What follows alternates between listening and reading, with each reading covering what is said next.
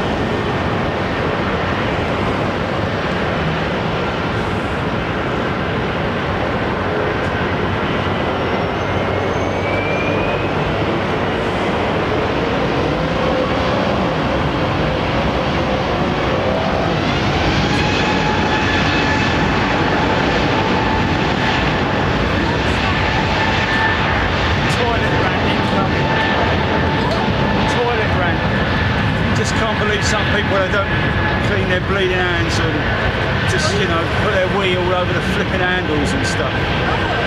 Unbelievable, mate. Howdy ho! Okay, folks, how you doing? Hope you're all well. Yeah. Gotta wash your hands, haven't you? Some people just prefer not to. Hello, she's pushed. Here we go. There's something special for you, ladies and gentlemen. Tapre Clerug, Nick Hulse. Good to see everybody. Hope you're doing well, having a good Sunday. I just had to nip down and get me suntan lotion. For obvious reasons. I think it's some of the medication that I'm on that requires me to protect myself from the sun. Okay, runway 27 right operations right now. I'm going to take you right the way through to the switchover. When I say switchover, I'm talking about runway operations. 3 o'clock every single day when they are on westerlies. Taking off towards the west. Of course, the wind is coming from the west. Probably 270, something like that. I think it's a little bit off from that at the moment. Mind you, I don't know, just looking at the SOC.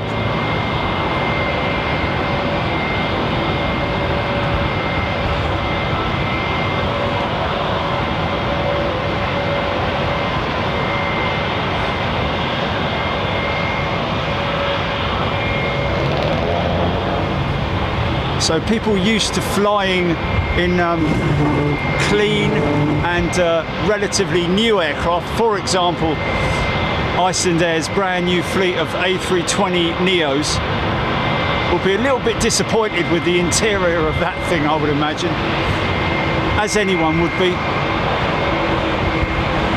Creaky seats. Oi!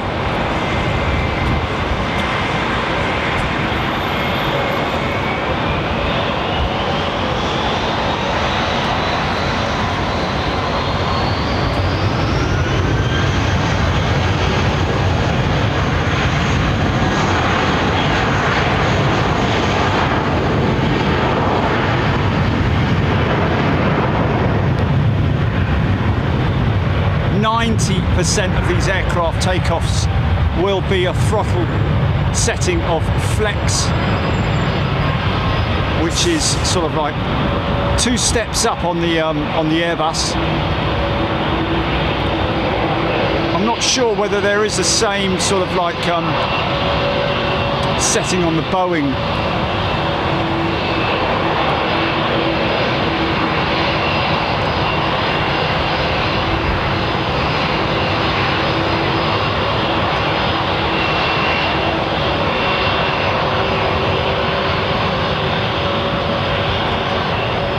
She comes.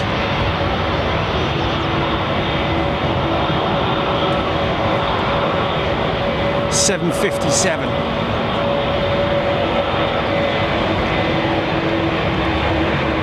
Why Boeing couldn't have just slapped a new wing and engines on that thing to give it that sort of like,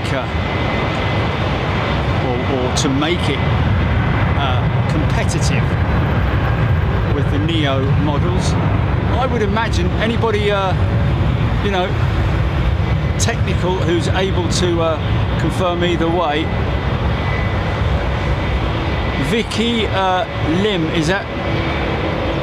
Oh, sorry, Vicky Glim, $4.99 super chat. Thank you, Vicky. Thank you, everybody, for your support.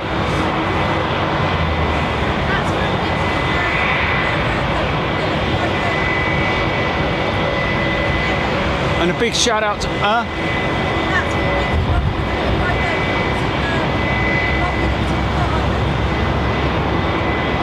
So this aircraft equipped with an old set of Rolls-Royce RB211s that did, of course, power the entire 747 fleet with British Airways.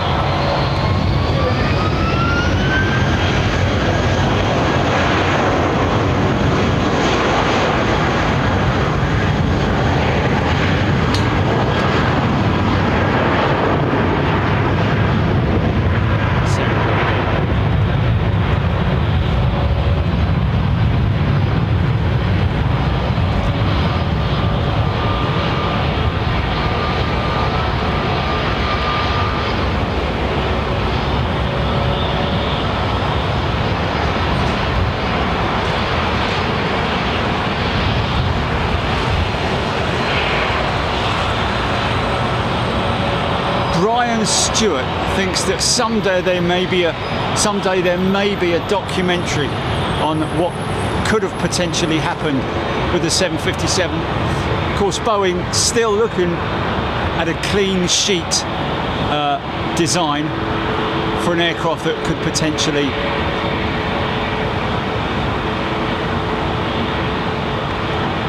become a threat.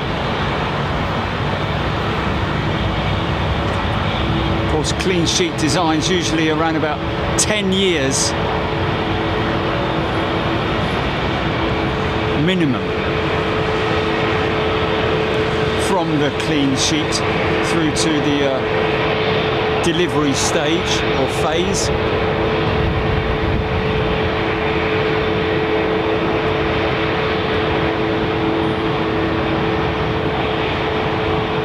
Yeah, the 757X, as Aidan Campbell mentioning there, something that was floated around the boardrooms at Boeing, I would imagine.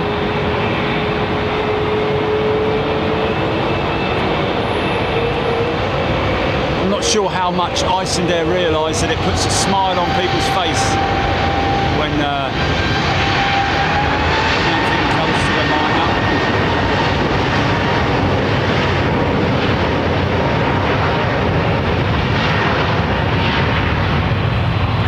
Probably the most versatile aircraft in the world, the A320neo / 321, certainly the XLR.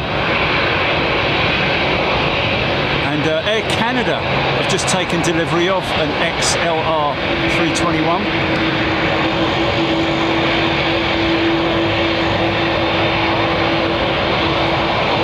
So whether they're going to be switching that out with the 737 MAX at some point, at any point, and using it on transatlantic service, I don't know.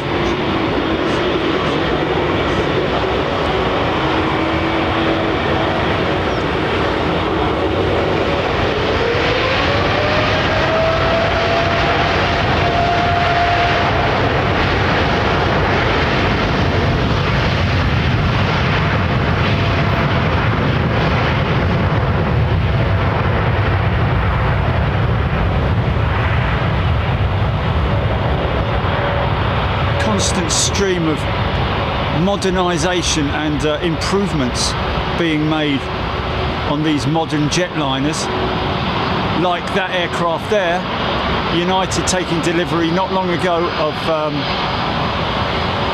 the IMTOW, which is the improved maximum takeoff weight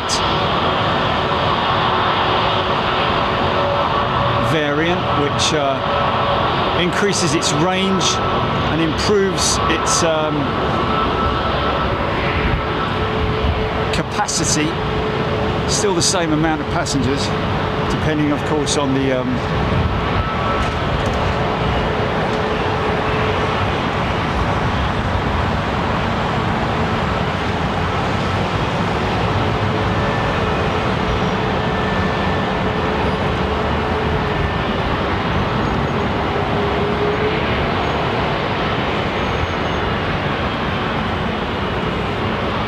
So Virgin now being put across to the London Heathrow Tower frequency,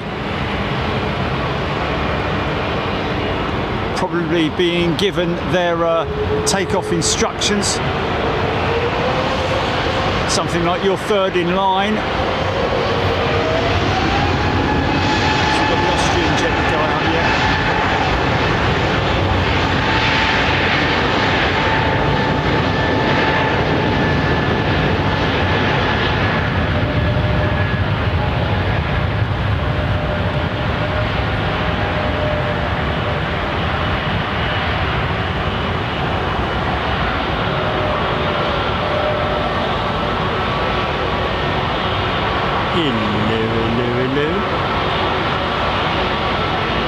Had a very interesting dream last night, or whenever it was, whether it was the early hours of the morning. It was actually about 3 o'clock I woke up after that dream, dreaming about the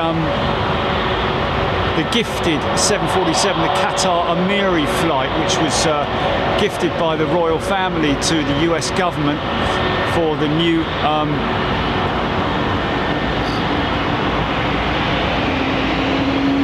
will be classified as Air Force One, the Pontus jet.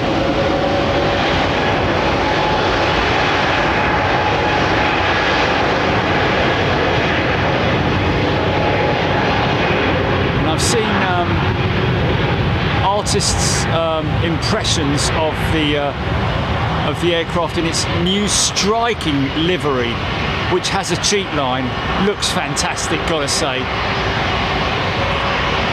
And I don't think it's going to be long before that thing's painted up.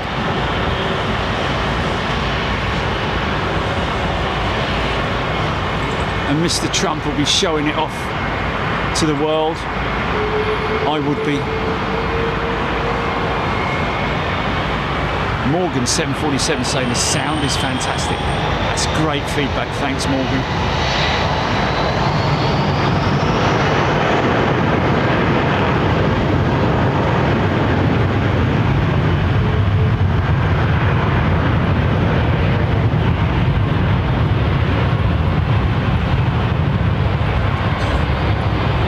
Sound, this thing should make a bit of a racket.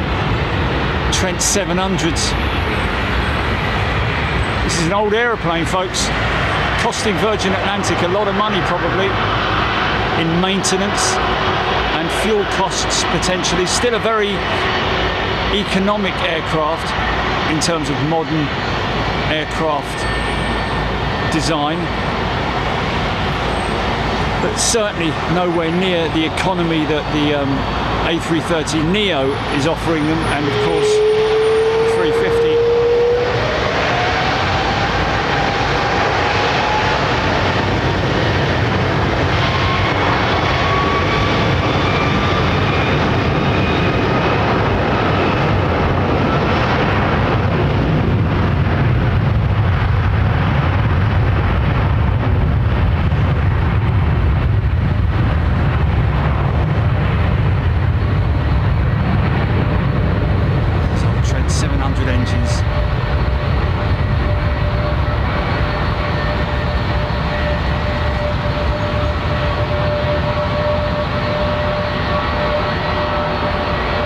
should theoretically be the same kind of sound that we're going to get from the RB211s, of course, the lovely old Rolls-Royce engines on that 757. Classic engine that powered and still powers 747s, along with other 757s.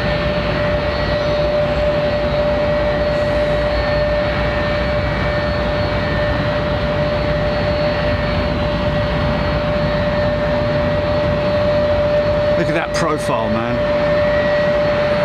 Ain't she a gorgeous thing? Spindly legs on her. Aegean, our friends at Aegean, I don't know if their ops team are watching, but we got some friends at Aegean. Big hello to all of you guys and girls in the operations team.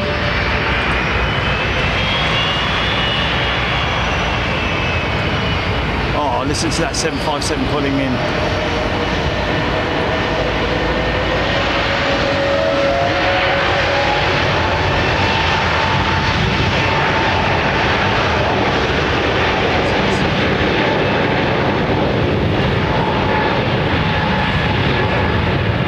Maybe this bad boy. Oh no. Little burst of power, bring her up to the line.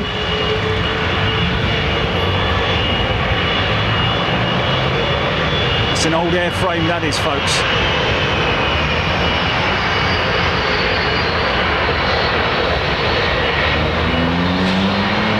Very powerful.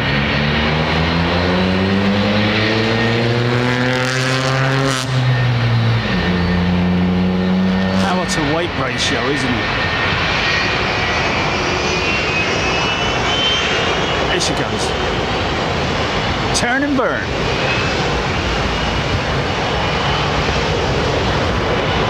Cliff takeoff, 27 right. Winds are calm.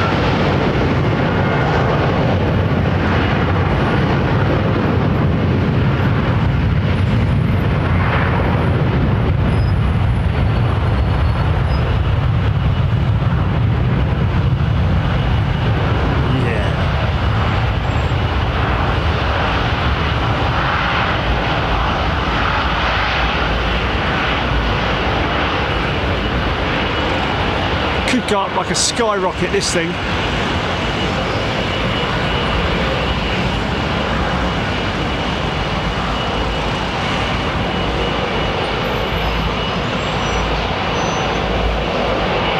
Blimey, Elon's got enough money to buy one of those with his pocket money, and change left over in his wallet.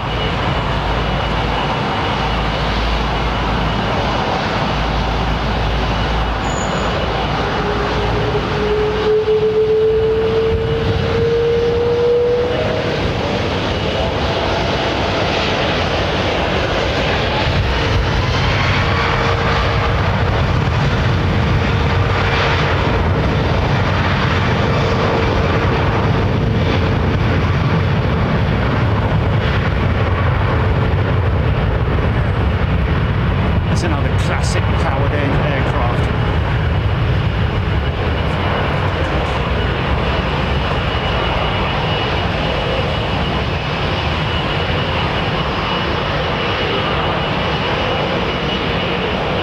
Rolls-Royce variant of the 777.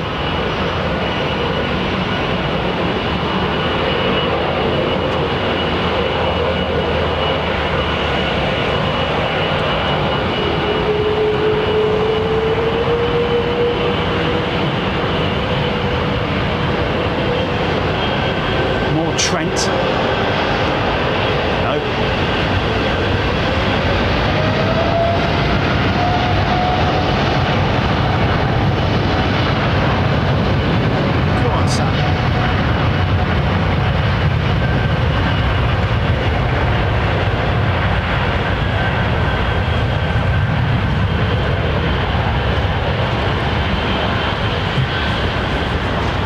interesting debates that I saw on Simple Flying regarding the fuselage, makeup of the fuselage of both the A350 and the 787. This is a tubular woven design with the carbon segmented. I think it's 4 segments on the 787 Dreamliner.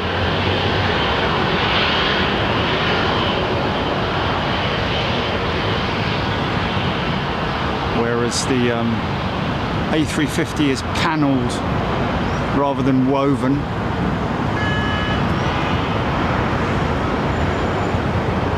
Yeah, nice United 777-200. Still sporting the GEs.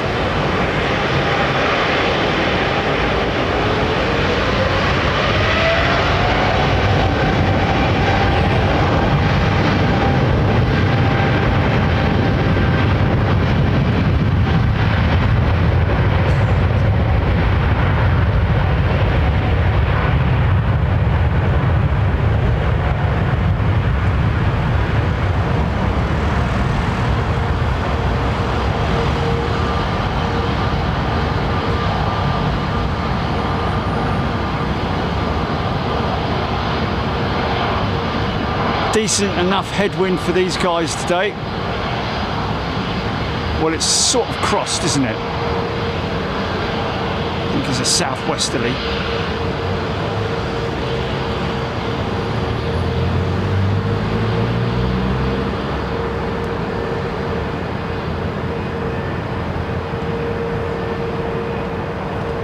Might get a little glimpse of that 757 as she climbs away.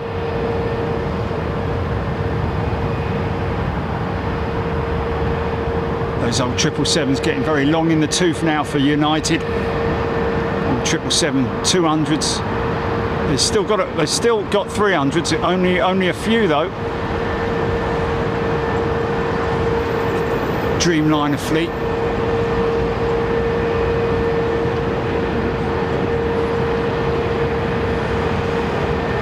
Is that Sasha McCarthy? Half brother flying later on Cathay's.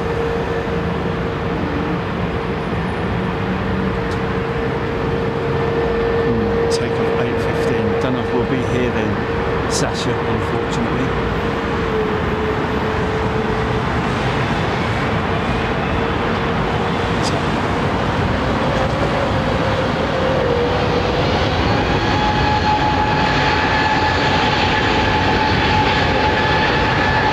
She's CF6 powered. It's Turkish jet.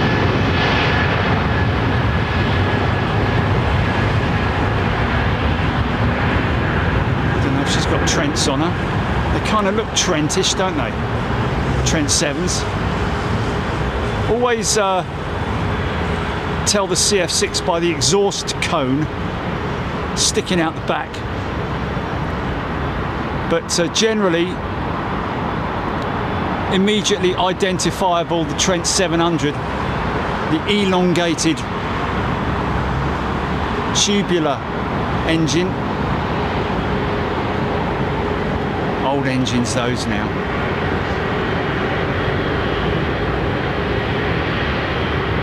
Of course the BA fleet of 777s getting very long in the tooth.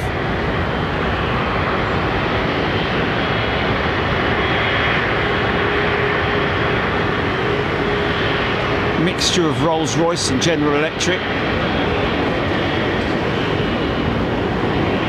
I think it was BA that took delivery of the first batch of the early batch of GE90 engines,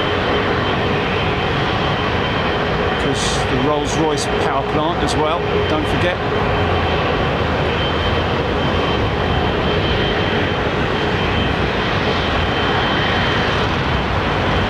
These are rollers as well.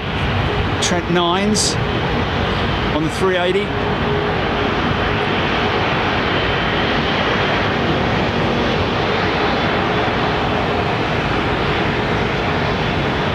Going to Chicago, my kind of town.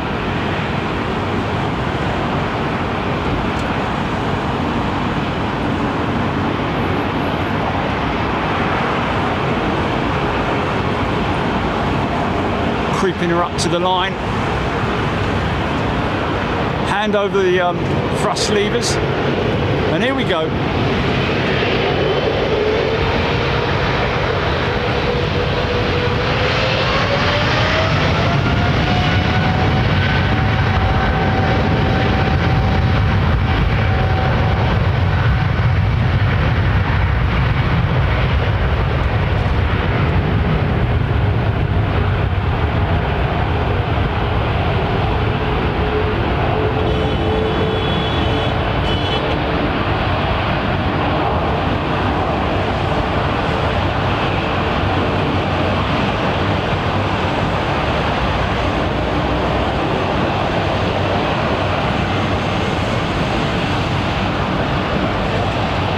Of course, it's the BA200 fleet that's getting a bit long in the tooth, isn't it?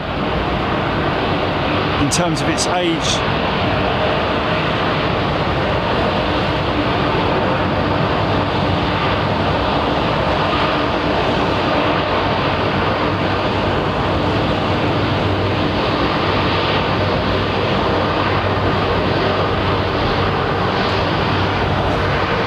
Here she comes.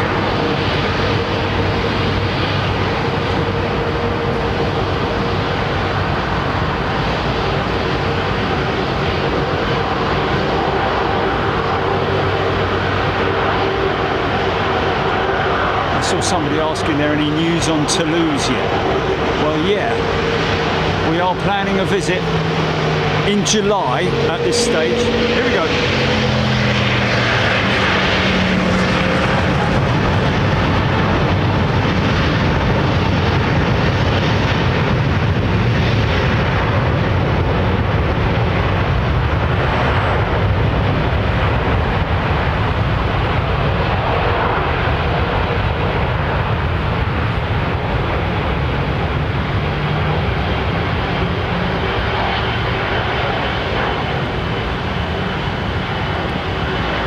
Not that much difference really in terms of aerodynamic efficiency. Not that much different because it's Airbus and flying a 320 in the Airbus A380. Side stick technology.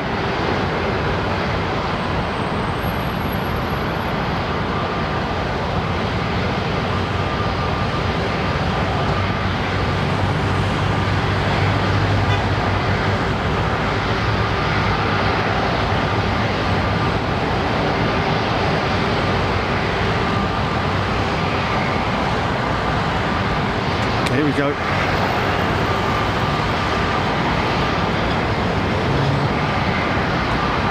See, she's got a kind of drag racer profile, hasn't she? Higher up at the back.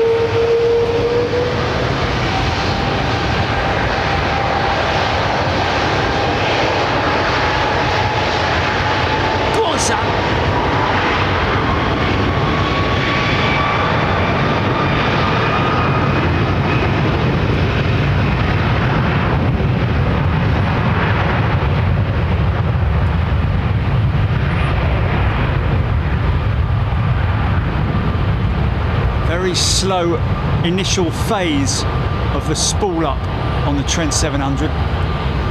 Always been known for its long phase, relatively delayed.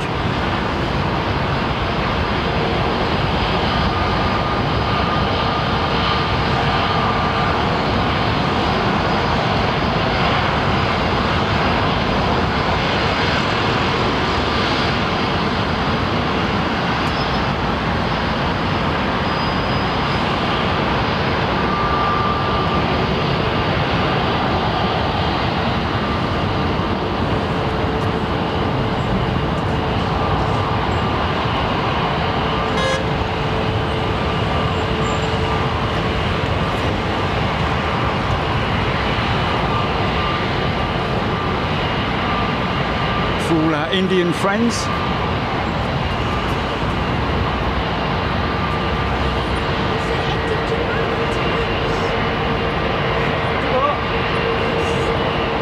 July, I just said July. Is it not? Okay, week after next. Coming from my director.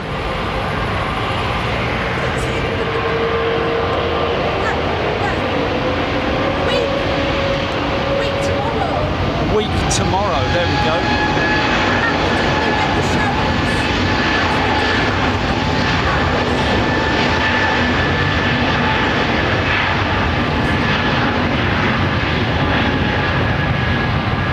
Mind you, bear in mind that the plan is to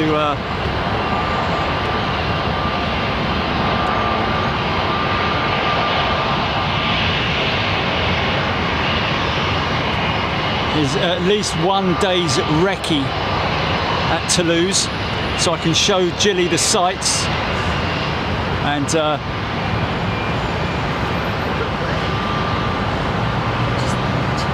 become familiar with the layout around Toulouse. Something that, of course, us as a channel, we're very familiar with. I call it a bit of a fishing trip, as you know. Might catch a big pike. Don't tell him your name, pike.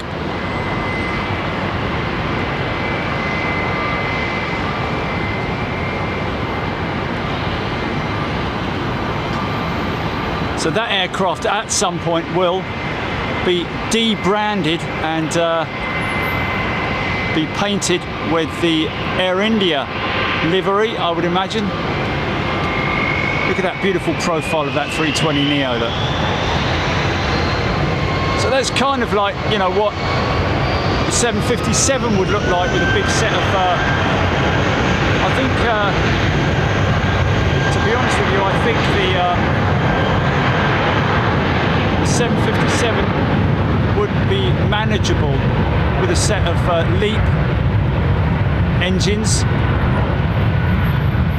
I would imagine so. I mean, in terms of power to weight ratio, thrust capability of the LEAP 1B.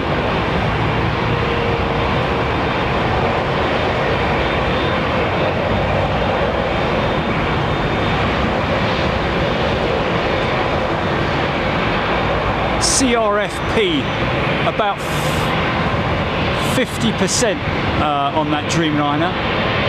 Carbon fibre reinforced polymer. Of course, that is tubular, woven tubular segments that literally are in a almost like a spit roast, where the fuselage segments are circular and woven, which is why it doesn't have the wide capacity like the 350.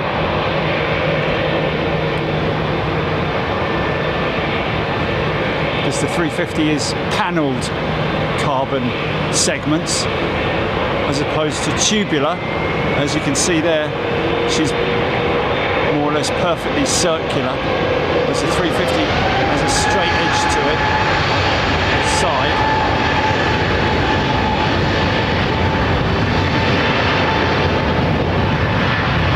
I mean, look at the RB211 and look at the LEAP 1B engine that powers the 321neo. Look at its capabilities and whether or not that would be sufficient to power a 757.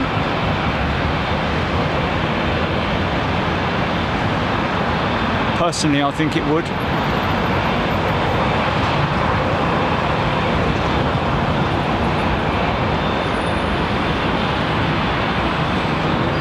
Clouding it over a little bit more now, quite high cirrus.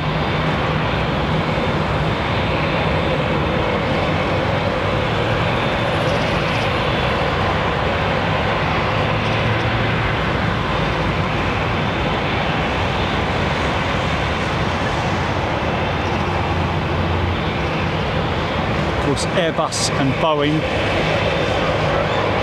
employing different manufacturing techniques for their fuselage. Like I say, woven tubular design on the 787, whereas on the 350 it's separate paneling, which is fixed to a traditional alloy skin network of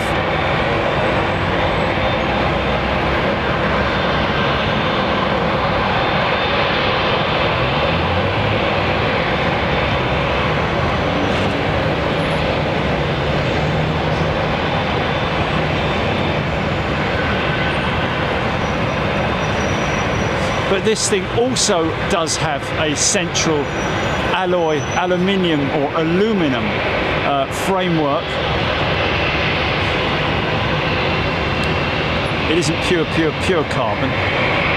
It is woven around a tubular alloy aluminum fuselage, cylindrical. That's why all the panels are then mated during the assembly line technique.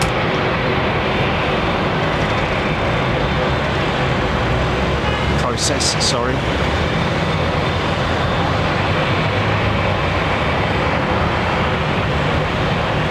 I don't know if she's running the available, of course, with either the US General Electric GE engine, the 9X, sorry, the GE NX engine, or the Rolls-Royce Trent 1000. It's a big old bruiser, this one, look. Be a little bit intimidated if you were a little Cessna or something lining up in front of that, would you? Certainly if you were behind it, get blown off your mains. Oh, that's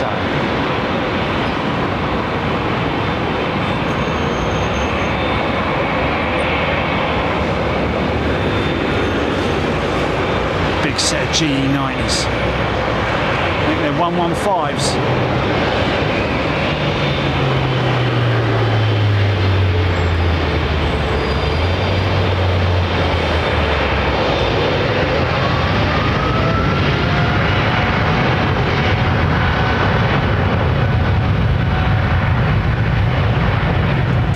Not all 777-300s are powered by the 115. Some are up-rated 9090s or even running about 110,000 pounds of thrust either side. I think I'm right in saying that.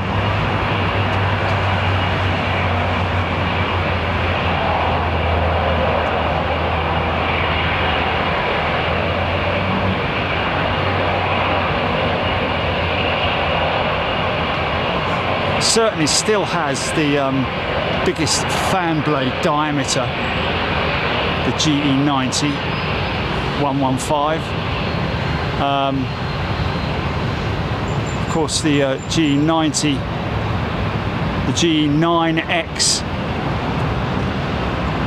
which is coming on stream with the 777X, which is the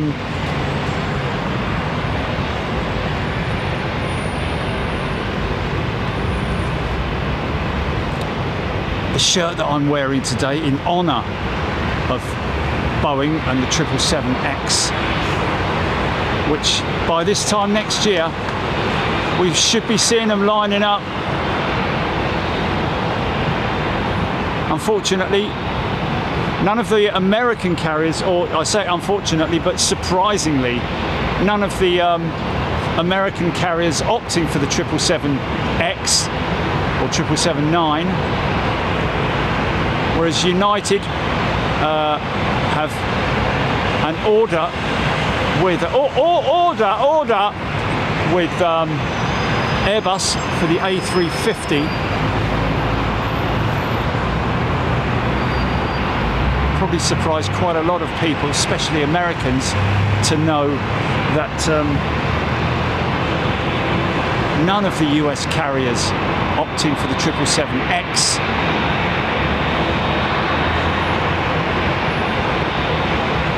Tapare giving us the info on this Vistara jet headed to Delhi.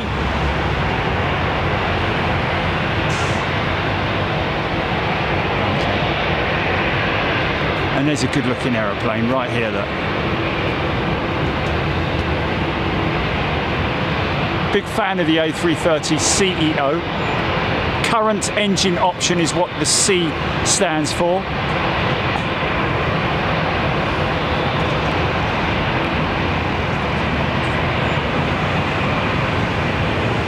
Although I think maybe that is a neo. Let's check our wing tips out. Look at the tips on that. If they are a blended style winglet, a bit like the like a shallower sharklet. No, that's a CEO, isn't it? Look, you can see the squared off, yeah, winglets, the traditional fence style, I believe they're called. Look at these winglets, blended wingtip, a pure NASA design, I believe. Of course, Boeing do a lot of work with NASA. I think that NASA were involved with the scalloped engine cowls on the 787 aircraft with Rolls-Royce and General Electric. Looks like we might be, oh, here we go, look, 10 minutes until the switchover. London Heathrow Operations FOD detection team. We are the FOD. We are the Heathrow FOD detection team.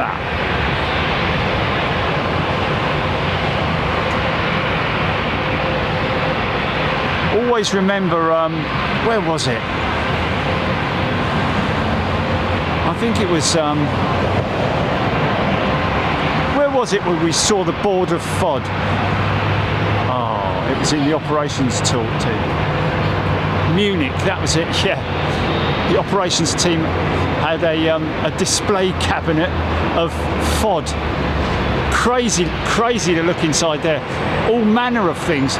Forks, spoons, knives,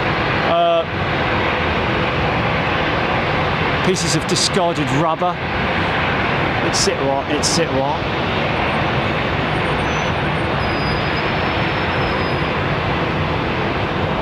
Aaron Thomas, you're an hour early, 1:51. Yeah. 2:51 is right. Then when we'll start calling the. So that ops vehicle may have been a result of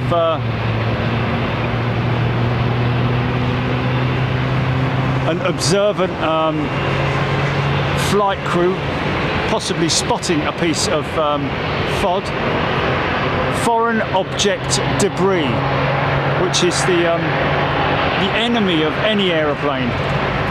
Of course, these guys in the operations room. Hello to everybody in the ops team at Heathrow, by the way. Always on the lookout.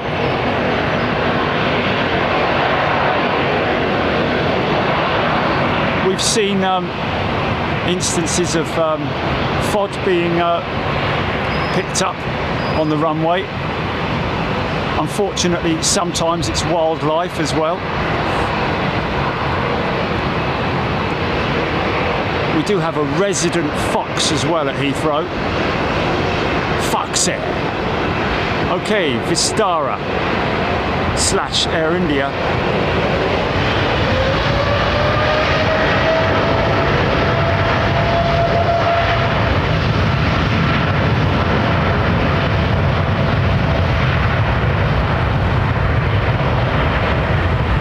Ideal conditions for these engines at the moment. You kind of want dense air, don't you? Thick air to maximise the power from those engines.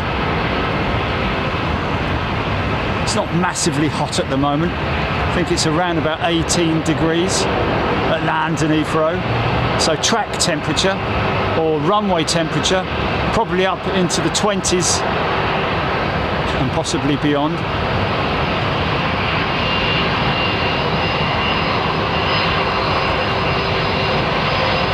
CRFP, carbon reinforced fibre polymer.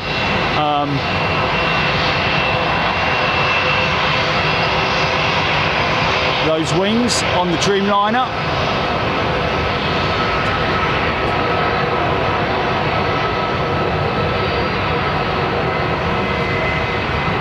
Oh yeah. Listen to the engines on that 330, man. Listen to them.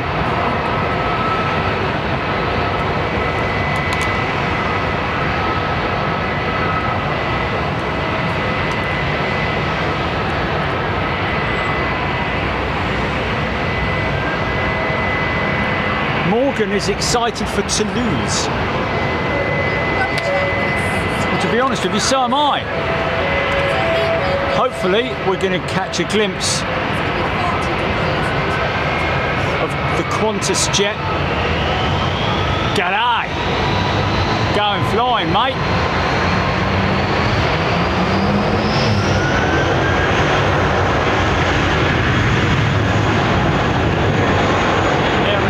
Bulgar time. Maneuver, I think it's talking about.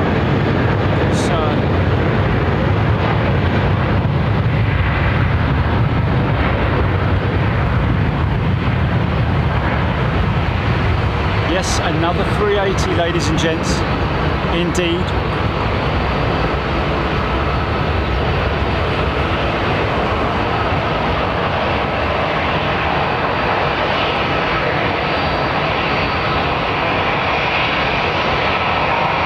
Thing to be flying on that aeroplane, isn't it?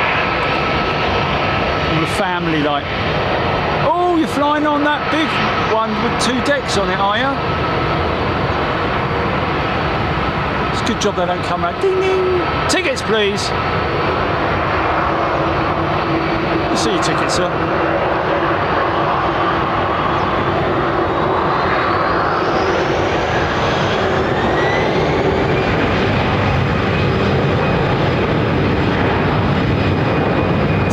With you, Finnair, back to Helsinki.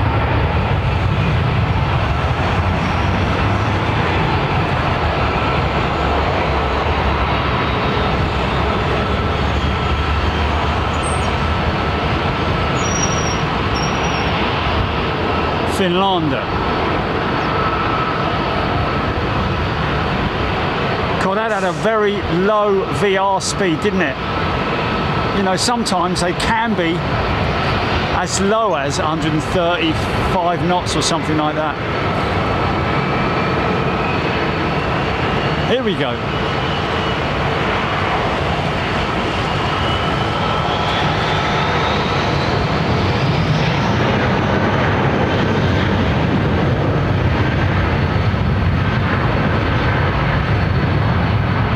The sun will always heat up the tarmac's upper surface of taxiways and runways. Of course, we're going all the way through to arrivals as well.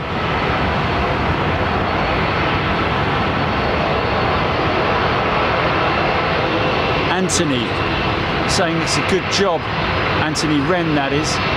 They check the runway for anything that has fallen off. It is, isn't it? It is a bleeding good job.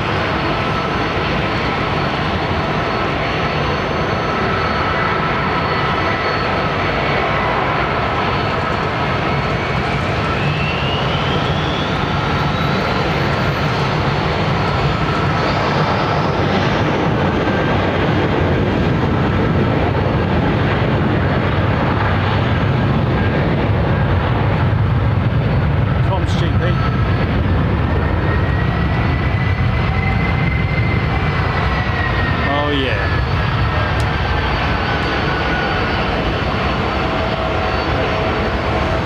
Probably seen this thing a couple of times in Atlanta. What's up, GP?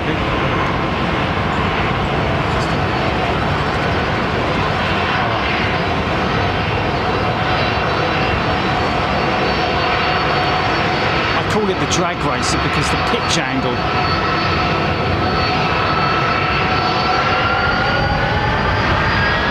Oh yeah. Pratt & Whitney's, I think.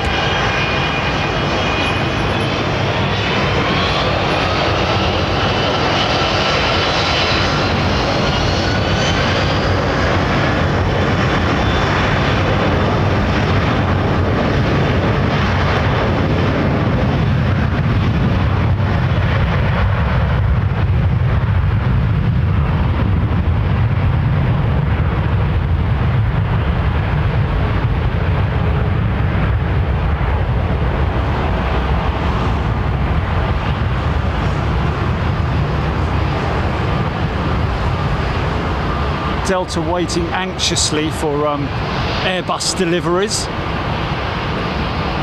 A350s, A330-9s. It's not a technically it's not an aircraft that can be modernised retrofit wise, because of course the A330ceo has a wing that that was originally developed to run 4 engines,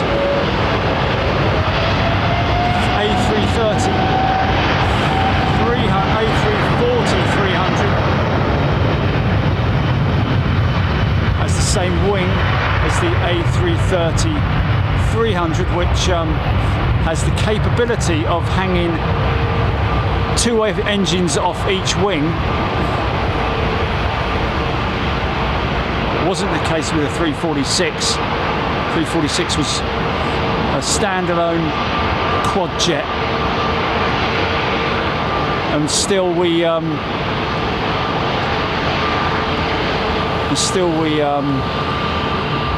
love to see the 346.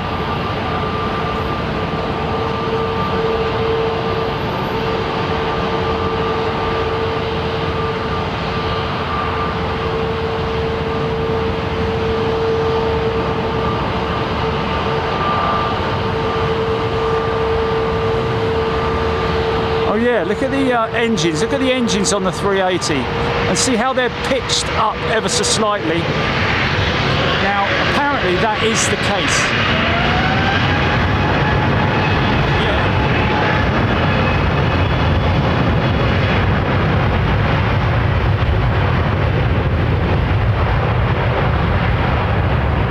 Of course, the location of an engine on any aircraft is critical in terms of its efficiency and reaching the numbers that it was designed for.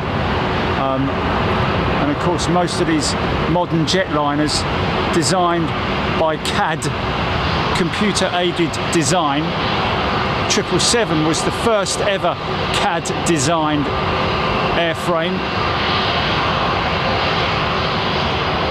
So the plan is that as the aircraft flies, it flies at a pitch angle. I'm not sure what that is. It's 7 degrees or maybe a bit lower than that. But I remember having some viewers asking, are the 380 engines slightly pitched in an upward angle? And I wasn't sure until I looked it up, but they are. To maximise the efficiency of the aircraft whilst in flight, of course.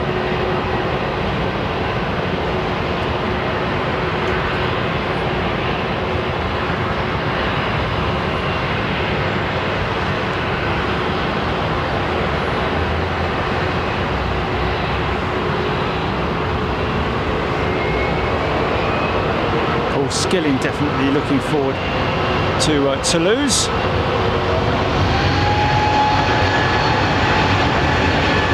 nothing to lose, really, have we?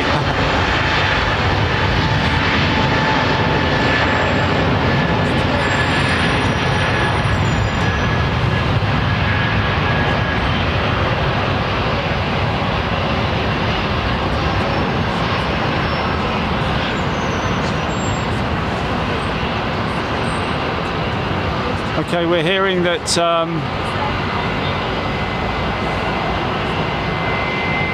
this BA jet that's lining up now is a recently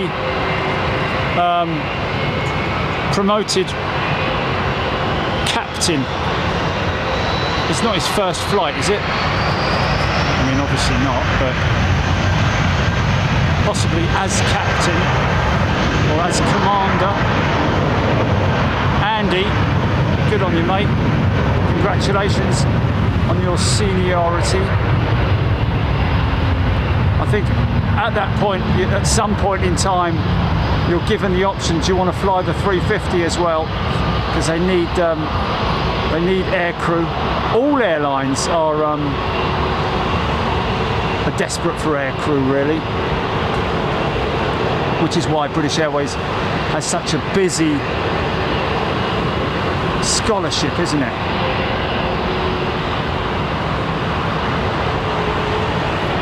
Hope you're seeing those climb out shots, folks.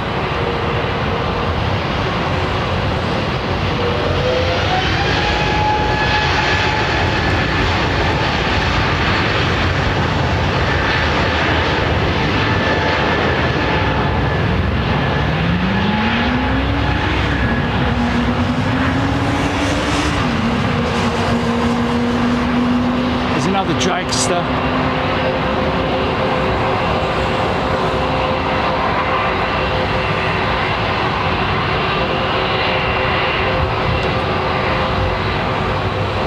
Tony Duty.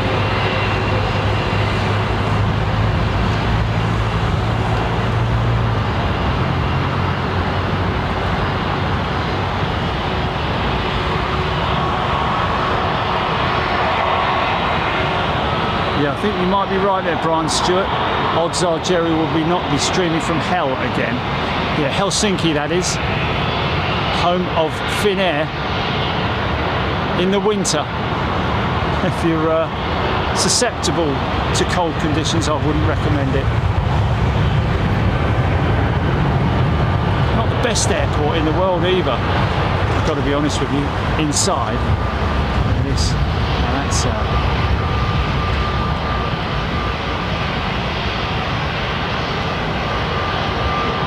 Air Canada by the looks of it.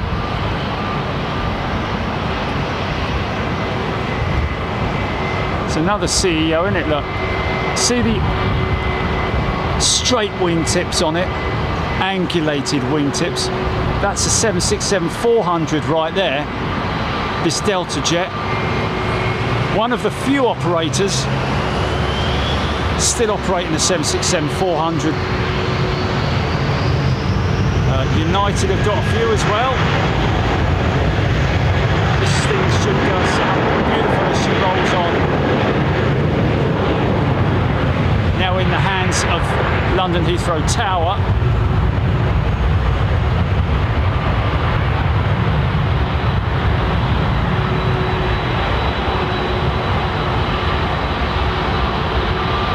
John Brinham, what's that black square on the taxiway? Well, John, I think you'll find that it's a newly laid piece of tarmac. Oh yeah, listen to her, man.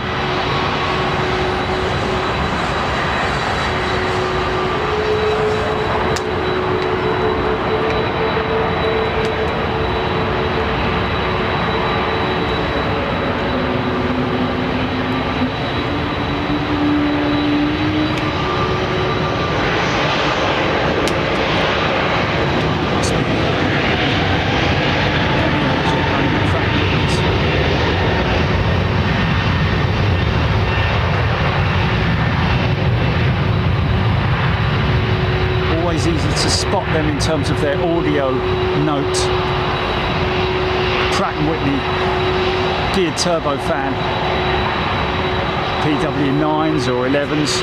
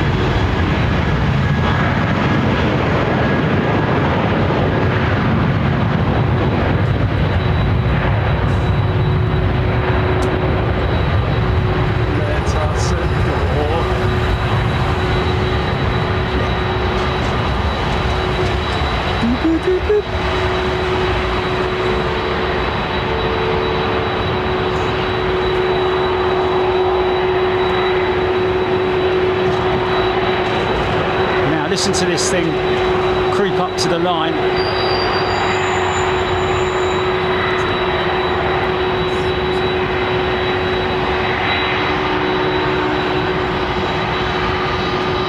One, of course, is Delta.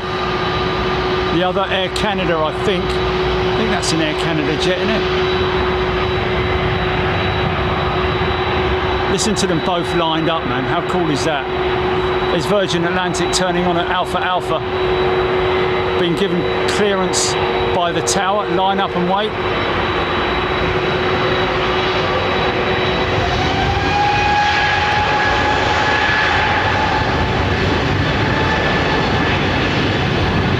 Automated system going to be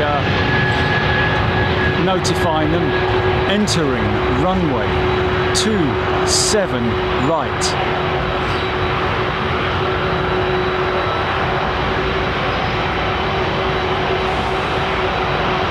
Love at first flight in it with Virgin. I found that anyway. And Cathay. Here we go, listen to that 767 pulling in behind this Virgin jet.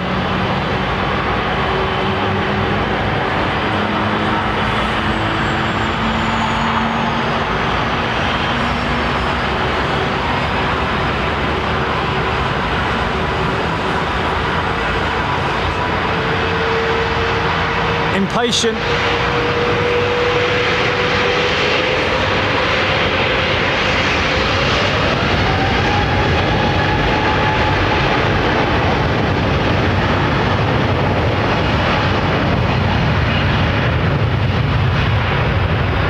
Oh, come, let us adore him. Oh, yeah.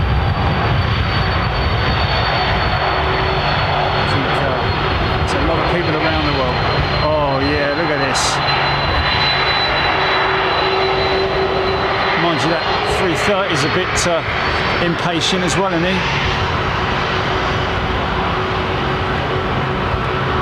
It's almost the same sort of rake on the 764 as the 330.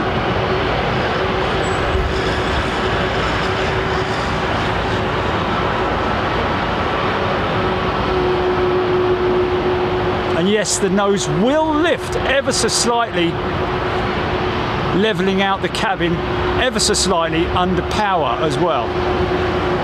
So as soon as they apply power to the engines, the aircraft will sink ever so slightly on its mains, and the front end will lift up, go a little bit heavy, so they will apply a little bit of downward force on the elevators, you see,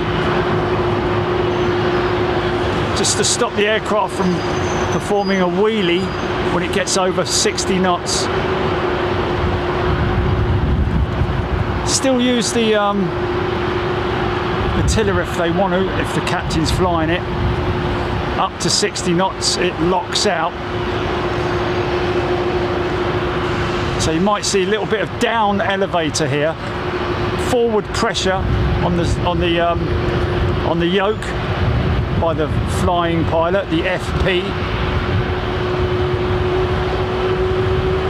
I don't know if that's SOP on all aircraft, but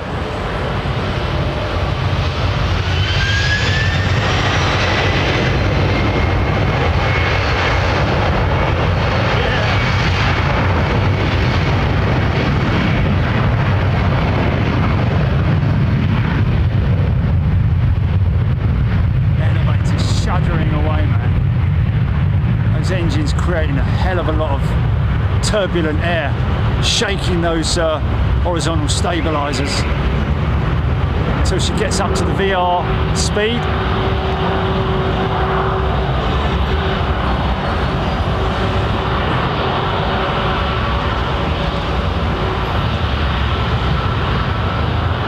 Tiny little bit of back pressure and she's airborne. We're going to flex on those wings for a 767, eh? She's of course the trial jet for the raked wingtip. Oh, nice!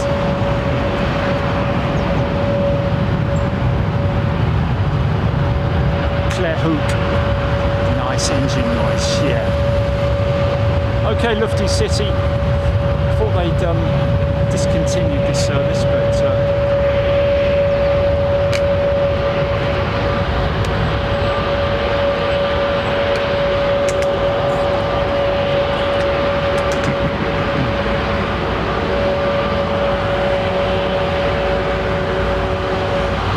Feather Duster, John Grinham.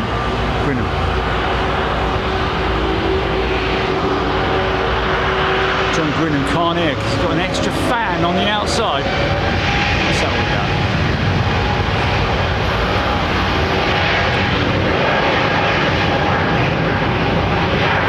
This thing will get flying pretty quick.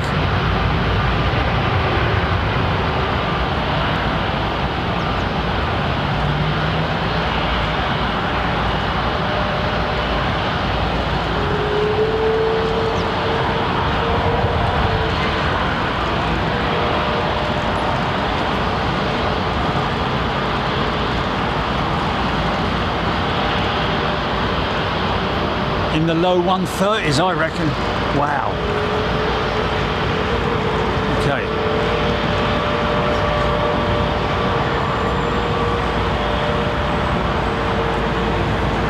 Well, you know what? I think that might be that MTOW, the IMTOW jet, you know? With United. Here we go.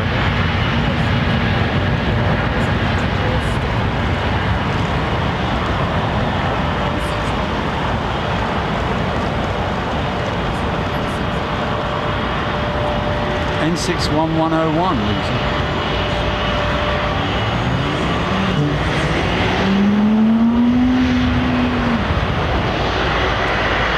Here we go. Okay, so she's Rolls-Royce powered, this 330. Big, long spool up on the Trent 700. Same as the Virgin fleet as well, of course, and some of the Turkish fleet.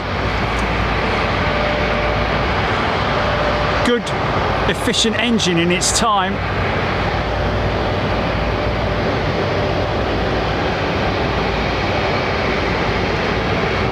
See the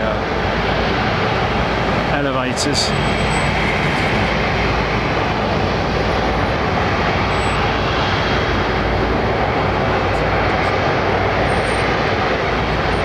All trimmed out.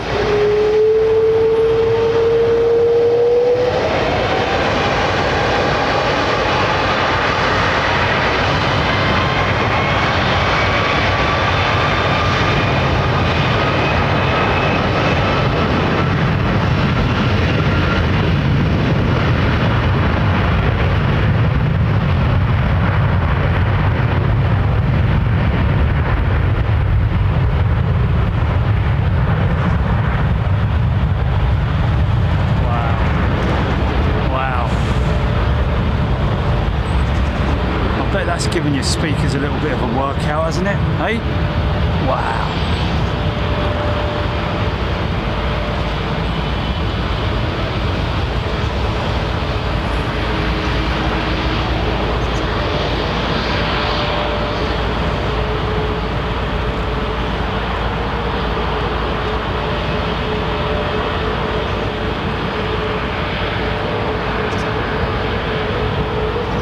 Of course, like I said earlier, the Air Canada have recently taken delivery of a 321 XLR, the extra long-range variant of the single-aisle jet from Airbus. And there's a chance, I don't know whether they will or not, but I'd imagine the question will be asked, can we put it on the London route in place of the MAX? Oh look, I didn't realise she was on tow. Oh blimey, if they just come and hooked her up.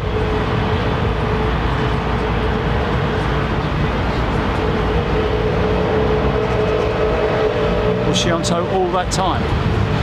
Okay.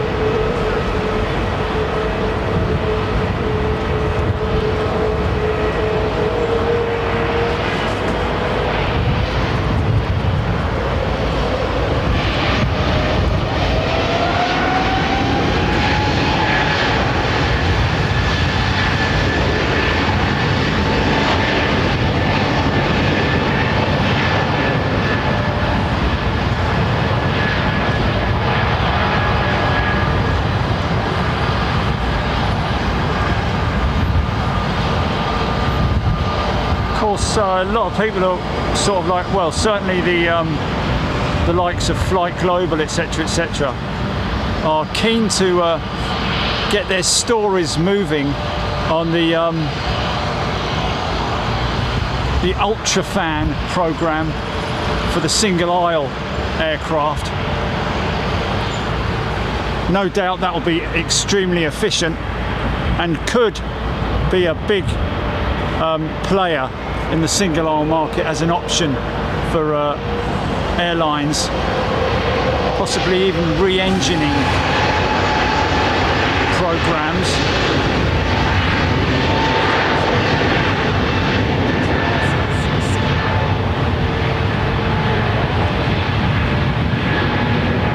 Please say that again. Yeah, this 350 here.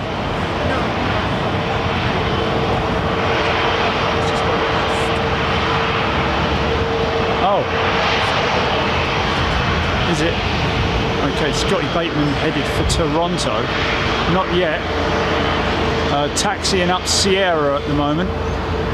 Alpha, sorry.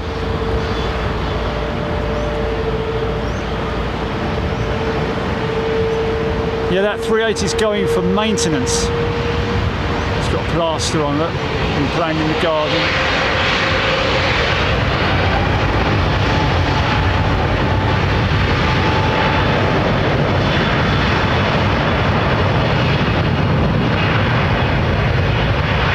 Now Scotty, senior first officer with British Airways, ex-747 SFO as well. Flew the 747 fleet with British Airways.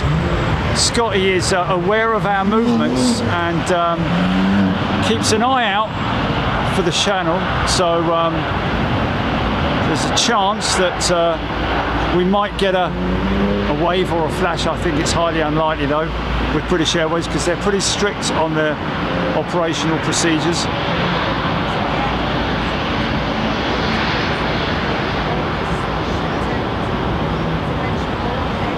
Here he is.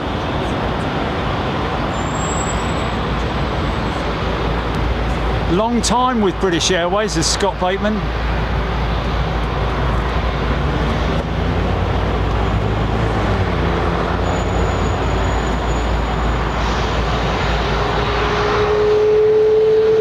Suffer 3, it used to be 6B, didn't it? Didn't it used to be Suffer 6-3?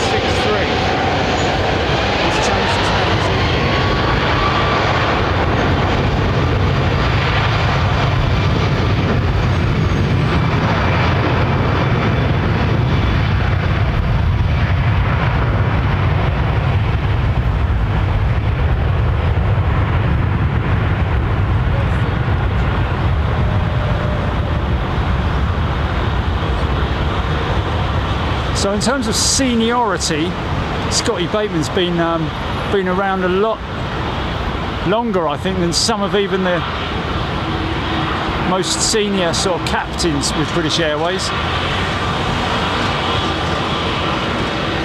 No doubt at some point apply for his captaincy command. I would have given it to him, to be honest with you, if I was B8, been with them long enough.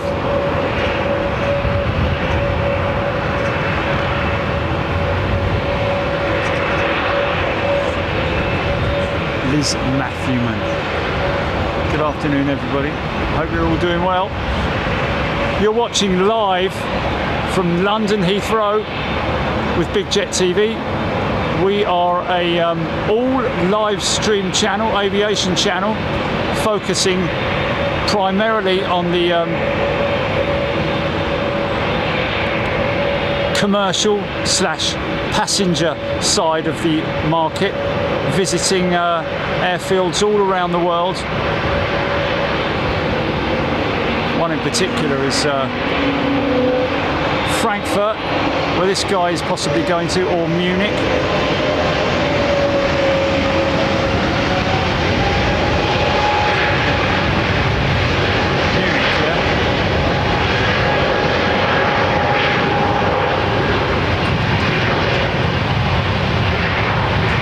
no stopping him now.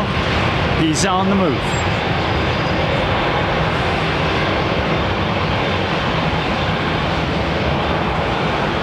V1, rotate. Not a very good German accent, to be honest with you. There it comes. There it is. Such a smooth transition from the runway to the air for these aeroplanes. Just the slightest movement. Okay, we're looking out for Scott. He's going to be in the right-hand seat. As we look head-on at it, the left-hand side. First officer, senior first officer.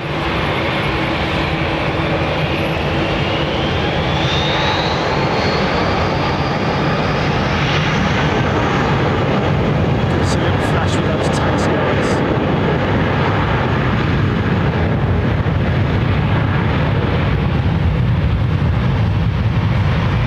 We've got the groove.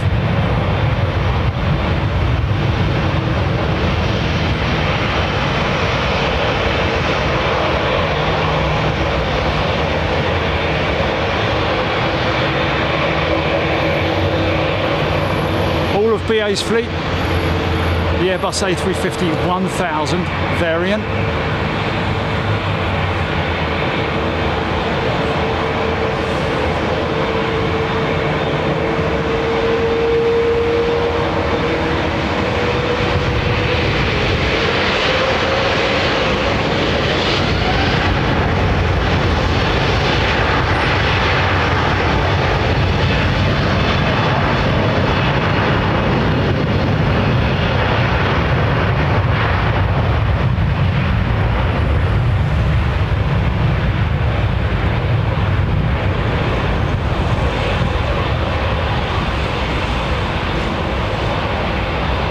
Suck a lot of air up, don't they, those XWBs, man.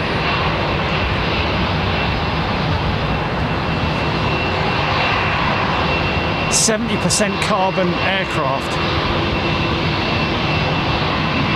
Panelled carbon fibre, CRFP, carbon fibre reinforced polymer.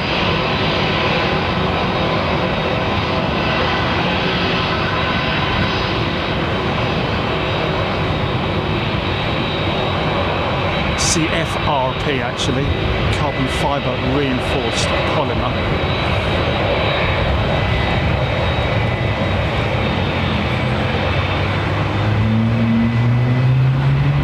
Okay, we've got another 32 minutes to run before the switch over, before operations change to landings on this runway.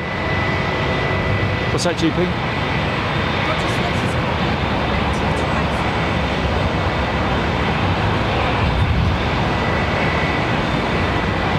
Roger Slater, did you say?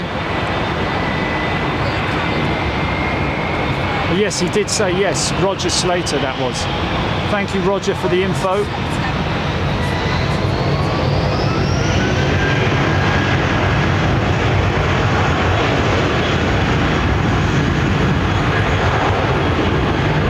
Thank you, Roger. Roger, our airside informant. Thanks, mate. Knows a lot of stuff, keeps his ear to the ground, as our Roger. Been very helpful over the years with Heathrow operations. Thanks, mate.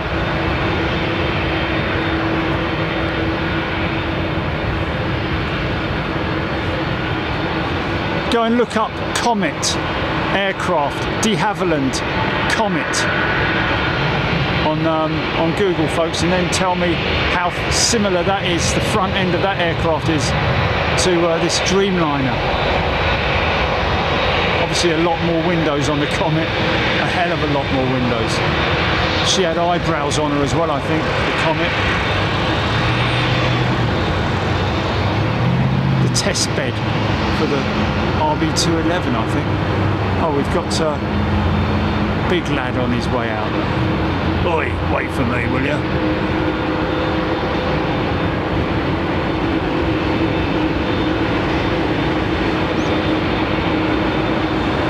Okay, take off.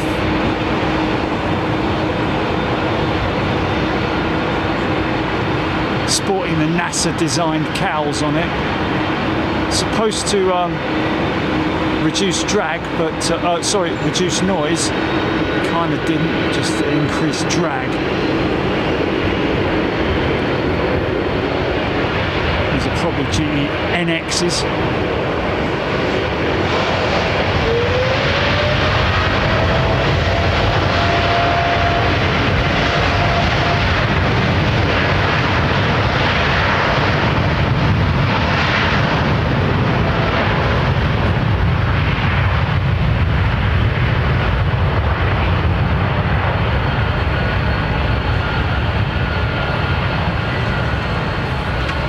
Wings already flexing up.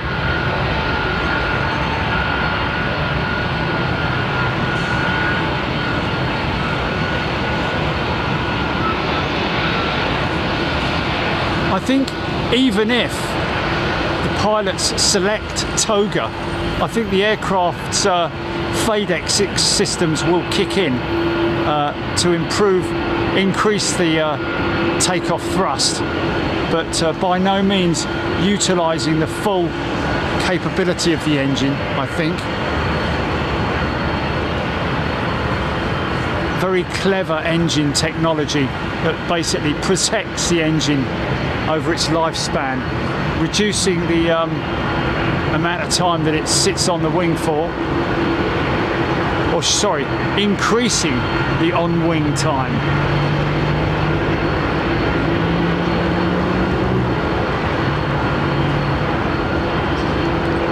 Both engines, the Rolls-Royce Trent 1000 and the GE NX, the General Electric power plant, very similar in looks. So these could be Rolls-Royce or they could be General Electric, one or the two.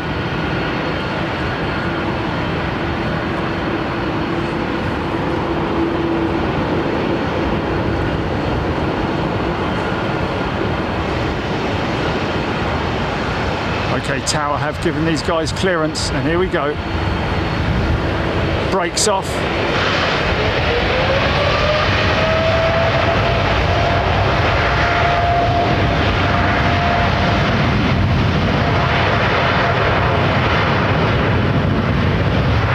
Sound like Trents.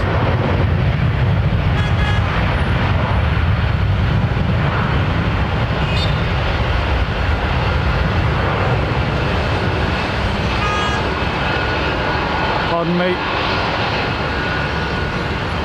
Baked beans and sausages for breakfast.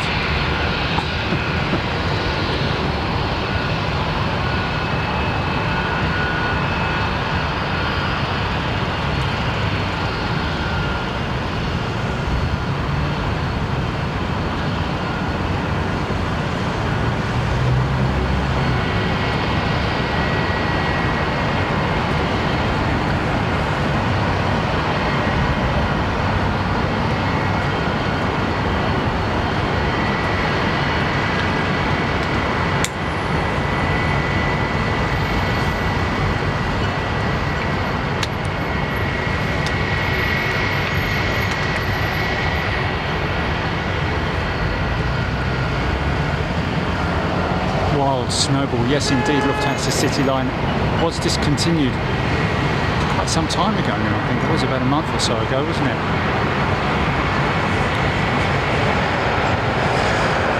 I'm guessing heavily used by the commuters in Germany, a bit like your sort of like Flybees or you know,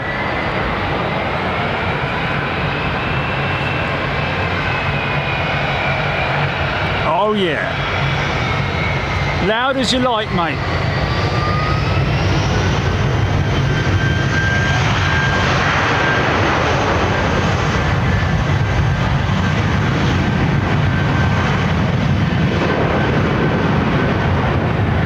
Little burst of power, and here she comes. Oh, going full length. Here we go.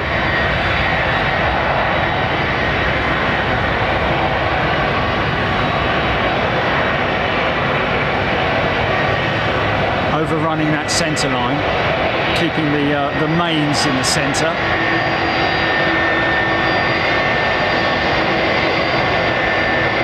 Oh yeah, 380 getting aggressive, look. Come on, hurry up.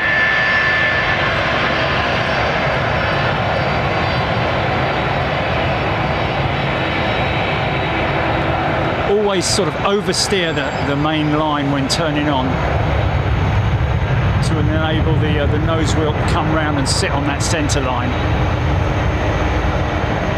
Big 11-foot tall winglets on this thing, look at that.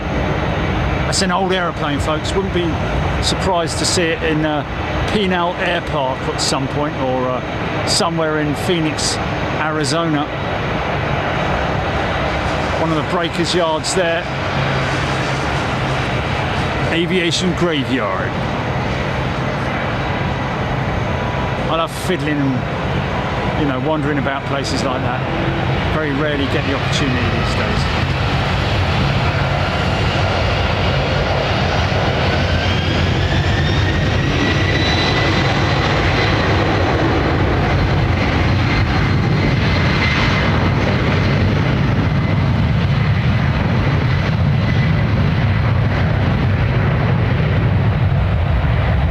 On that thing, man. Always a pleasure to fly on a 767. I was absolutely stoked when we got the opportunity to fly with Icelandair on their 76 from was it Keflavik or Reykjavik? Keflavik, I think it was, on our return back from Seattle. Ultimately our return back from Anchorage, Alaska. The final frontier. It is really, isn't it? Alaska is the final frontier, isn't it? Oh, look at this lovely example of the A220. Oh. Which EK is it, GP?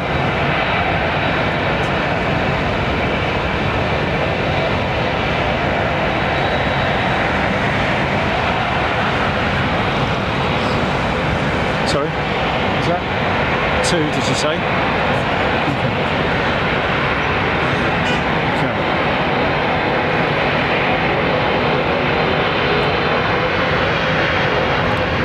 Now, when you talk about engines, Emirates Airlines operating both Rolls-Royce powered and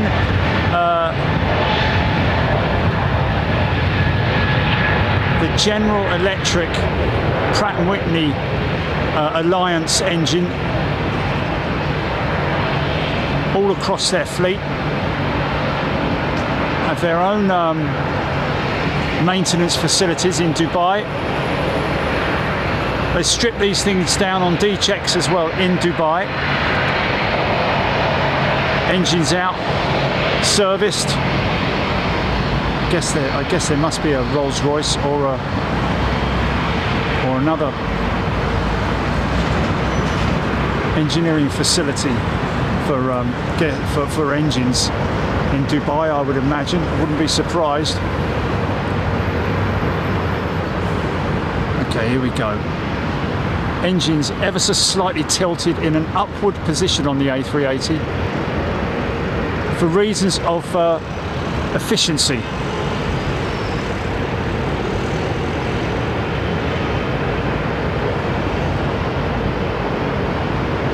That would have happened when the CAD designers carried out the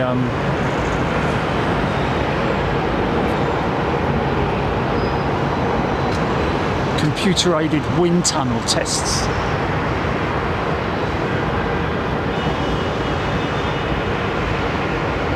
Fully established Concorde sim. Yeah, there's one at Brooklands, folks.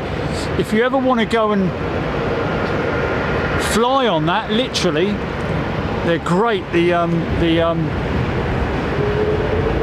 we go.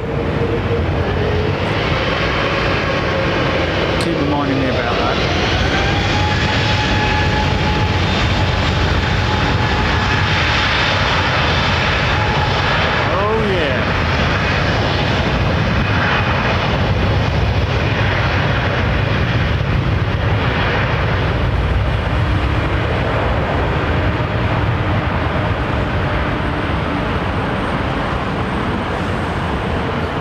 somewhere in the region of 360,000 pounds of thrust available from all 4 engines. Insane, man.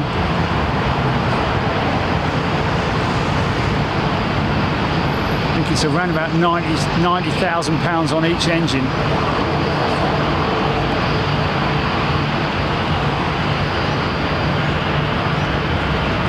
I'm not sure how far Airbus have got with their test bed for the hydrogen engine, which they're going to be bolting as an experiment to the side of their WOW jet, the 380 at Toulouse at some point.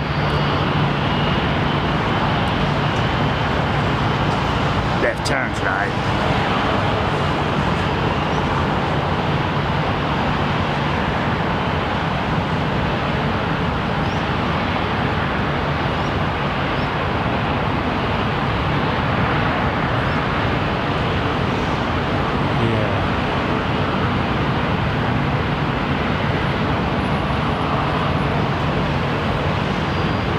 Gracious that thing looks.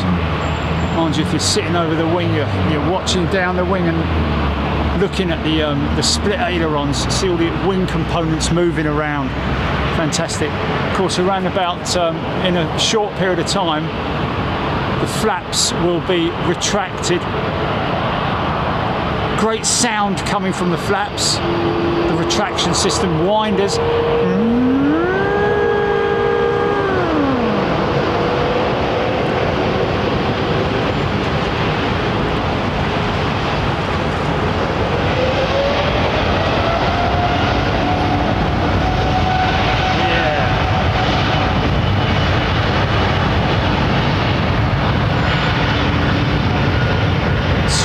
Tesco's.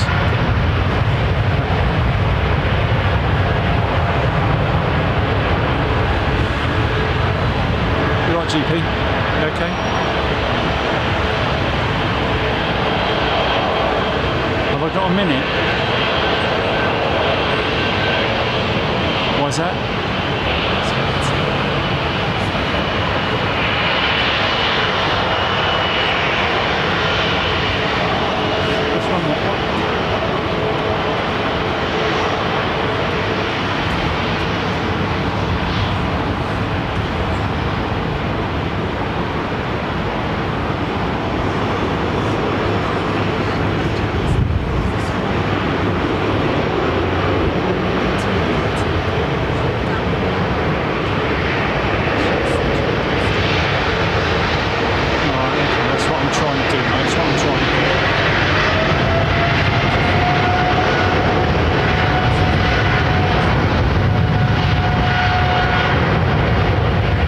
Only on the rotate stop shot, GP.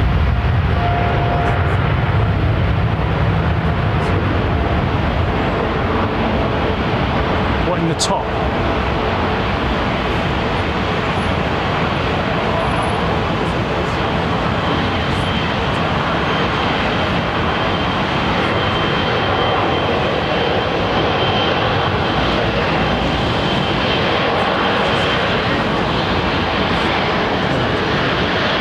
There's a setting, isn't there, where you can set a margin, isn't there?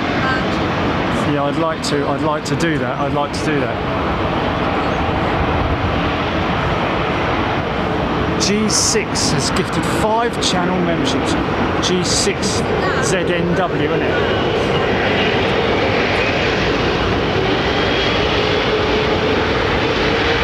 American.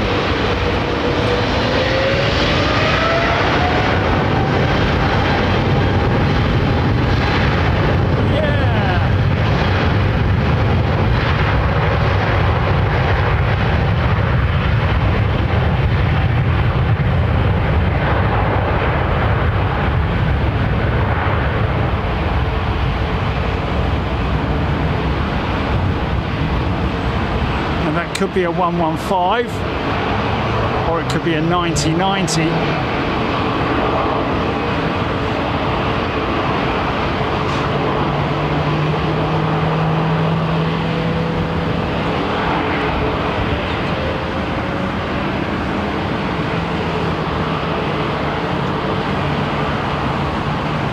Positive rate. Okay, gear up. Clank, clank, if you're over the wing. Okay, here we go. The Wookiee, ladies and gentlemen. Another GTF powered aircraft. Very successful. Quite as successful, of course, as its brother and sister. Brothers and sisters, pump up the volume.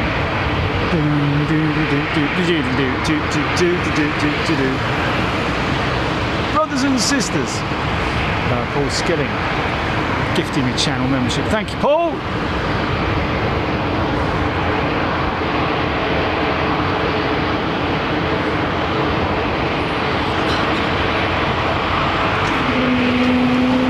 There it is.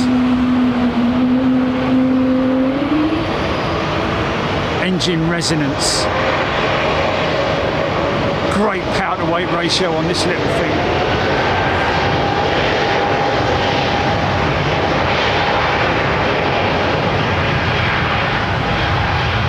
Should go up real quick. Probably got a 129 rotate speed. Something crazy like that. Anytime now.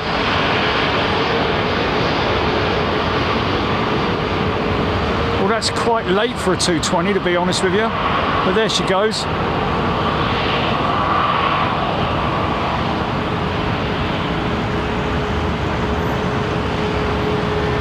I wonder if they will ever switch out the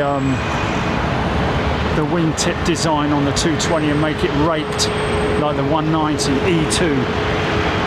I would. I'd be asking that in the meetings on Monday. Hey, here's a question for you. Bring the engineering team in, the designers. How much more efficient would that aircraft be? Probably not. If it had a raked wingtip on it as opposed to a fence winglet.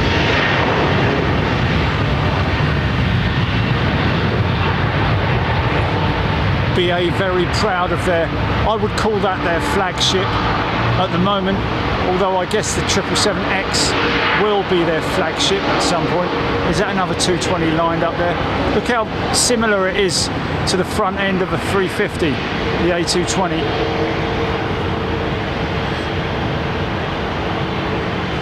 Downscaled. You see what I mean about the straight angulated wingtips, much like the fence style on the 330 and the 747-400 FAL100.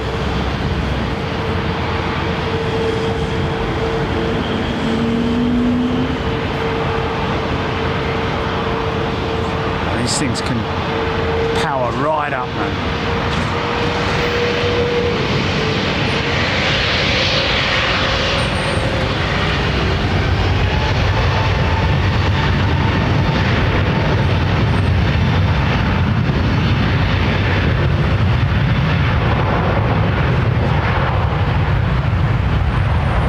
Swiss rolling on.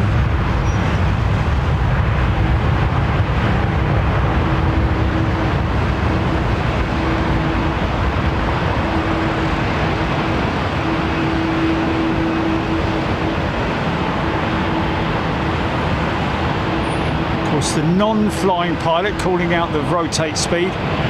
V1 rotate. All coming up on the PFD. Primary flight display.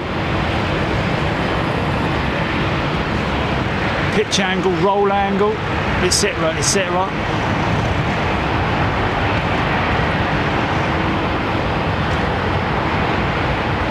Good to see a Swiss 220.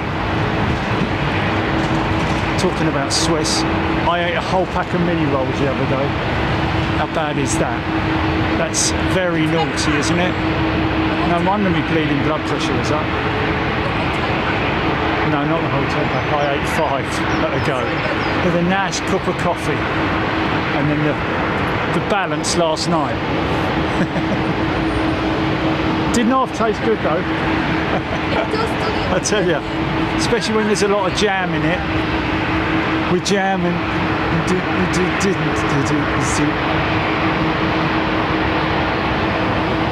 I hope you like jam in your roll. Raspberry, yes. There it is again, the Wookiee howl. I'll straighten the camera up in a minute, folks, stand by.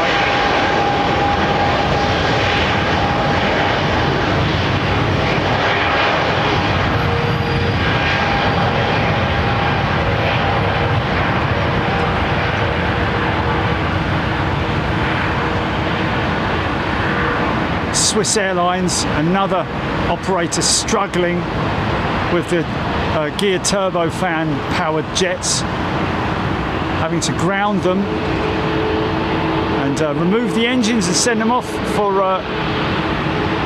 I say repair, but more modification, isn't it? Let me just straighten this out.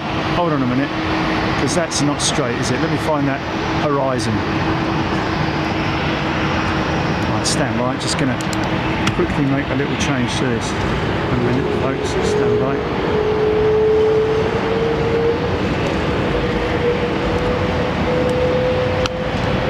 Okay, that should be a bit better, I hope.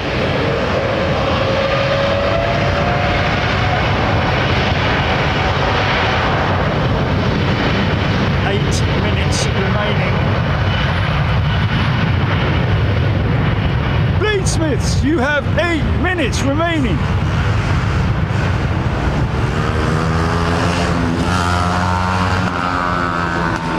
Talking about blades, it's amazing how they manufacture, Rolls-Royce manufacture their fan blades, unlike with General Electric and their carbon blade, which is, these things are manufactured out of titanium, and there's a heating process where like a balloon, it has a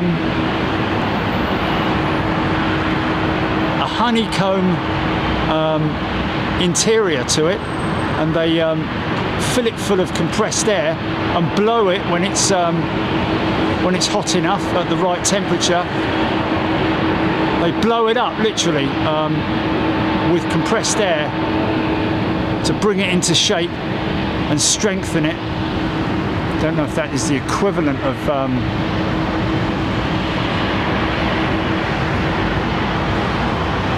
the hardening process with steel and alloys.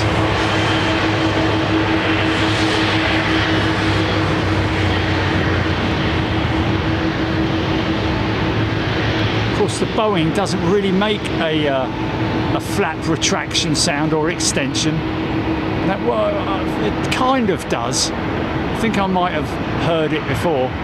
Certainly if you're at the back of the wing, you know, sitting over the wing, looking down the wing, great position to be in if you get it. See where that door is? The window that's just to the left of that is an exit row seat, and a fantastic place to sit and look out down the wing, unless of course you're lucky enough to be right up the front there, to be able to look into the engine itself, see the General Electric branding on the engine, tiny little sticker, the smallest of stickers ever.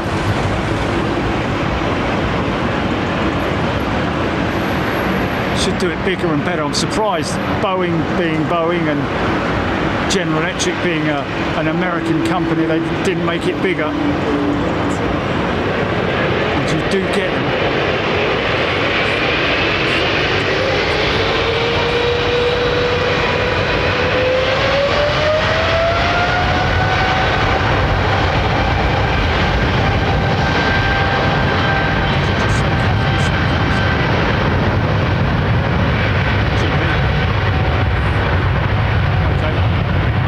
ETA on it? 536. It's delayed. Curses. Drat and double drat.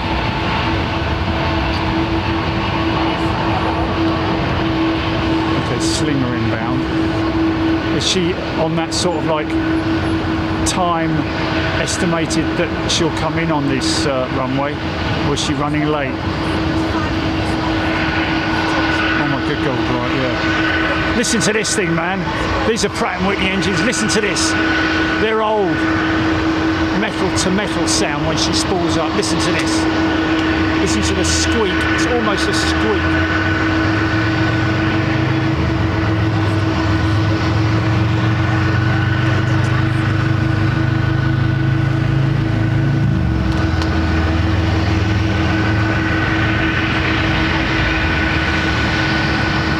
United 777-200.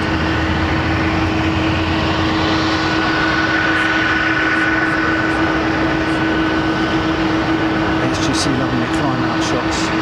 Etch a sketch, liking them. Here we go. And you get little incremental movements of the flaps.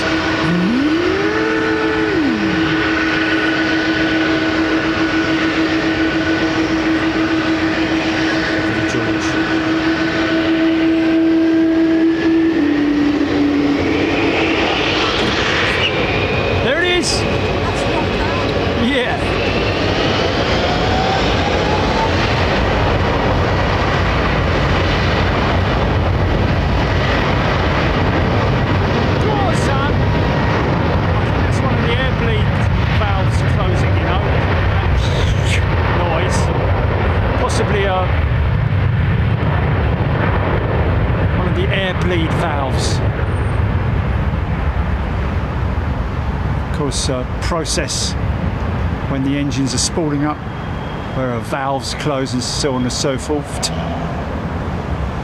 There are vents as well. It could be the vents closing where they vent gases out of the engine, sort of like an overflow. Positive rate, gear up. Roger that. Go United. We've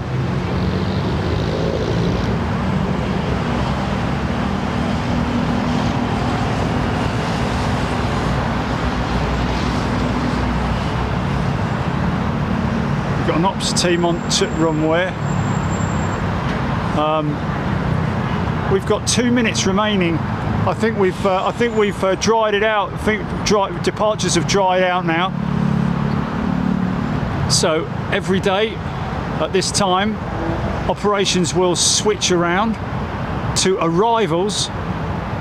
Now, one thing I'm a little bit concerned with, and something that gets me thinking before I come out here, is obviously when we are looking out for the arriving aircraft. The one from Wave Jilly. Yeah, there's your director for the day, folks.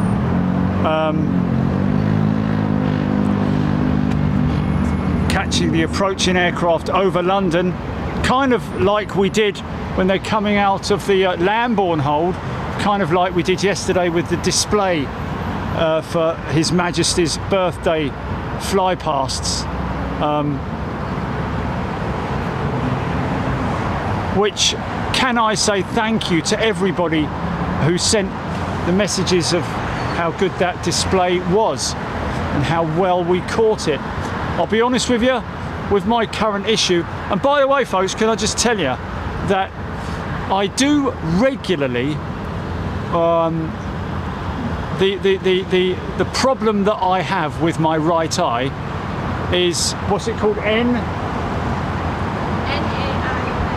NAION, which is created by a stroke in the eye itself, in the eye itself, and that is what happened to me. And as a result of that, I have 50-50 vision, I guess you'd call it, not 20/20, but sort of like I can't see out of my right eye. I am. My left eye is my functioning eye, but my right eye is if I close my left eye, it's just black. It's just black. Space. It's just space, the final frontier. Is this heavy anchor jet coming out?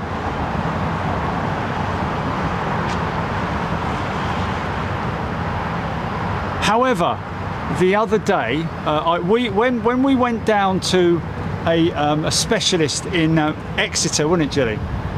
And he was very pessimistic about the whole probability of it. I did say to him, so what's the chance of me sort of like waking up one morning and I'm back, I can see perfectly?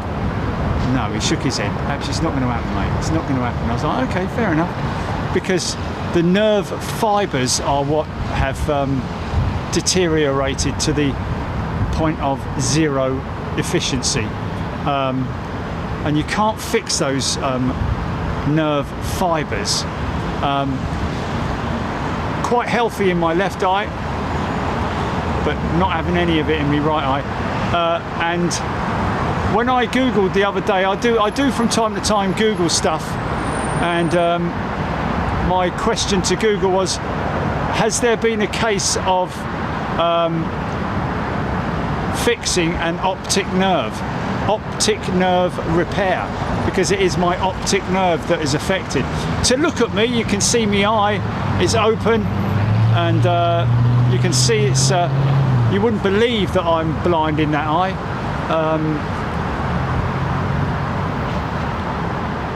Of course, I'm fortunate I've got the glasses, which you know. Anyway, we found, I did Google, has there ever been the case of optic nerve repair? And what came up but a clinic in Germany, of all things, who have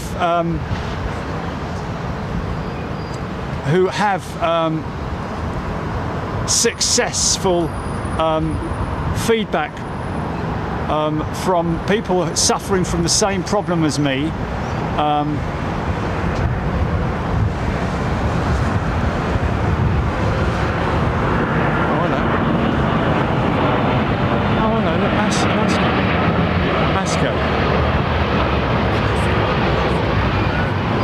The 101.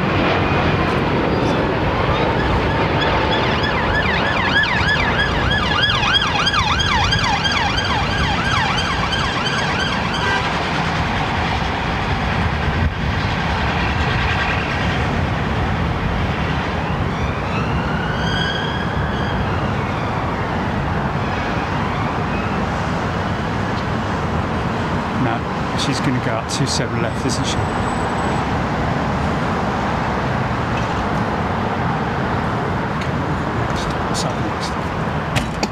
Come on, that.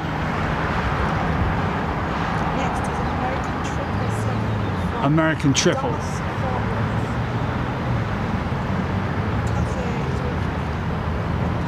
Oh, let me get me bearings here. There she is. American 777 from DFW. Super stretch.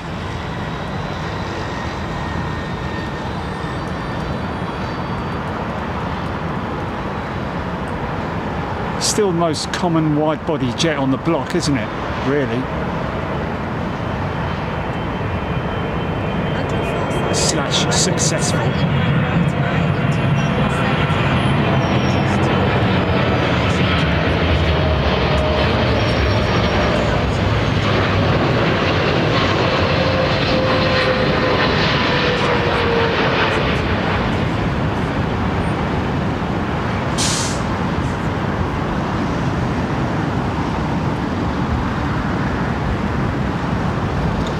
Yeah.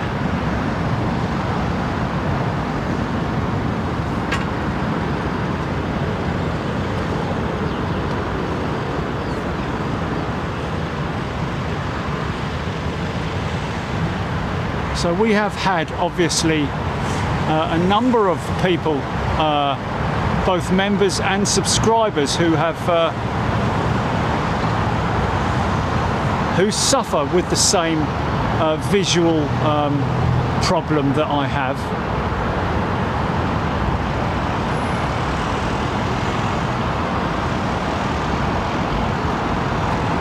And the good thing is that the clinic in Germany, some of the feedback has come from people who had a stroke in their eye as well, and as a result have the clinic have transformed them back. Oh, what an unbelievable thing that would be. We've got to document the whole thing, haven't we, Jilly? Vlog the hell out of it.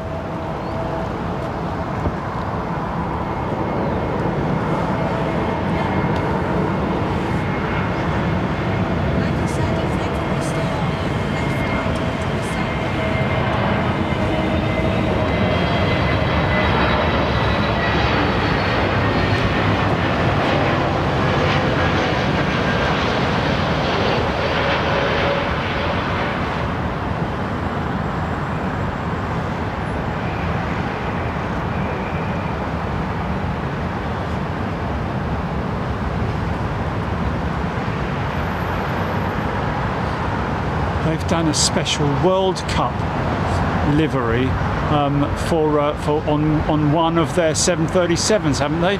Alaskan. World Cup themed, I believe. Showing off some pictures of it on Flight Focus or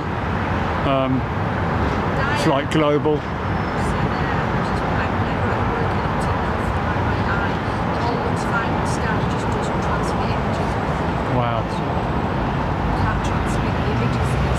Yeah, it's taking the light in, it's taking the information in, isn't it? But it's not, my brain's not getting the information. I'm sorry, sir. We cannot deliver your vision right now to the brain. Come on, Elon. Get a move on.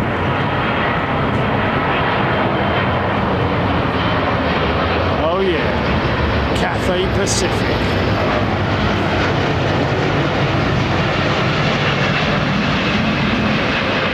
All singing, all dancing.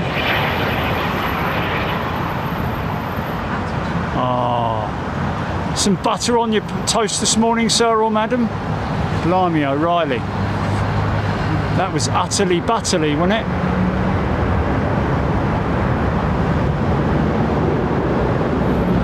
God, blimey, it's bright over the top, isn't it? Flipping out.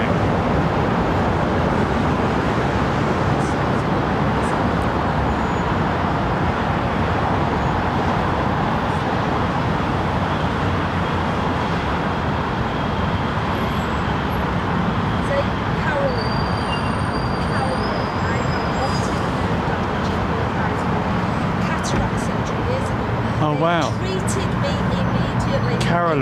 Caroline. This is the optic nerve. This is the important thing. They treated me immediately. Treated her immediately. Wow. Yeah. To reduce inflammation, to stop the damage. Yeah. I don't know if that happened using Icelandair.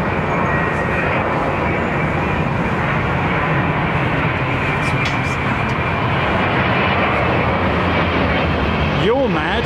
Flipping out.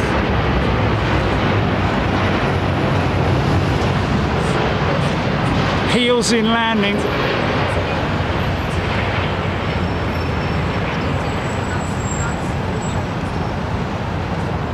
Up come the boards.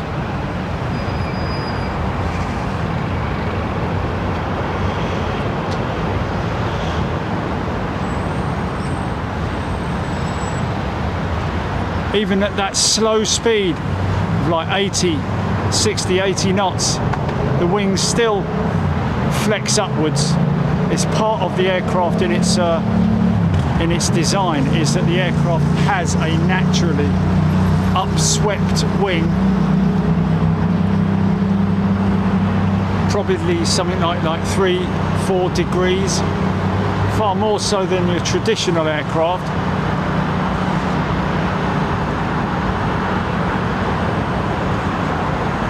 And of course that winglet, that raked wingtip, is a device that aids in the efficiency of the wing.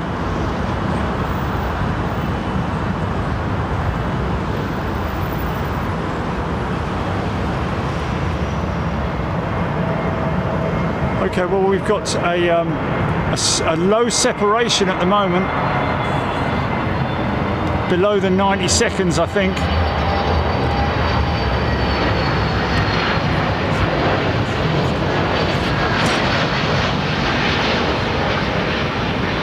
Oh, that's a floater. That could be a go-around. That could be a go-around. It is a go-around. You know, when you've been doing it as long as I have, that's not wind shear, that's pilot induced. So either a rookie pilot, he's run it long, he's floated it for too long, and they were going to miss the touchdown zone, or should I say miss the touchdown zone, miss the aiming point. So they've gone around. Right there is the touchdown aiming point within the touchdown zone, the TDZ. It's the start of it right there where the keys are.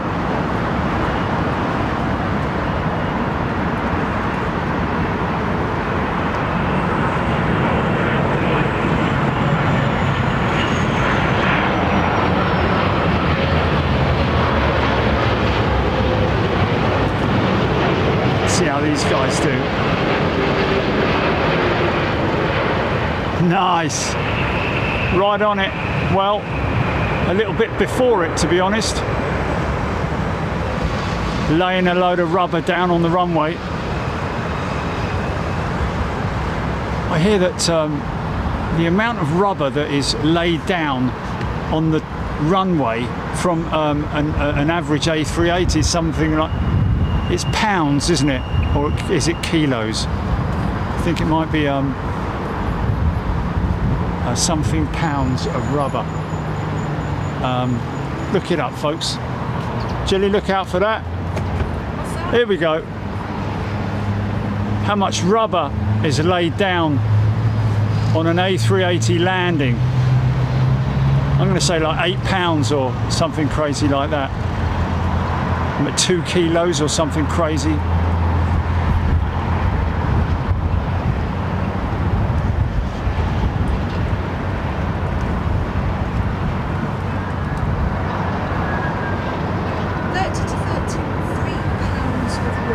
£30 to £33 of rubber.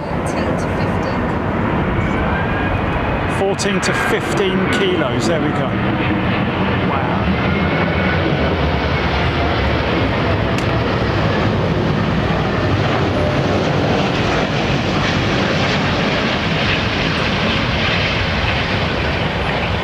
Oh, a little bit long. Just a little bit long. We'll take that. That's a pass, isn't it? That's a pass.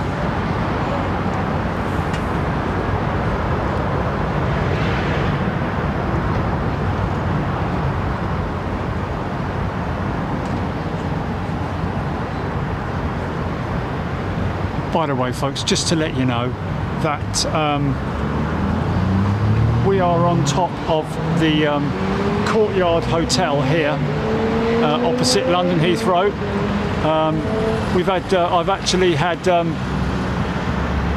notification from the check-in staff at the hotel that they do get a lot of people come here and mention Big Jet TV. Now I think there is a discount code here, isn't there, Jilly? It's a phone number that you have to call. So if you're planning to come and stay here,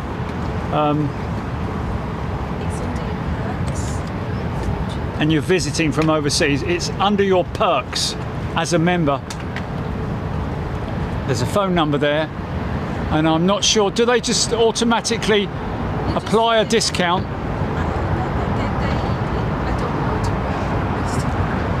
Should find that out actually when we leave, because it's to see whether they've got rooms available. And of course I think that discount would apply also to your meals. The PK restaurant, sit outside here of an evening. We are expecting around about 3:30 the doors to open for the restaurant, so you're going to find a few people coming out here just to have a drink, or just to plain spot. It's a great spot, gotta say.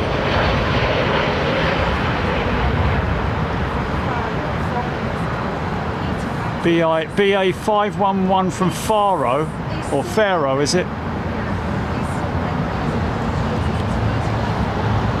Okay. Okay, where's that? Which comment's that? Who's that from? Let me find it. Peter Wilson mentioning about his son. Peter Brown. Sorry, Peter. My apologies that I've missed your comment. I do try and get everybody's comments, folks. See, fully established. Ellis Chernoff, Brian Stewart, Sadiq. Let's just see. Lady Jennifer Avro Taparay. T. Bergs is there. Okay. Between Taparay and Zane. Right, stand by.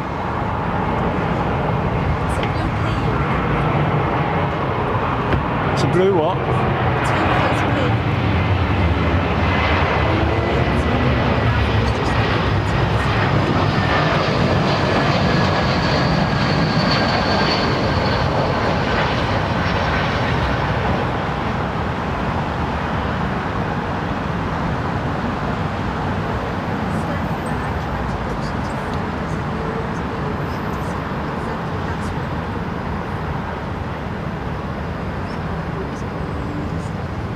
I'm not seeing that comment, Chilly. I'm not seeing that comment, mate. Who's it from? Peter Brown, did you say?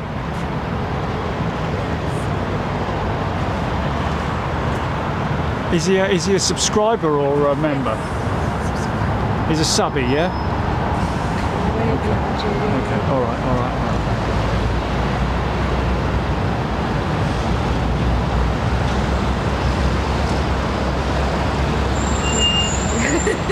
Oh, crikey, you are a long way.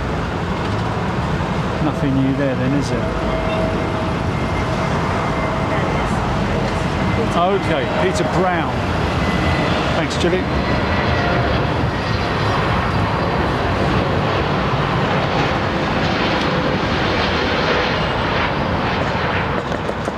Oh, and get this, folks.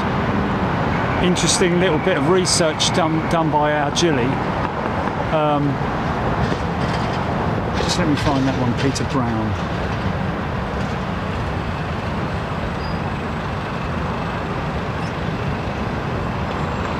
No, it's not showing. I've got the weather watch up.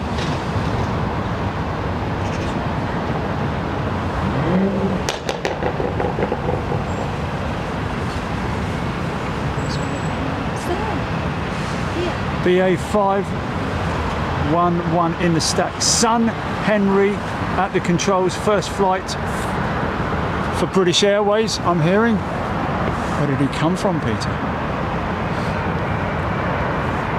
That's pretty cool. Henry at the controls. No pressure then. GP, can you keep a track of that? Is it 511, did you say?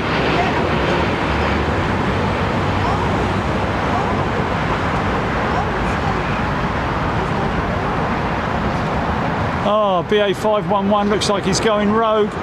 Henry! For God's sake. He's not the only one, is he? Okay, well, we've got a couple of what we call rogue arrivals right now.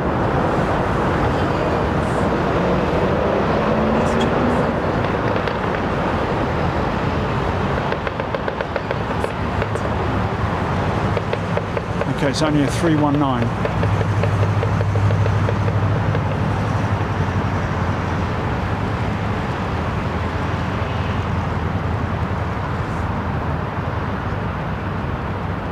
That, on the other hand, is a 777, I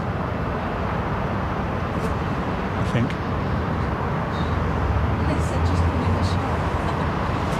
Well, I think that is actually a 350, isn't it?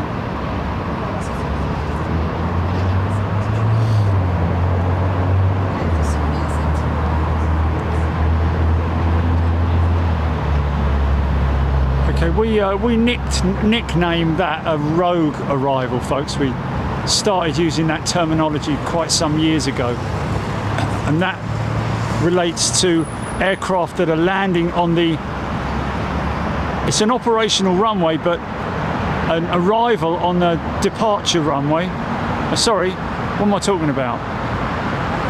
Yes, yeah. Or a departure on an arrival runway. It's very rare that way round, but just to keep the flow, because that's critical for air traffic control, especially ground control. To Major Tom is really important.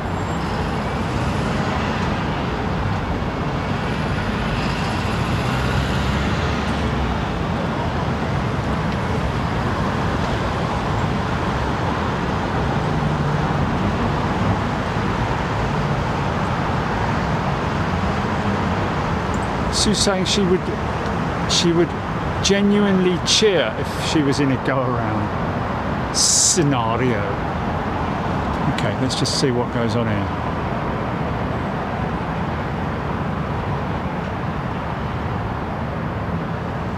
To Major Tom.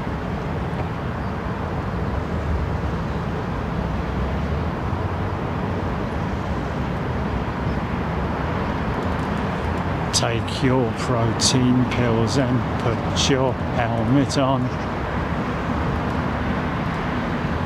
Come on, bring it in, Harry. None of that go-around business. Hit your markers.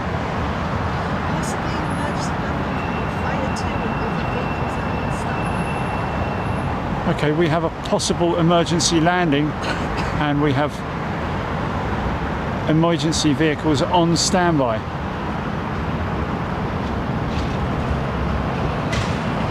Yeah, go on, Harry. Nailed it.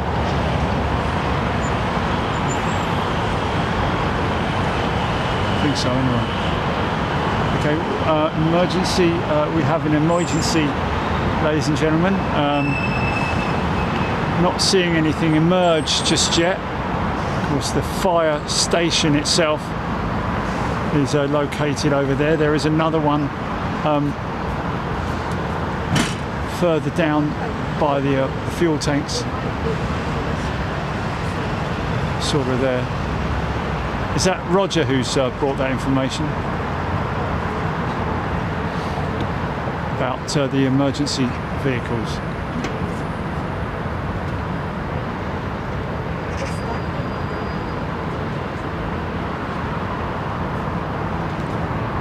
They're using both runways. Interesting. Now that is quite rare. I mean, for there to be so many. I thought it was a 320, a 319. The Peter's son. That was a 321 that I just caught on the Southern.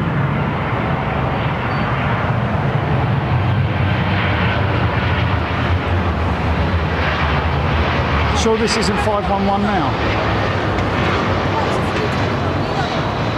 Oh, it was a 321 neo, was it? Okay, you did say it was a 319 at one point. Yeah, you did, yeah.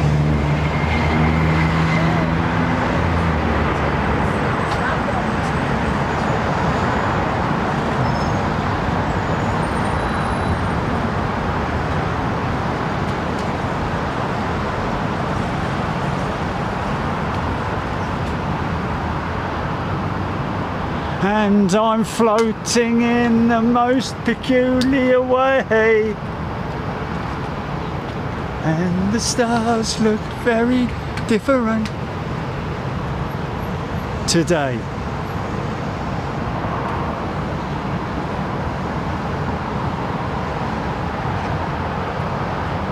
BCal Pam saying she's just noticed that she's got her Big Jet TV emojis back.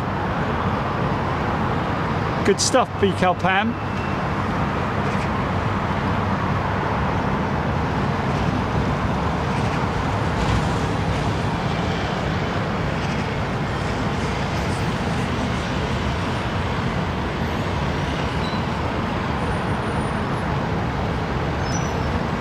Blind sight is a coaxial visual implant being developed by Neuralink. Yes, that's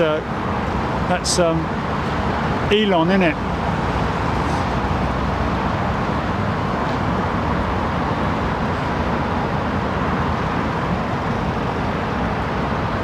Send him a DM on Twitter. He's a trillionaire now, isn't he? First US dollar trillionaire. There's a few sheikhs out there that are trillionaires, though, isn't it?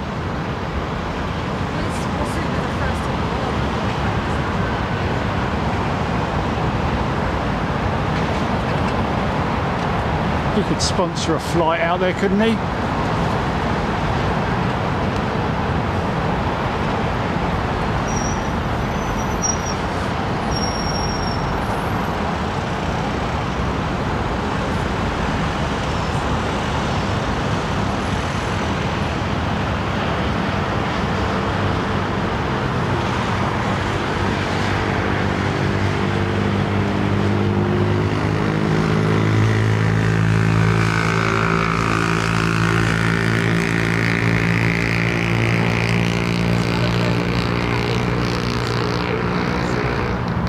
Okay, burning smell in the cabin. We're hearing that would have been reported to the captain via the intercom. Apparently, it's never a very good thing to have to smell inside a cabin. It's the smell of burning in any way, shape or form. Even if it is something in the galley, the oven in the galley. But yeah, that's something that is not favourable for cabin or flight crew. Yes, what?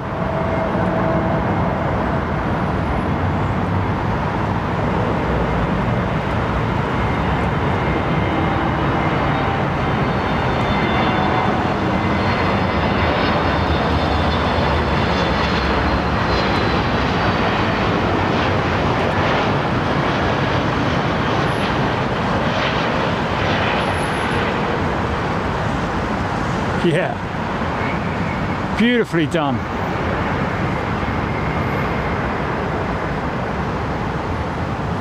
I think it's 1,000-foot marker. Is it 1,000-foot marker? Seems a little bit long, that. Doesn't look like 1,000 feet, does it?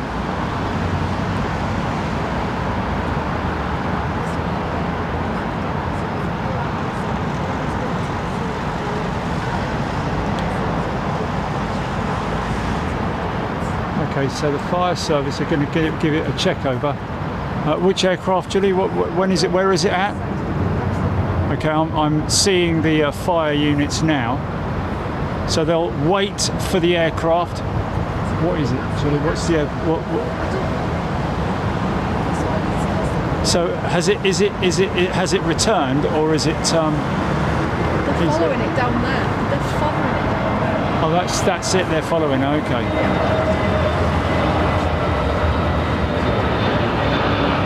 Visual inspection. Make sure that there's no vapours or anything like that coming out of the belly of the aircraft. Of course, these things do have heat-activated sprinklers inside the cabin. Inside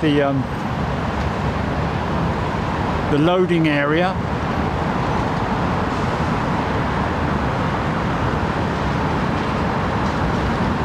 So they will automatically deploy in the case of fire or overheating. And let's face it, there have been some pretty dramatic accidents in the past. One in particular I remember was based on a tyre that was being carried.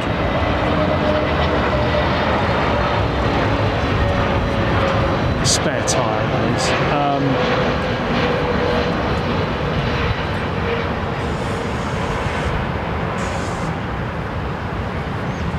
Talk about people who are lucky enough to have seen and witnessed old legacy jets. talking to Gary yesterday, he was saying about when he first flew with Qatar, he flew with their A300. How lucky was he, eh?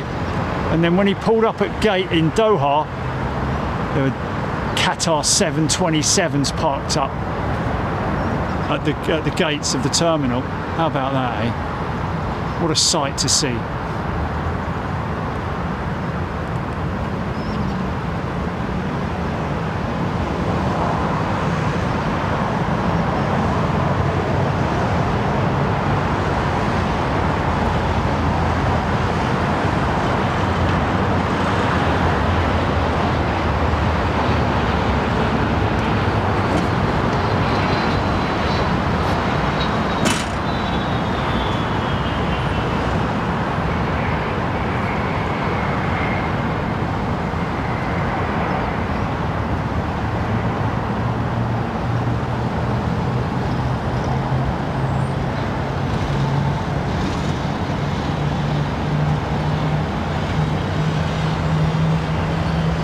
Can you hear me, Major Tom? Sitting in my tin can.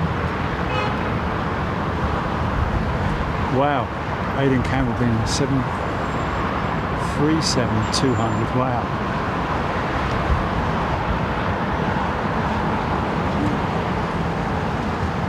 Tapparay giving us the info on the jets. Thanks, Tapparay.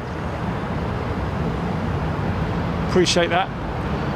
I guess it saves us cluttering up the screen with aircraft information. There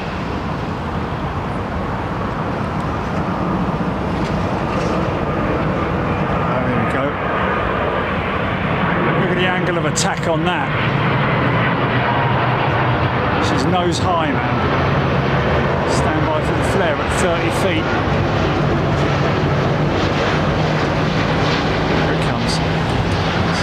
Ski jumper, way before the markers as well.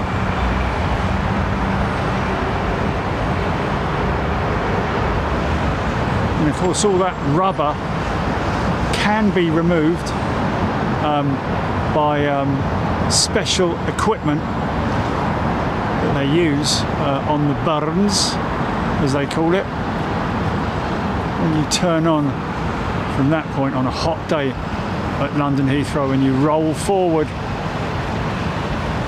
it's quite interesting to see how much rubber there is on the runway. Looks like the start of a drag racing track. Sticky rubber. It's not favourable when you get a lot of rain all of a sudden either.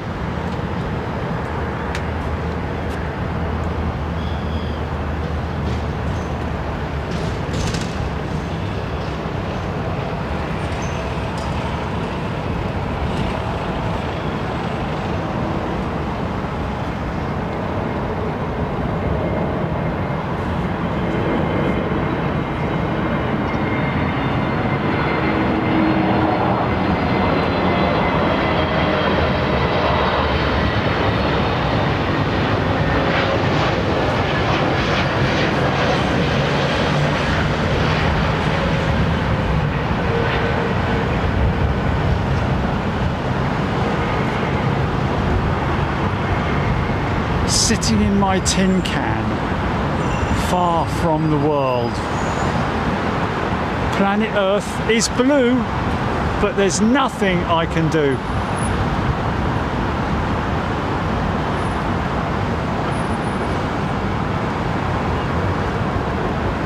Hold on a minute, let me just read these out.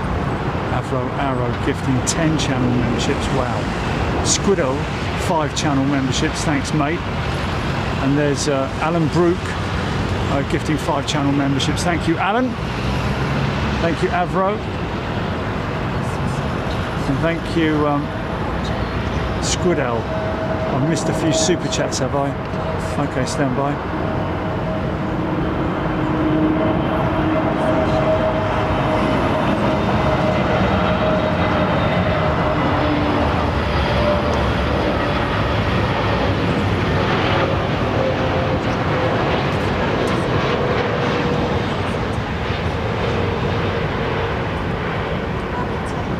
in the morning, home for dinner and to walk the dog maybe.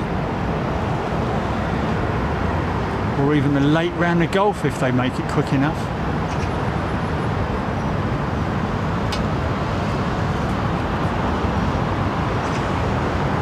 Hodgie 199 super chat, there we go. John Atkinson, £10 super chat, thanks mate.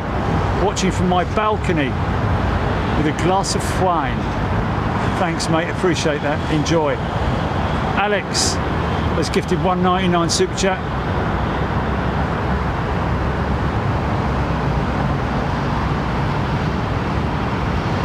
Jerry, are you going to catch Lufthansa 2222 to Toulouse? I don't know. Sasha McCarthy, £10 super chat.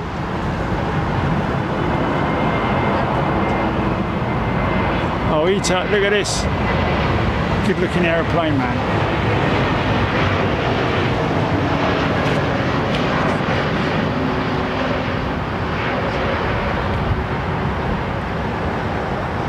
That would have been interesting, wouldn't it, when the designers unveiled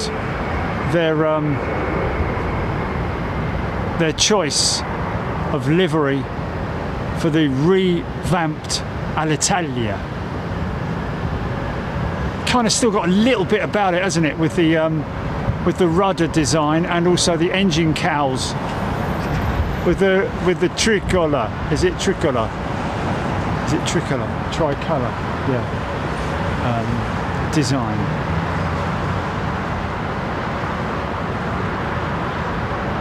Is that Donna has sent $25 super chat? Oh wow. Oh Donna. Thanks Donna.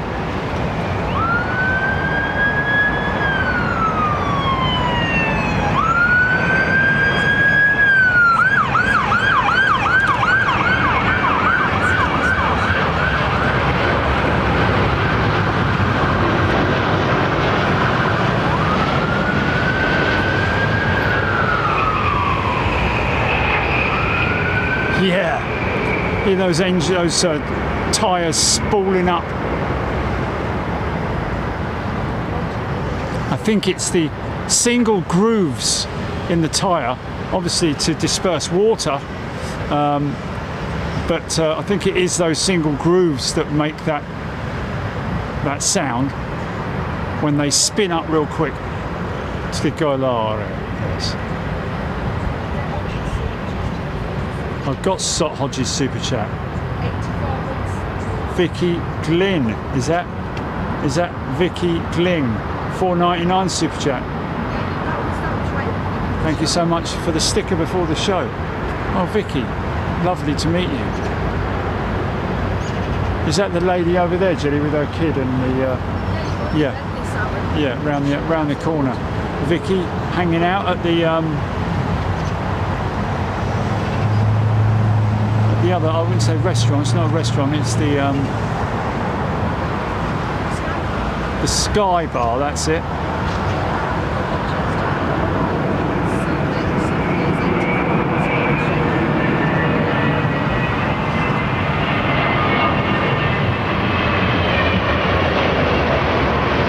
Hodges celebrating how many years, months membership, Julie? 84 months, bloody hell. Hodgie, mate, thank you so much. That's LCY Paul right there, folks.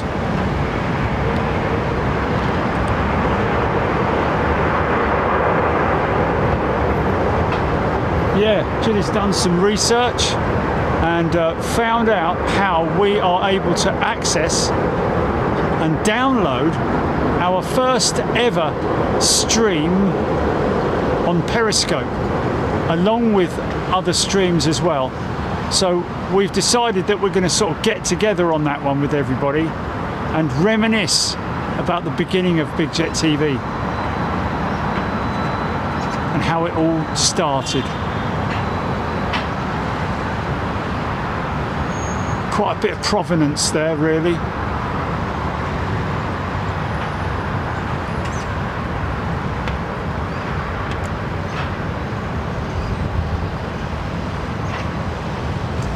Take your protein pills and put your helmet on.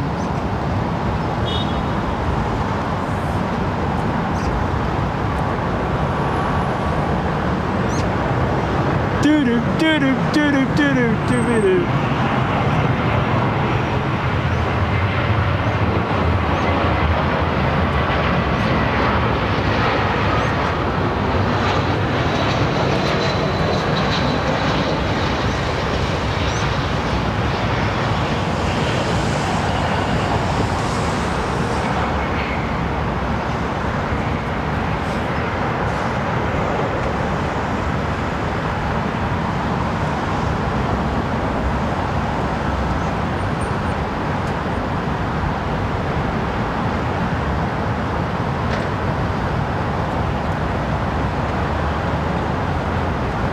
The branding on the engine cowls is quite nice, isn't it?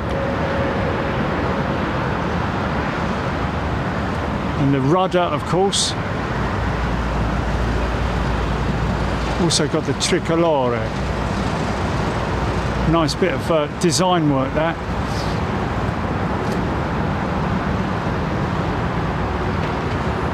Cool, blimey. This is a whole of BA's single aisle fleet. We're being gifted right now.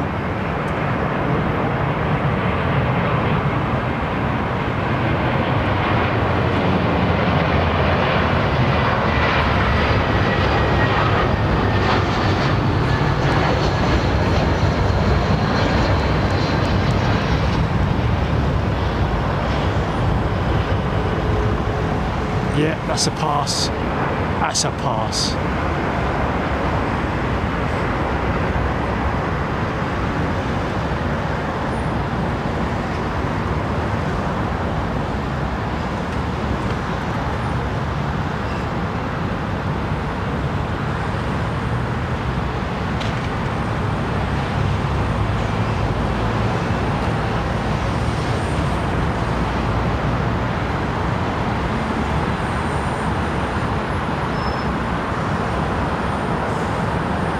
Squopy Slinger now due. Excuse me. 402. Thank you. Excuse me. Oh, here we go.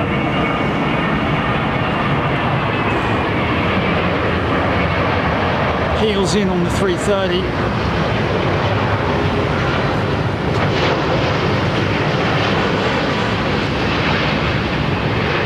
And then bang, the second set comes down. Because that's when really all that energy is passed on to that front set, and you do feel a big bang and a shake as the front set comes down, and then on with the brakes. Sometimes a very quick stop.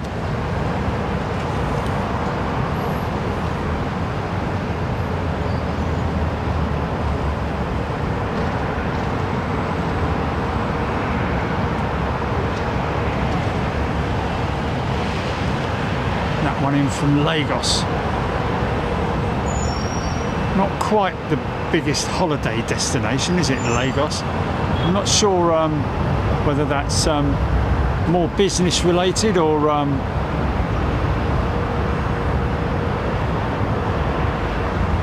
what.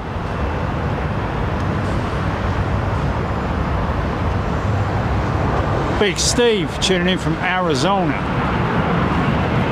Tucson, is it? How you doing, Big Steve? Good to see you, mate. Yeah, China Southern. There we go.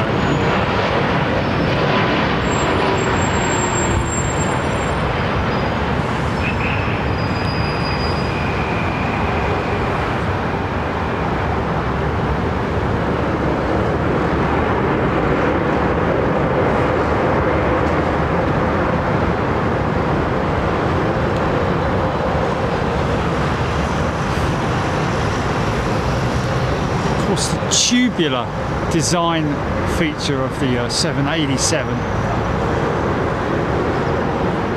What's that?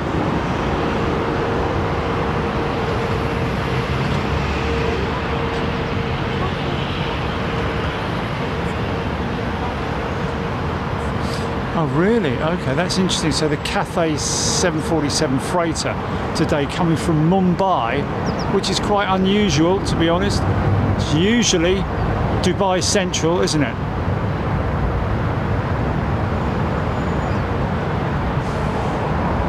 Or even, no, she'll go straight out to Charles de Gaulle, wouldn't she? Not straight out, but...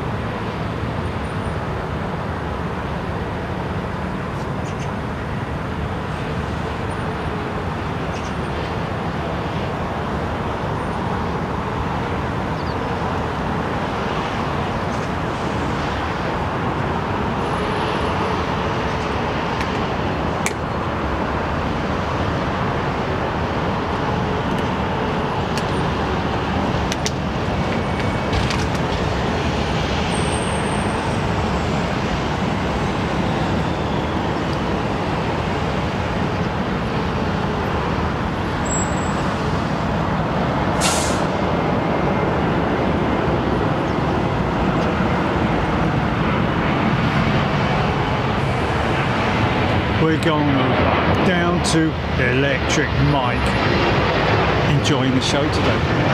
There's our friends at Aegean.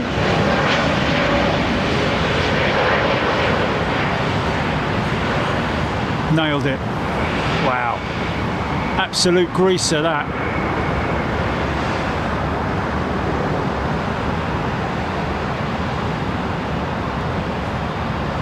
Beautiful landing, sir or madam.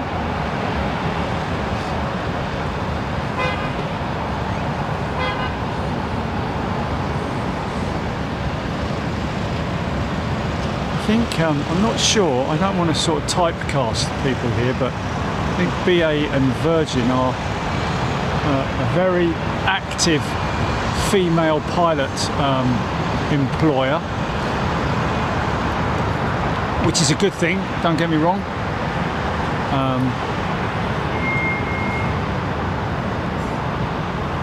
I've met a few female pilots on the on my trips to flight decks.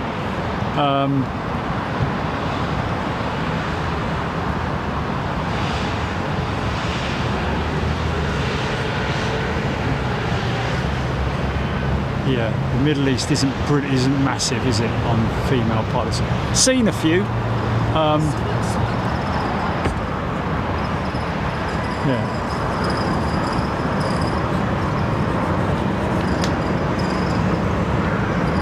Emirates have in the past, where Ethiopian's quite strong as well, I think.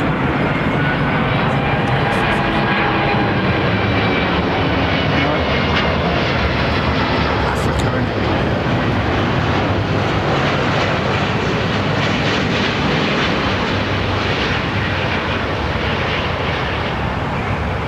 Yeah. Perfecto.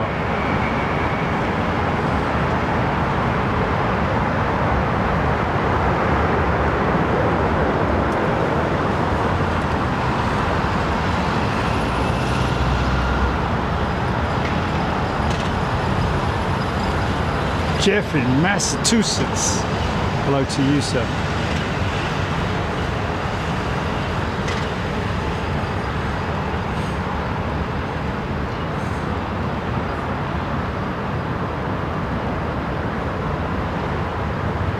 Yeah, I think the first female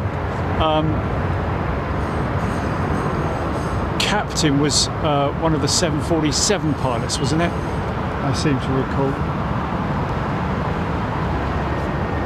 I could be wrong, I could be right.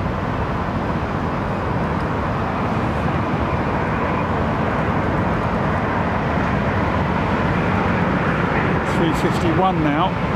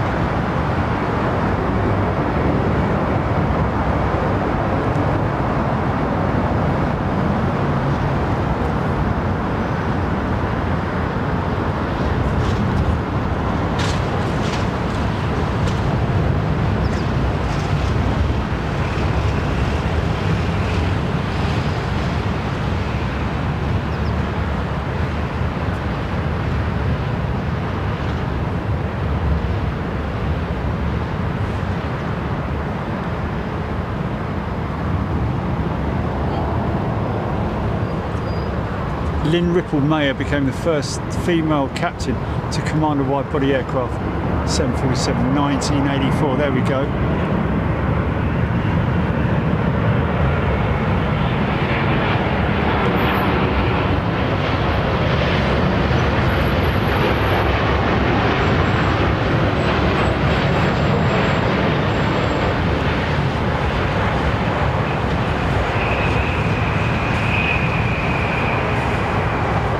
Spin up.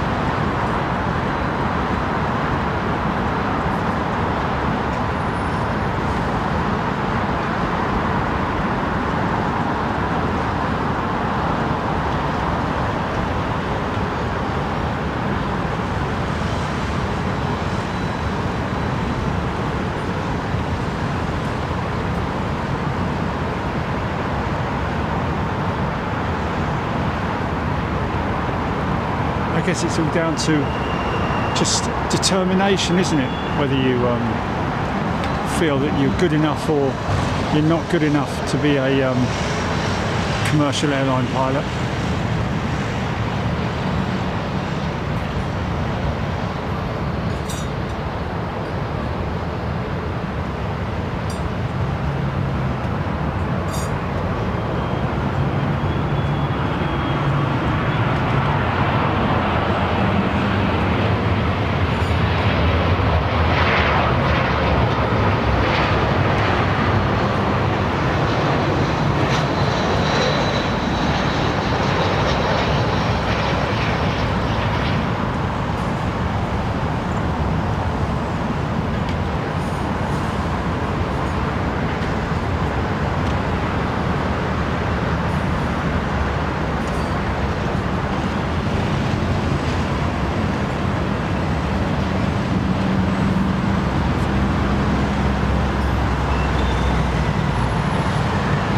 Jonathan Porterfield, yes indeed, you're right there. There is quite a common practice with Qantas while she's parked up on remote, is to open the cabin doors, one at the front, one at sort of like midway or towards the back, just to allow a bit of fresh air to flow through the cabin.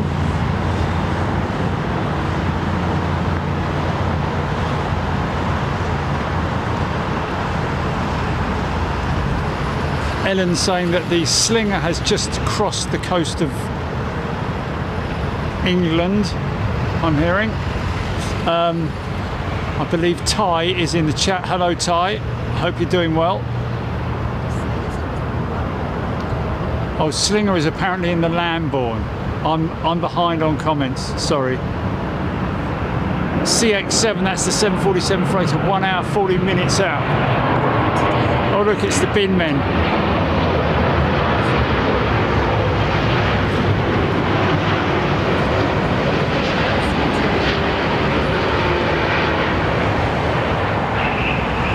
I think it's recycling today, isn't it?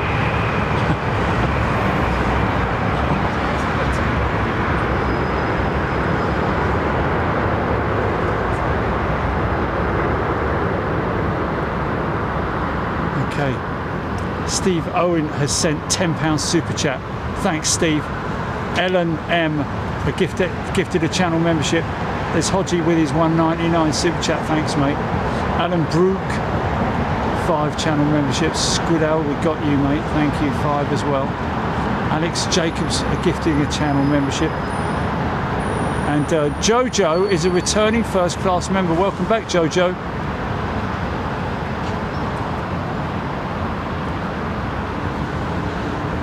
Got John Atkinson, thanks mate. £10 super chat.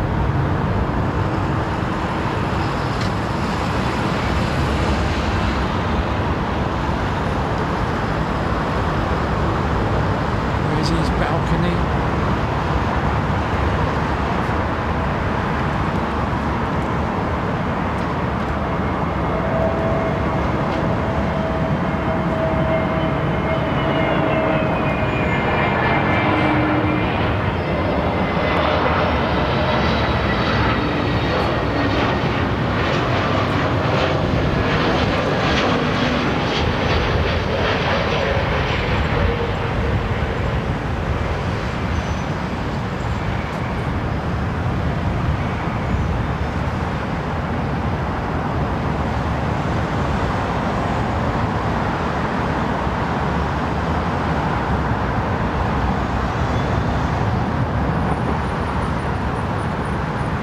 Tea, Father?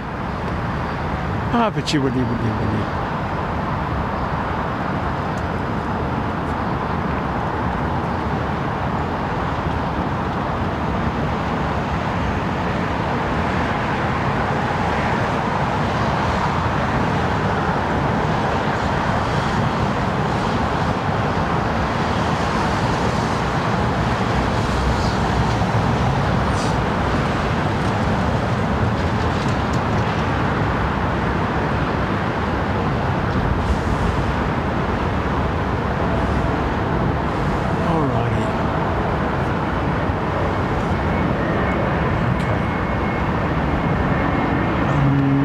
To think about a change of glasses, Chile. I don't know if I brought my Ray-Bans up with me.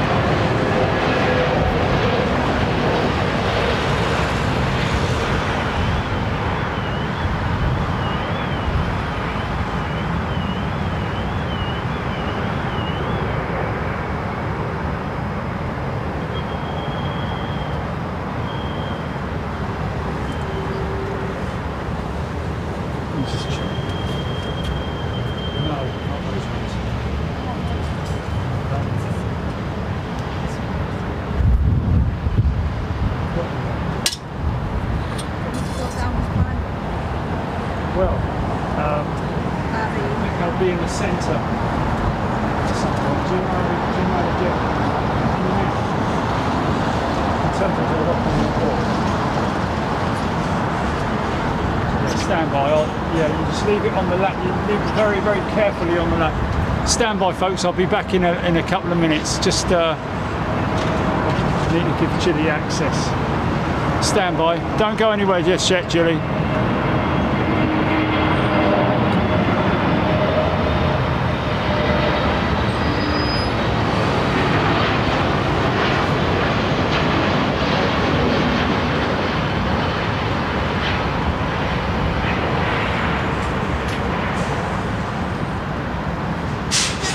Right, won't be long. All right, you ready? Just one, we should just leave something to the in the. You ready?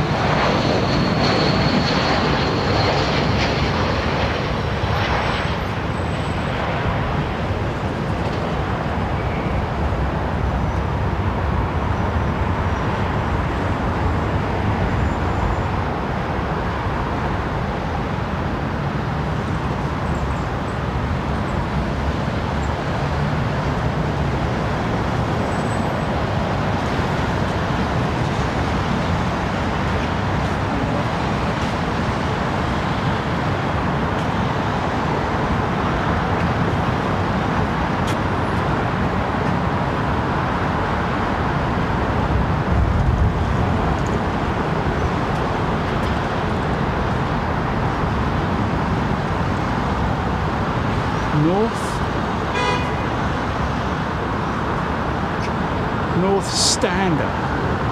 Summer job, strawberry picking. I think we all did, didn't we, in the summer as a kid?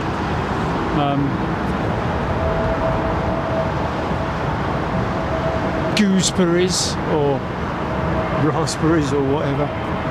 Gooseberries.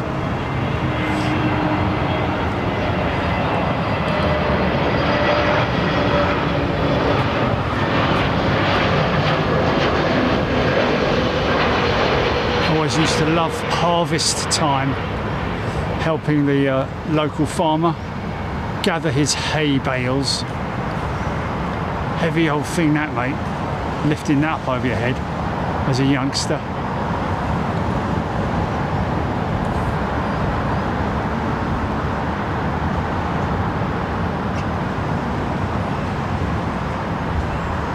Anthony worked in the catering industry and lost a lot of weight because of the smell. Wow, there you go.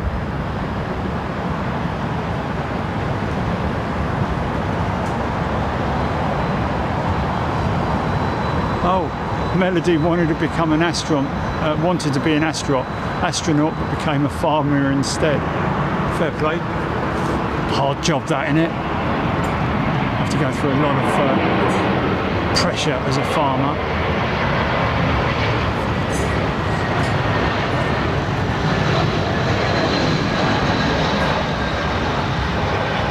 Regardless of whether you're arable or chicken farmer, beef farmer, pig farmer and all that. I'm not a big fan of all that. I'd like to say I'm more veggie than anything else. I just don't like, anyway, whatever. Aaron Thomas wanted to be a train driver. Lots of people did, didn't they?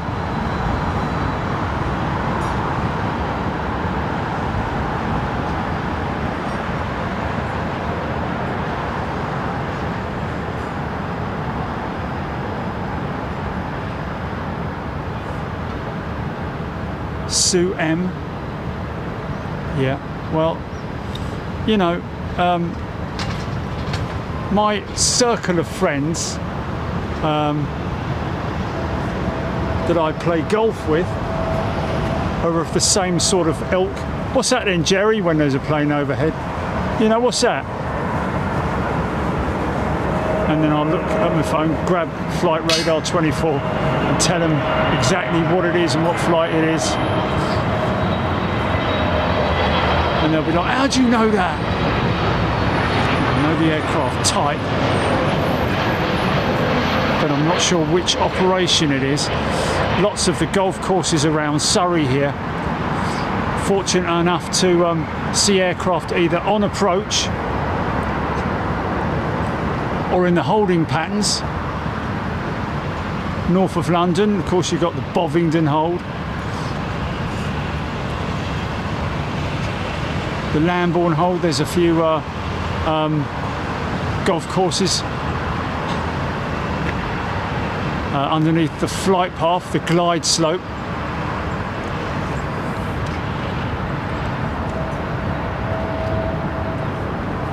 Or is that a big double decker, is it? They say, and things like that. Did you grab them, Jelly? Yeah, I'm just cleaning. Okay, thank you very much.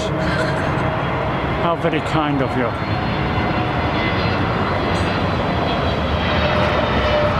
When was the last time you cleaned them?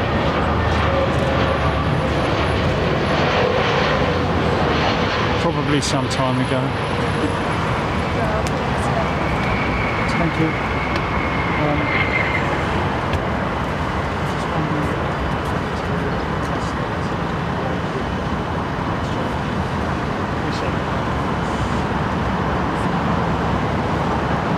Slinger next. Here she is, folks. A big favourite on the channel. Singapore Airlines A380. The first A380 to land at London Heathrow. The launch customer into London Heathrow. Singapore Airlines. Good reputation. Certainly with us anyway. One of our overseas trips, we did a try segment on this. Each leg we flew the 380, and that was to Perth, I think.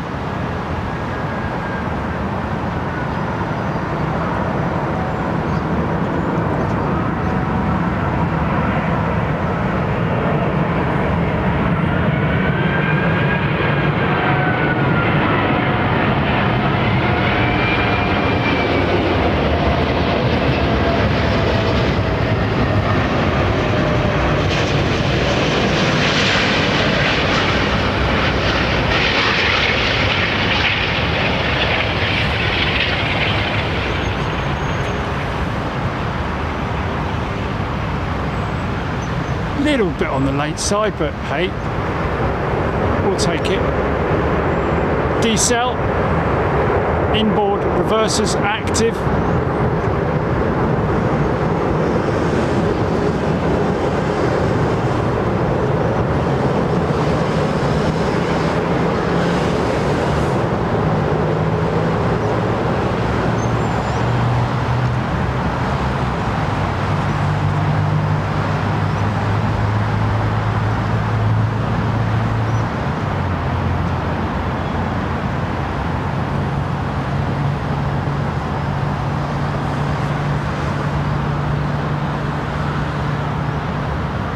Energy dissipated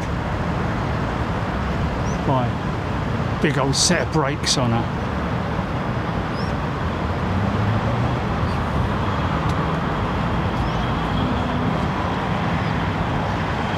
Possible little caution for wake turbulence given to these this crew. Clear to land 27 right. Winds are calm.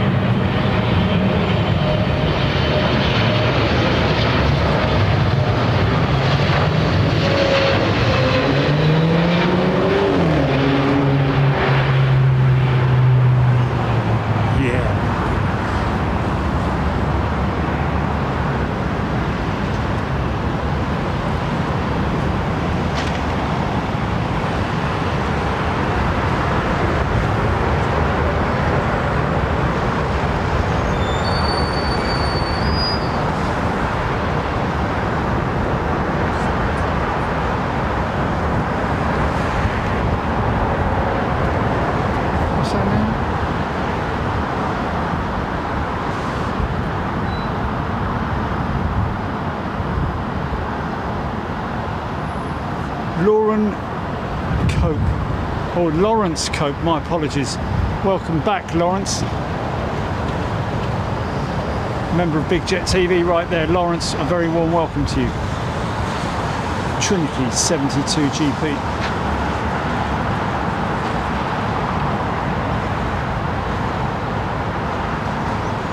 Claire Ook, loving the Slinger.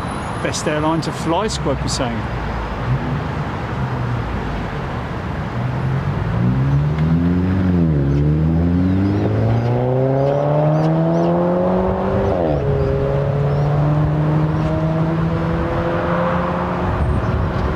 Gary Hale wanted to be a television studio cameraman, cartographer, or a TV continuity announcer.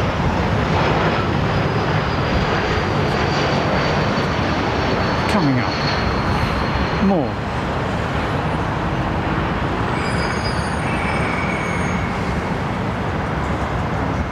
Whatever.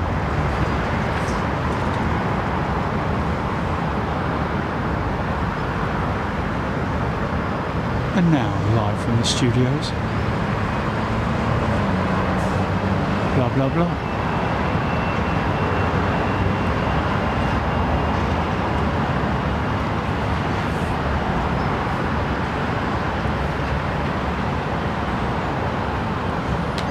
Now he works on the railways and is a town crier. Hear ye, hear ye, hear ye.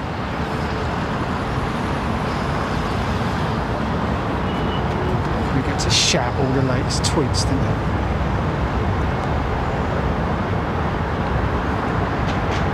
Steph Bird, £10 super chat. Thanks, Steph. Appreciate that. Needs to head off soon, apparently. Here's a lovely old lufty livery, look.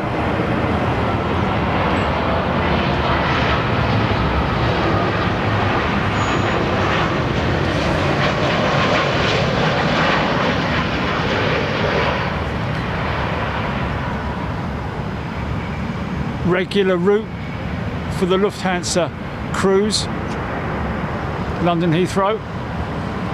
Short haul, of course. Classified as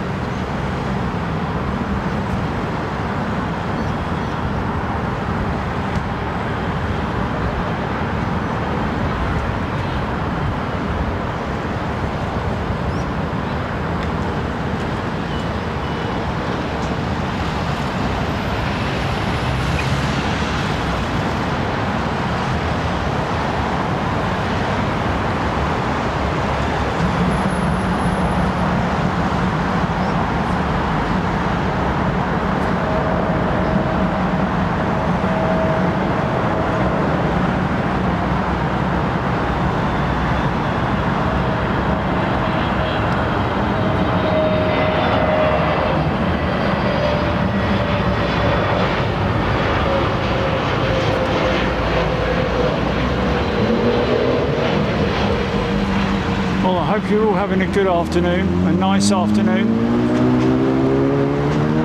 Enjoying the sunshine here in the UK. Some of our members down on the south coast, down in Kent. It's a beautiful part of the world. Hey up.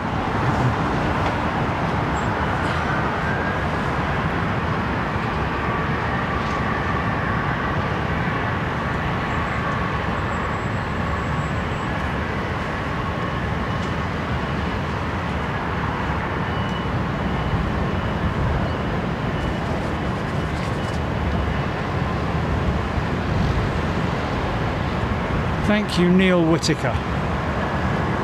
Awesome as per usual, he's saying. Still got 2,500 of you watching. Hope you're enjoying it.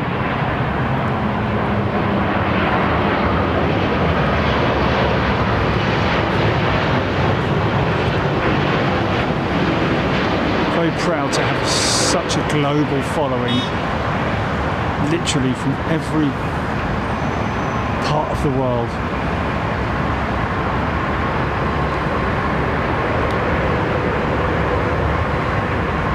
If you want to give us a like, then please don't feel pressurised into that. You're not obliged in any way. We always appreciate it when we get a like from you.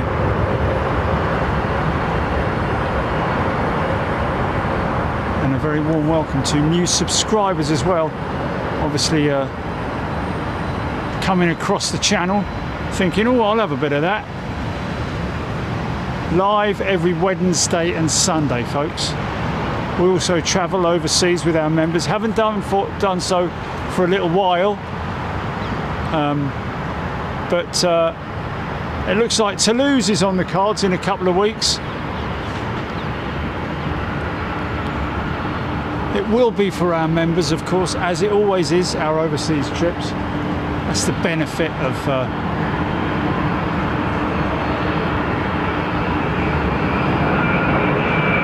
being a member. You get to go overseas with us.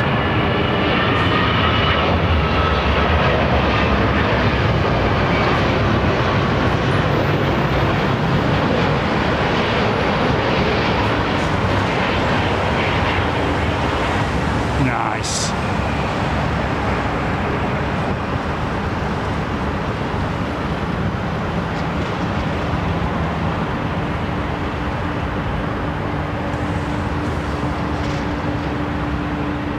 Lawrence Cope, thanks Lauren.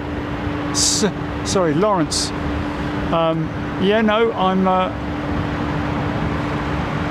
My fitness is coming back. I wouldn't like to say that I could do a 100-metre sprint, but I'm a lot more nimble on my feet now than I was a couple of months ago. Anyway.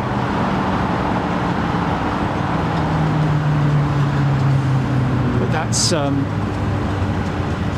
my determination that's brought that on, and your support, to be honest with you.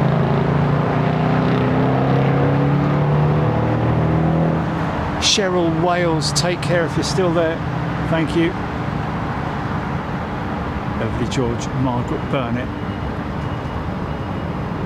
Dillis W, Jules Harris. 63 airports worldwide. Oh, is that the amount of airports that we visited globally? 64. Blimey. I think it's one of your amazing stats in it, Chile.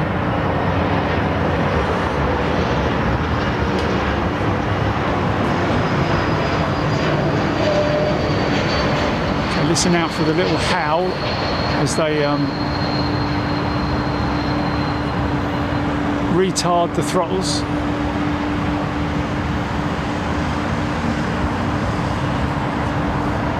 That thing can stop really quick. Weighs near to nothing.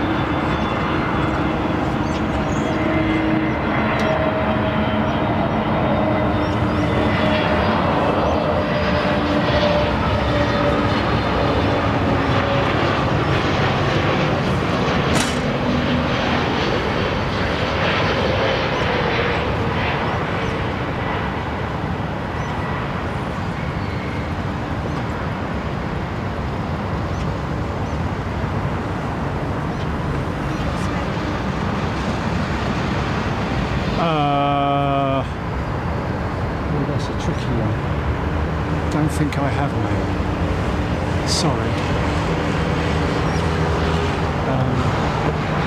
Question is, do I have a spare V-link on?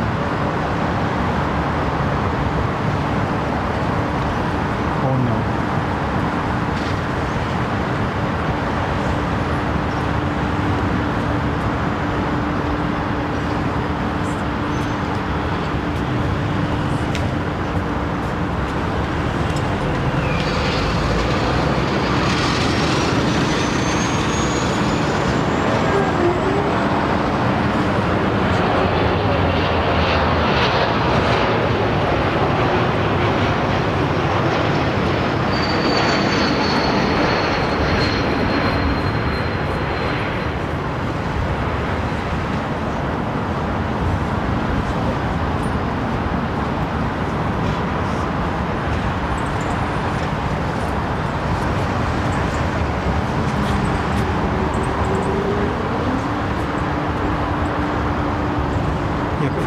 V-Link.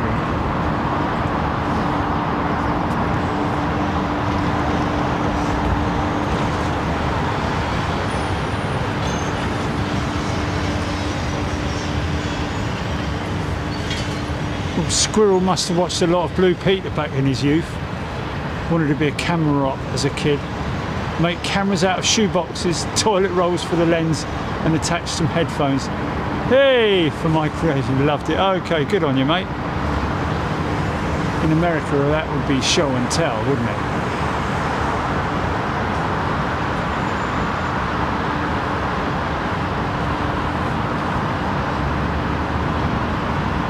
One hour 30 minutes for Aaron Thomas saying for the Cathay 747 now.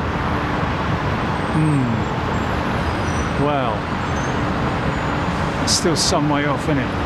That'll take us into the what? 1 hour 30, Julie. What's our TRT? 320 on the TRT line.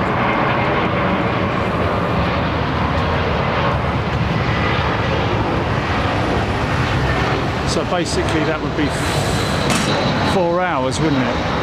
5 hours on the nail, I think. Yeah, something like that. You know me and maths.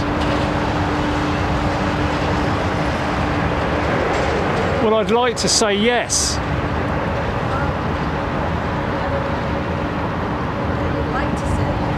I'd like to say yes. I'm the bank that likes to say yes. I'm just wondering whether it's possible for a coffee break.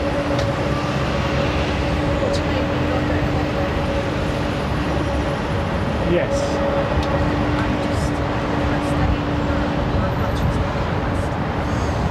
Really? Right, well, I've got full power on this one. Yeah. I'm just...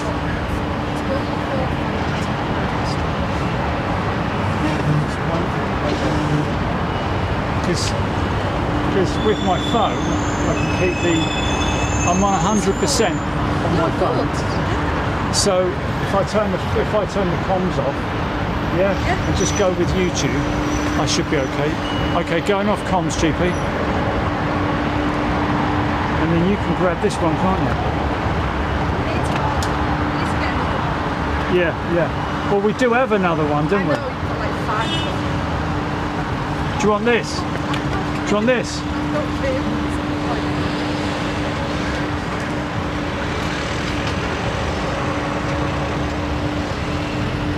So I'm still on your comments, ladies and gentlemen.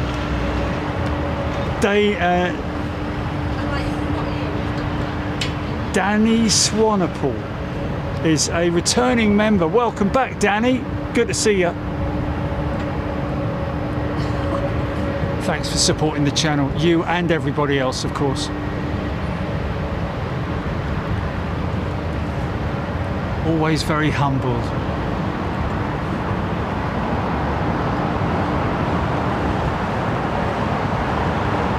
Ottawa. Saying best planes for the channel. You inspired me to start my own channel in Ottawa. Oh, okay, so he's based out there in Canada. Nice one, mate. Ottawa plane spotting channel. Interesting. Now, that's not the most biggest international airfield, is it? Ottawa. Kind of makes me think that it's maybe out in the sticks somewhere. Maybe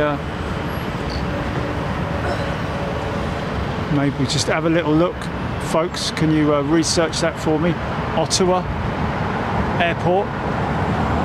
Let's just have a little look myself. Hold on a minute. Is there an Ottawa International? Ottawa. No, not octopus. Ottawa Airport. Oh, it is an international airport. Long-standing Ontario-based airport featuring free Wi-Fi plus a chapel and a variety of shops. Well, thanks for that. Ottawa McDonald Macdonald Cartier International Airport is the main airport serving Canada's capital region. Located approximately 12 kilometres south of downtown Ottawa, it offers over 100 daily non-stop flights to destinations across Canada, the US and Europe. Okay, well I'm guessing that Air Canada operate from there. Possibly Westjet as well. I'm pretty sure I've heard of a Westjet operation to Ottawa. But good on you, mate. Hope it's going well.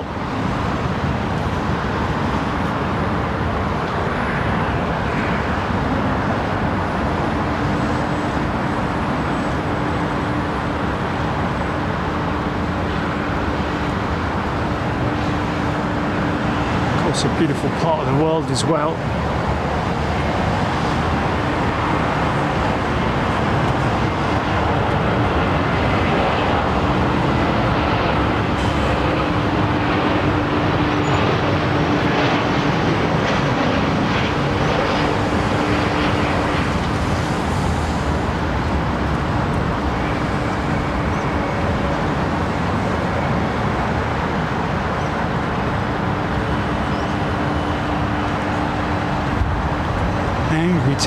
Angry tug. Arr.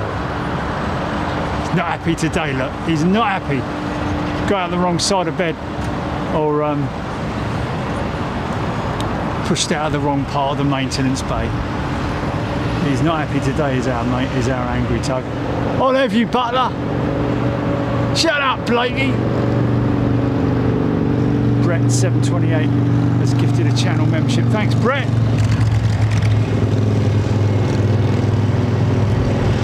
Butler. Thanks, Brett 728. Appreciate that, mate.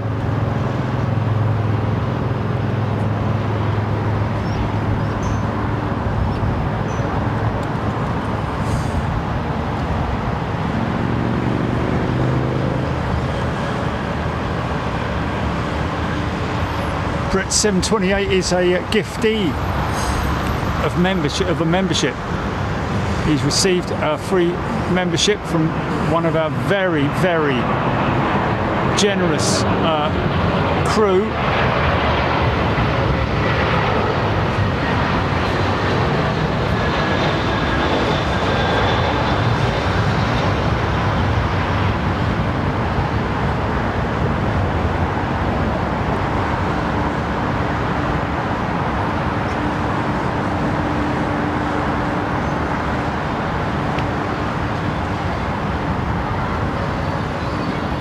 Still got 2,500 of you watching. Hope you're all well and enjoying your Sunday wherever you are in the world, whether it's just started or it's just ending or what.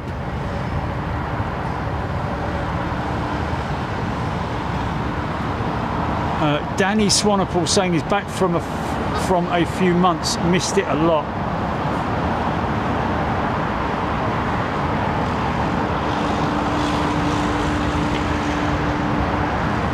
James Dayton, £20 super chat. Thanks, mate. Great show. A little contribution towards Jilly's nudge, nudge, wink, wink fund. Come up and see me sometime. That was in Skipper. That was in Anchorage, wasn't it? Oh, Anchorage, we miss you. We'll be back. Don't you worry about it. I saw a fantastic video the other day on X that Jilly actually showed me of an Atlas aircrew landing in quite stormy conditions at a snowy Anchorage. Didn't realise it was snowing there this time of year, to be honest with you.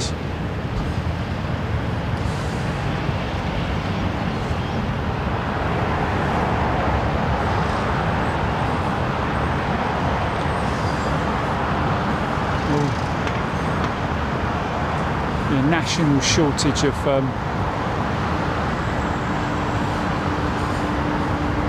sticky back plastic. What do I just call it?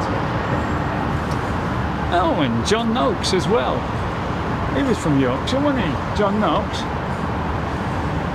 But yeah. Fairy liquid bottle. There we go. Lovely. Dreamliner fuselage. I like that. Yeah.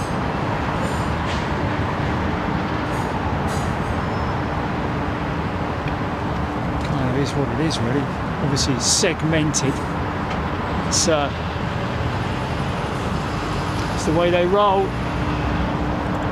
Literally manufacture them on a giant spit, really, didn't they?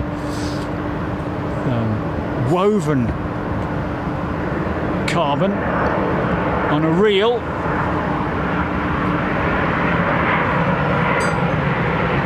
Around the framework, of course. I wonder if this is our friend flying this in.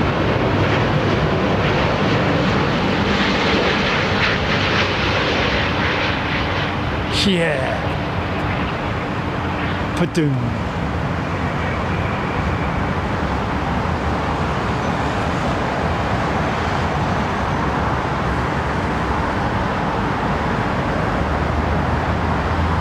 Fried chicken, man.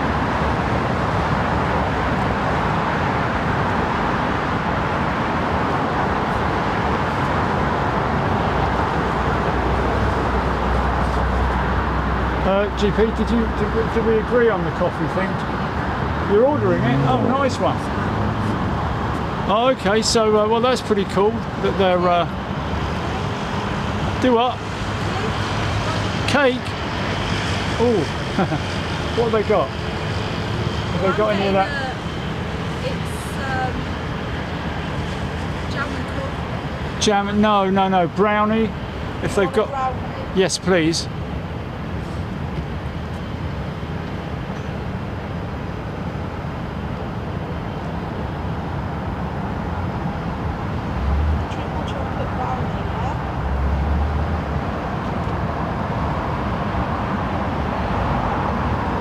Yeah, I always enjoyed Christmas time on Blue Peter. They always used to use the same hanger, didn't they?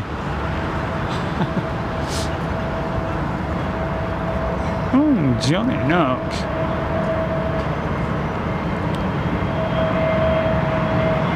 Rather unfortunate incident with a baby elephant, a young elephant in the studios. I think it stood on Johnny Knox's foot. Bloody hell!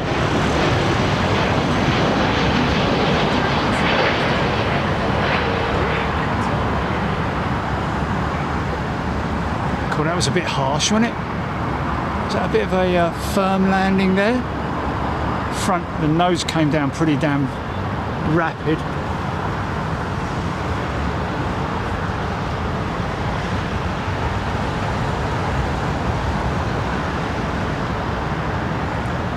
Bob Boulay tuning in from New Jersey.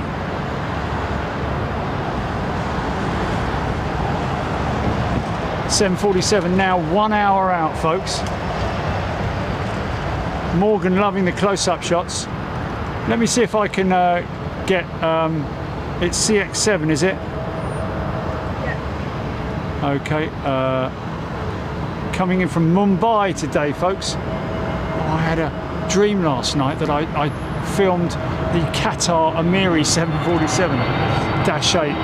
It was a fantastic bit of filming, I've got to say. Very cloudy skies. A seriously intense cloud busting moment in my dream last night. And it went around as well.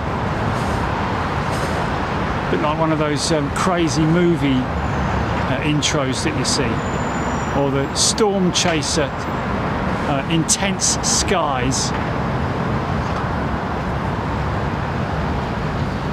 What a great dream. Wish you guys could have tuned into that. Johnny was in it. I was like, mate, did you see that? Anyway, whatever. So, live map for CX7. Show on map. So it's going to be over sort of like southern France, isn't it? Thereabouts.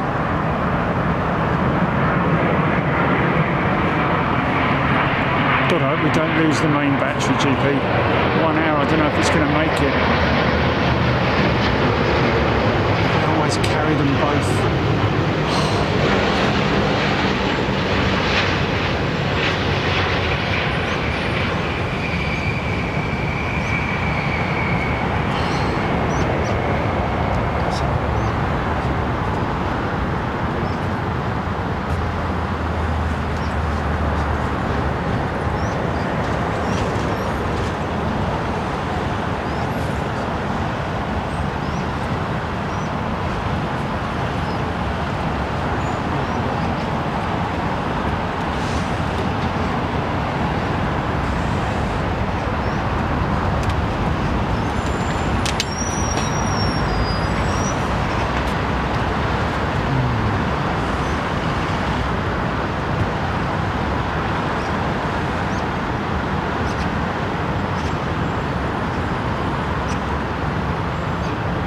North of Lille-sur-de-Doubs, not Boobs.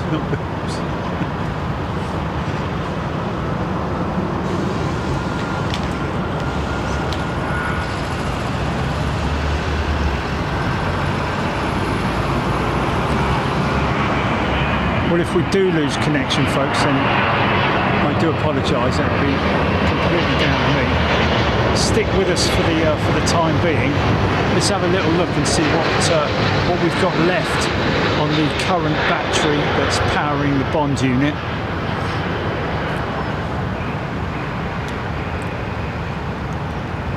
Very reliable piece of equipment is the V-Link battery, which camera folks will be aware of. The type of battery that it is. 1 hour and 4 minutes it's saying on there, Julie. The V-Link. Still saying 1 hour and 4. And the I know, man, I know. Don't give me that look.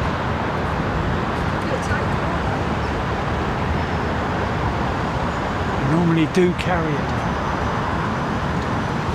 Obviously not today though.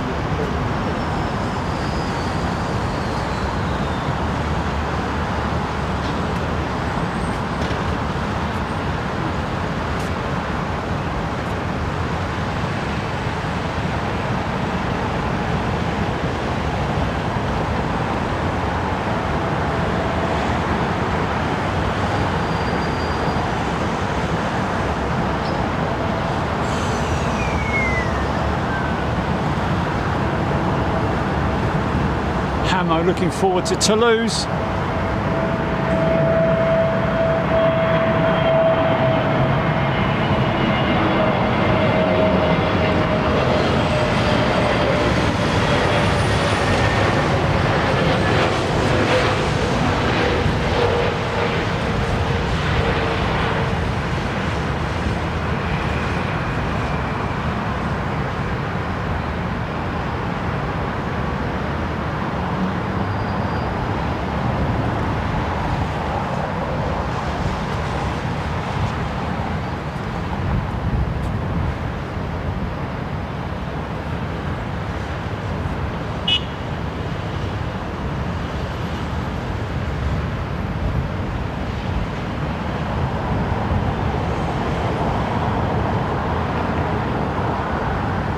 They should sort of like do another version of Blue Peter, shouldn't they? Kids would love that, I think.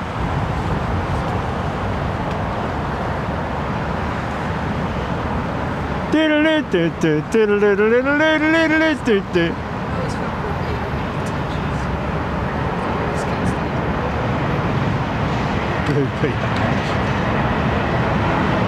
It's a flag, isn't it? The Blue Peter. It's a naval flag, isn't it?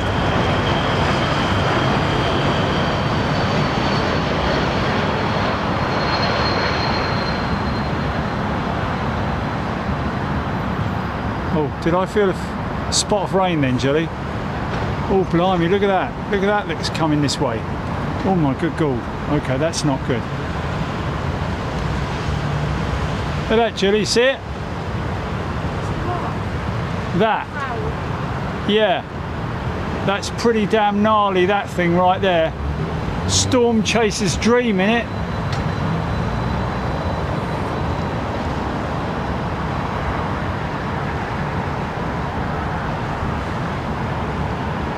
Norstog has gifted US 1999 to Super Chat. Long time listener, first time caller. Hello from Paducah in Kentucky. Tuning in from Kentucky. Paducah. So very warm welcome to you, sir or madam.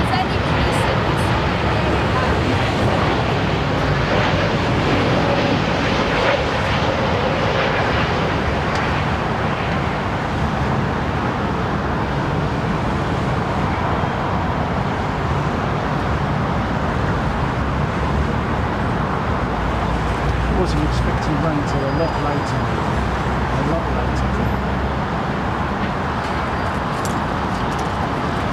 So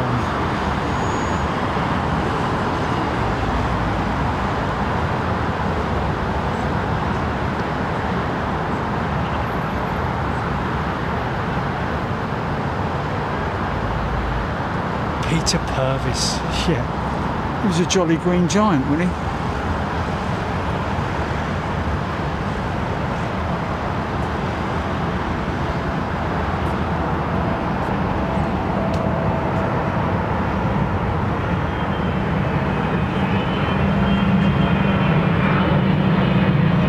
Turkish trip.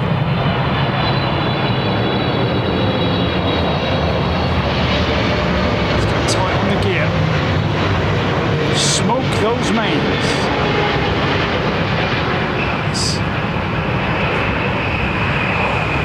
Decel. Look at the horizontals shaking away there.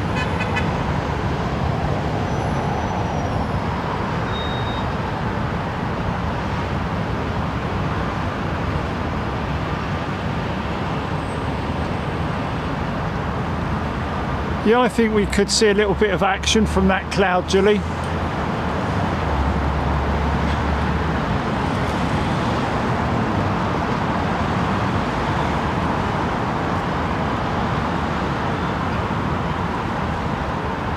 Aaron Thomas, 747 now over France.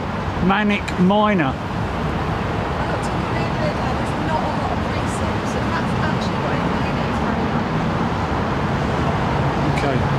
So now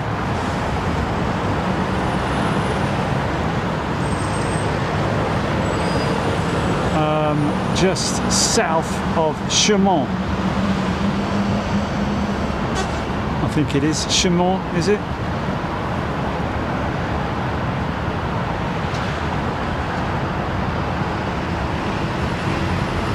Chateau Villain.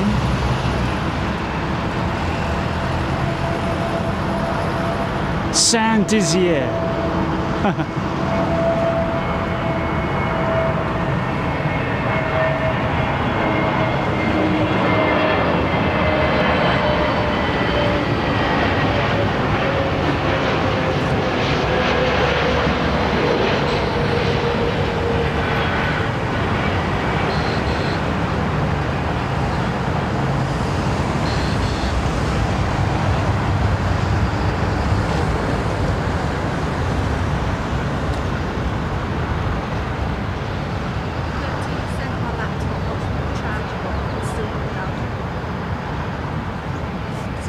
It's still going down, even though it's showing us charging. Oh my God.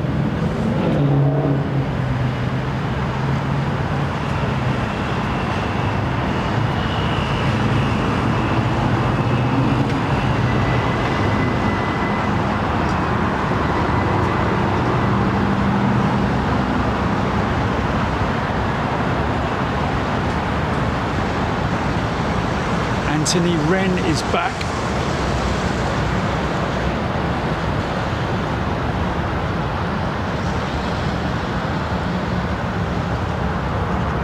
Wendy Young enjoying the stream, sat beside the rooftop pool in Seville, enjoying a nice coffee. Nice, good for you.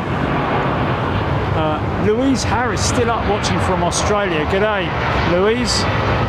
Hope you're well.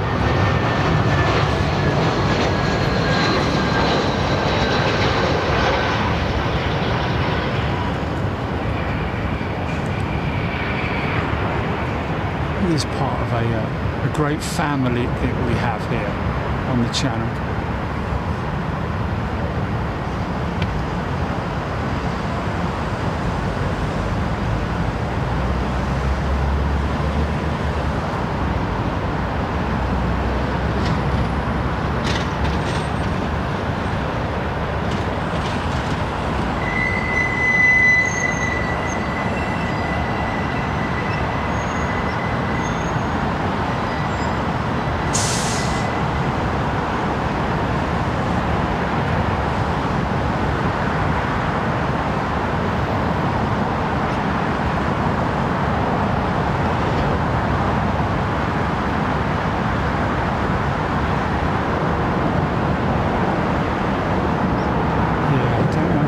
Big old gnarly cloud.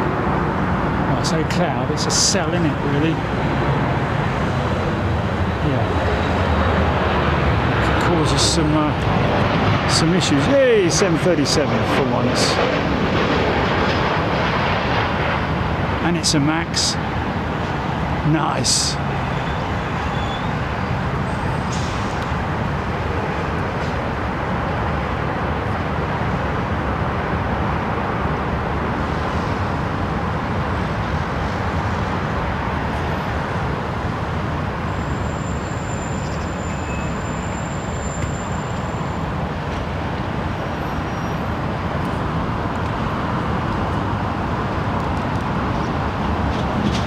Fernando tuning in from Seattle.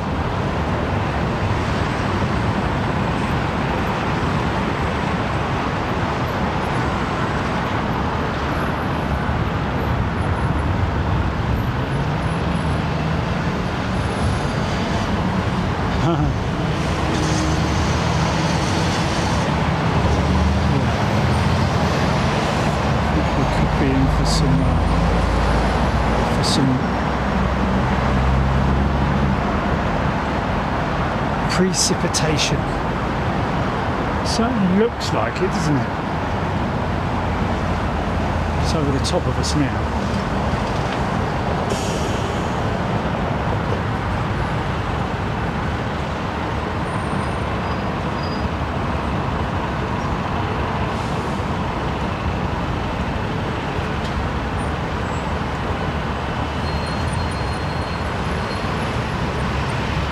Yeah.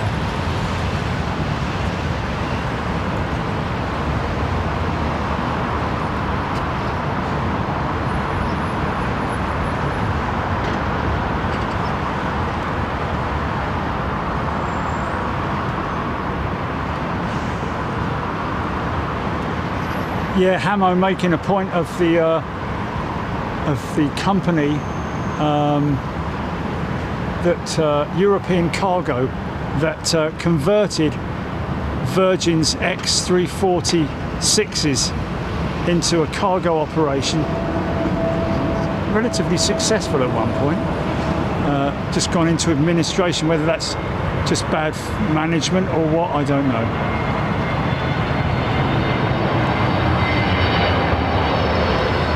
Well, I'd like to say that those pilots or flight crew shouldn't have any issue in finding work. I mean, you know, Virgin Atlantic for starters, probably looking out for 350 crews or 339 crews maybe. Of course, they're already type rated on the 346, big long tail 346. Would imagine they're type rated on the 330. Very easy transition, I would have thought, from the 346 to the 330 or even the 350.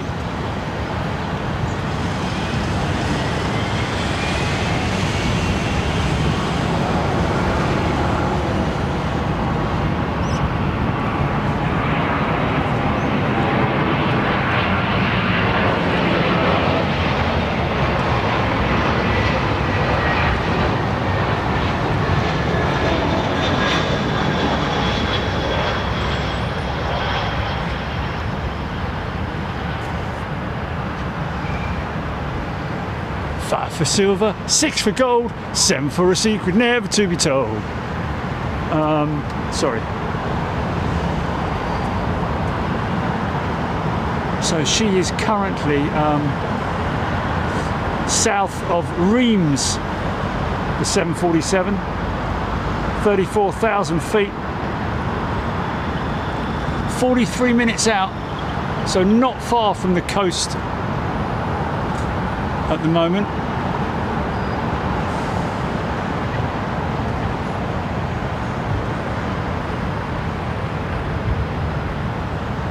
Just past a Norse, actually just past BEA, which is at 38,000 feet. BEA just below the 747 right now.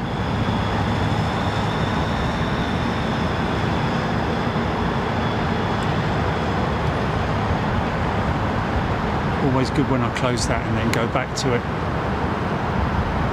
Always a nice little way to kill time, that is.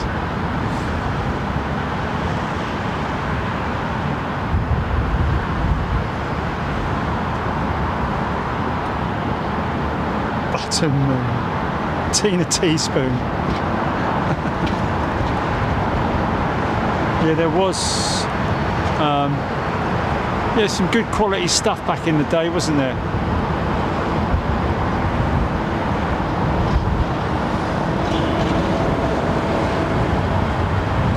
Some of the cartoons, of course.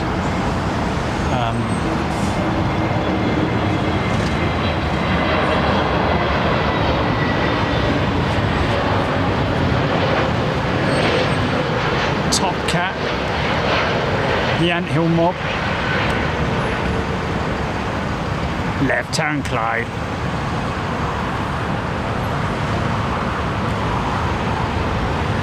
Okay, boss. Herb Garden, yeah, I used to love that. I'm a very friendly lion called Parsley. I'm Dill. I'm a dog called Dill. He was mad, he was. Dill the dog.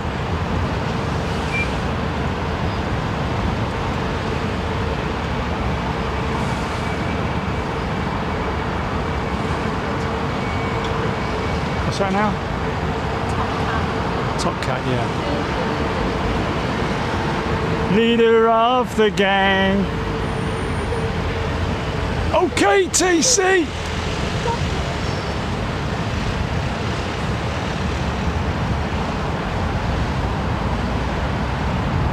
Clangers, yeah.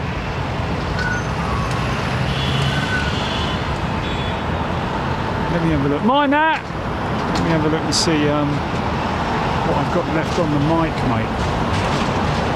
We've got spare mics. Banana splits, oh yeah.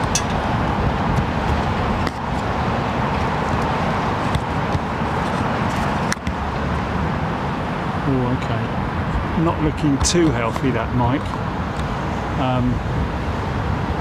Might require a switch out at some point.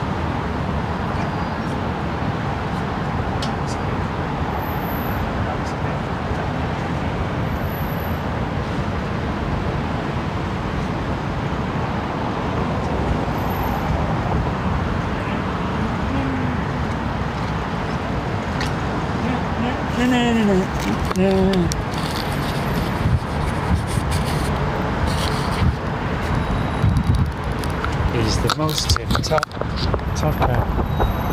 Okay, stand by. I'm just gonna make some adjustments to this mic here.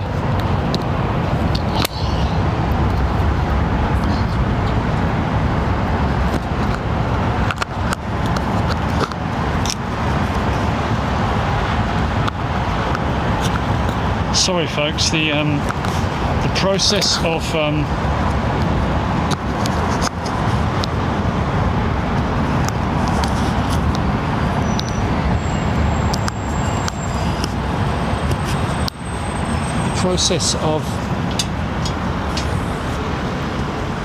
applying the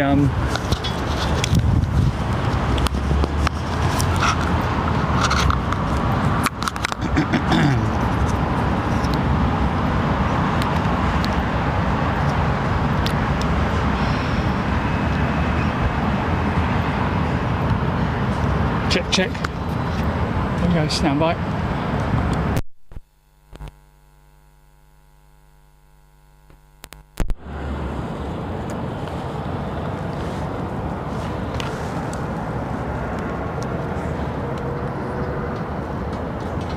Okay, so that's my receiver.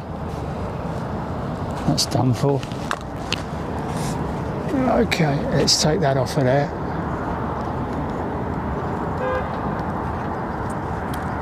Pardon me.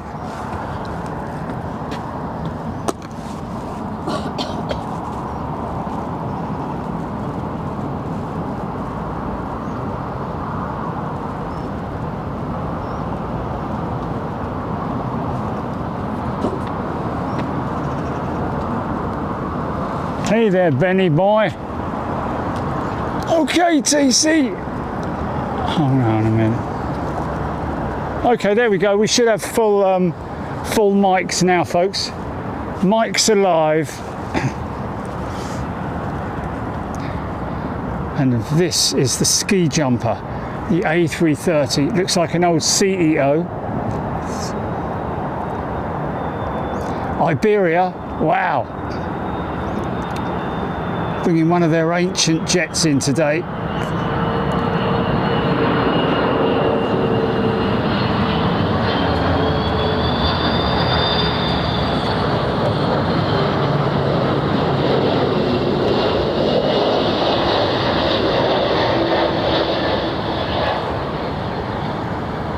Yeah, a little bit late.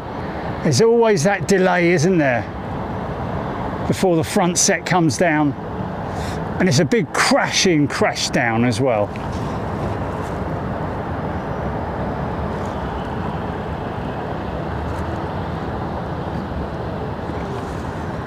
Of course, we are up above the streets and houses at the moment.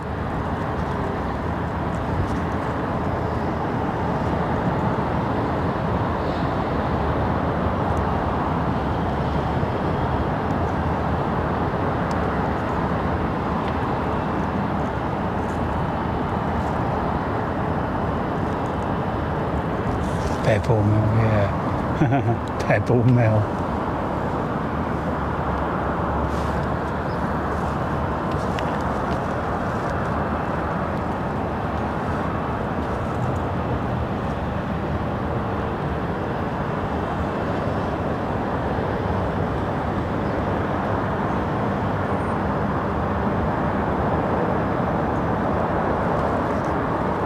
What's that user ZU6QN9UX9 and beam through it once? It's pan flat around it. Oh, is that as in the landscape?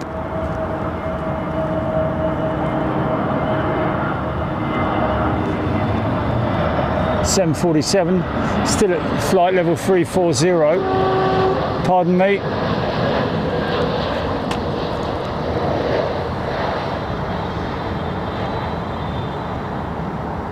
Probably preparing for the top of descent, I would imagine. The 747. It's a -8 today. Kind of always is, to be honest with you. Of course, it's written with the Cathay Cargo on its side.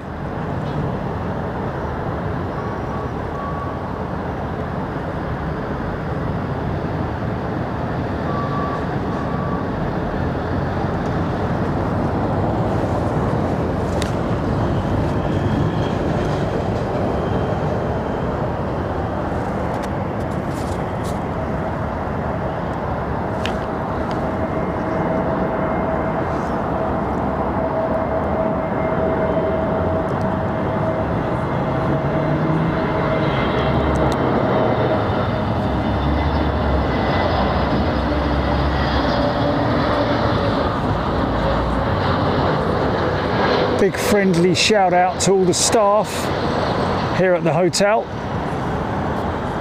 We've been very cooperative and helped us out immensely.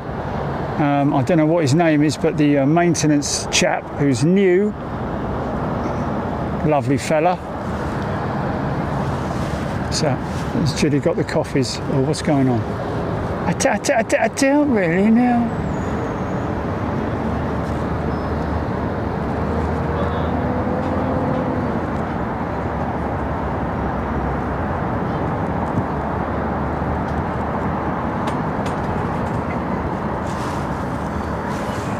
Okay, I'm smelling people's perfume. There's some people just come out, so just be aware that we might have a few screaming kids, folks. And I do apologise for that in advance. I mean, there's a, you know, the sound of kids playing and all that is a lovely thing, isn't it? But not when you're trying to flipping concentrate on.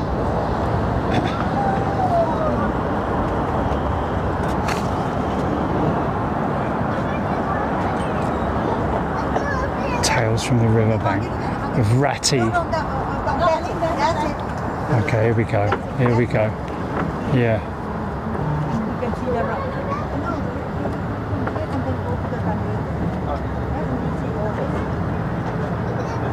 Yeah, this could be a little bit of a oh well. I'm sure it'll be fine.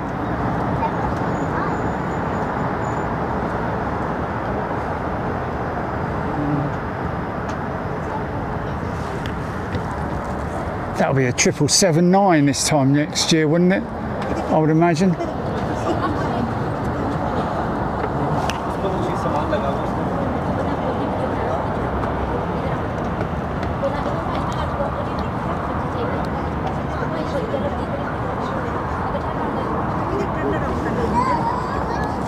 Okay, just be aware, folks, that you're going to pick up some audio from kids and stuff. And maybe mum shouting at them or something, I don't know.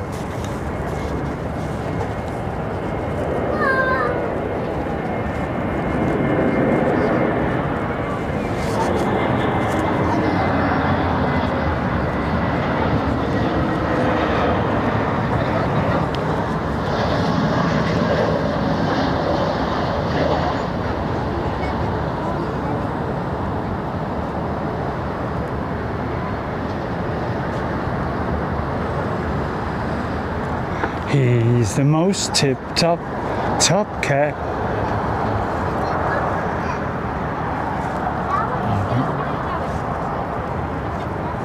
One of my favourites was also Mr. Ben.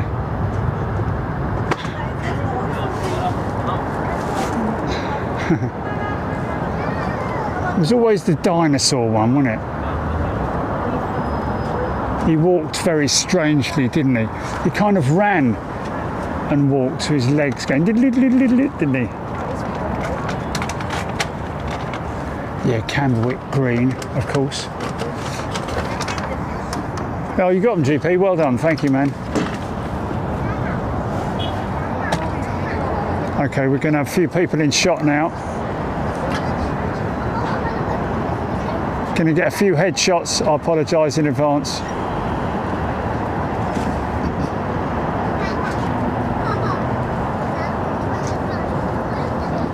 This looks maybe like Korean's 777 in their revised livery. Kind of got used to it now. You right, mate?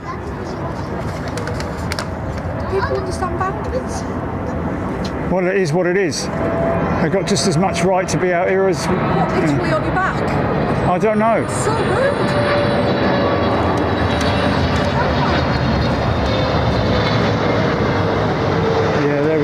There we go.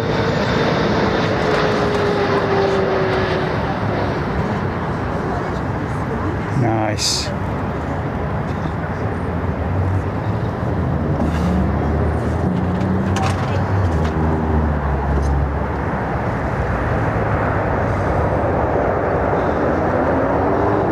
Giving it the full decel.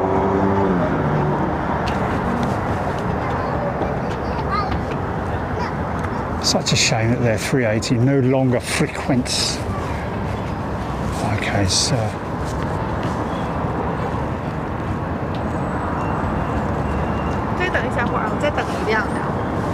oh, okay.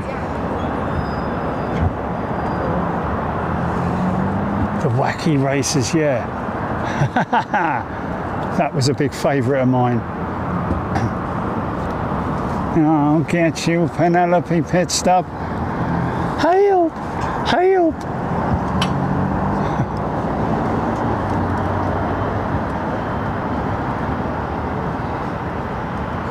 Okay, boss.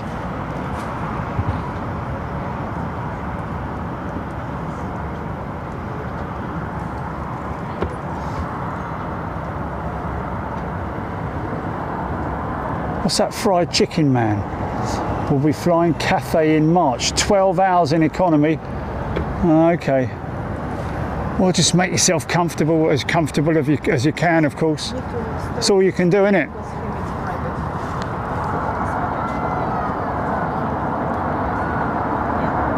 Yeah, it was always the pesky kids in Scooby-Doo, wasn't it?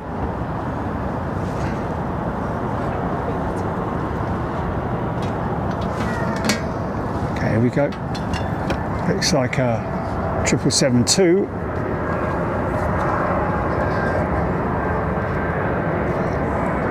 Oh no, PIA, there we go. Nice. Grubby looking thing, but we'll take it. I bet they had a few 727s in their time, didn't they?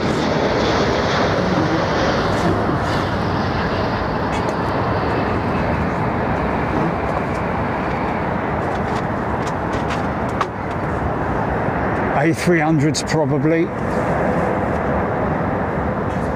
Certainly had DC-8s and 707s, didn't they? Old legacy 747-100s. Nick Gray, thank you, Nick. $50 super chat. Open the door for Jilly, please. Why? What's going on with Jilly? She's here. She's right here. What happened?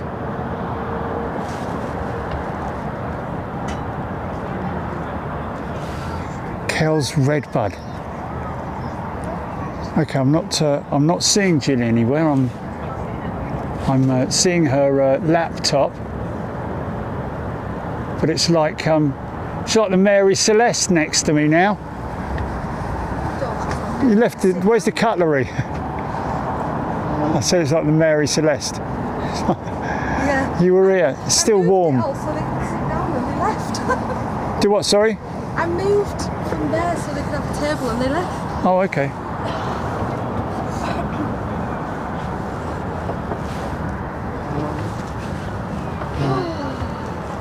Okay.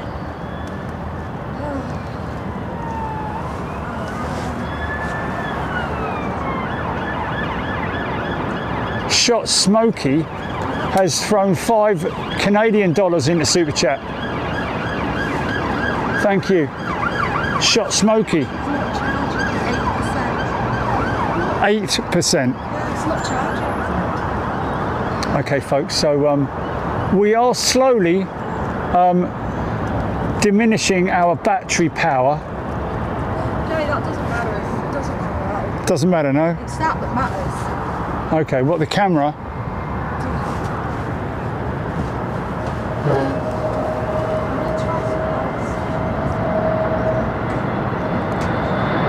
And as if by magic, a man appeared. The shopkeeper. What do you, mate? What were you doing in my changing rooms? I was just changing. Oh yeah, I didn't see you picking anything up. Well, I just walk in the changing room and then magically change my attire. Today I will be walking mainly through a cave, the front of a cave.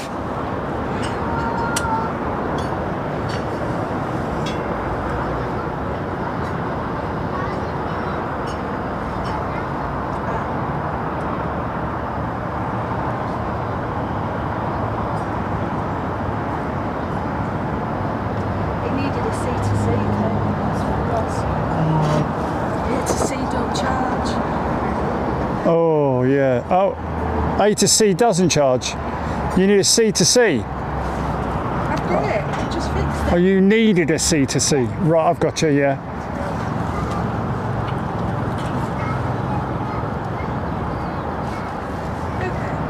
Okay, I'm on 96%, even though I'm running YouTube.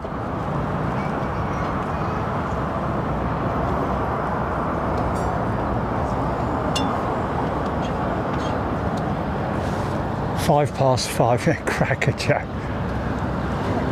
I do what I call a crackerjack shop a lot of times when I go food shopping. It's literally how much you can carry with both hands.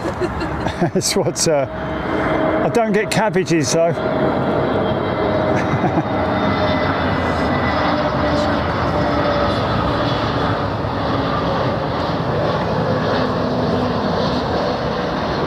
God blimey.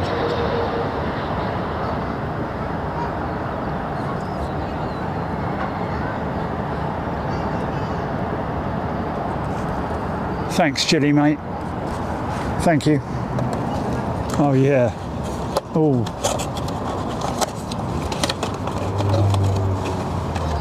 Thank you.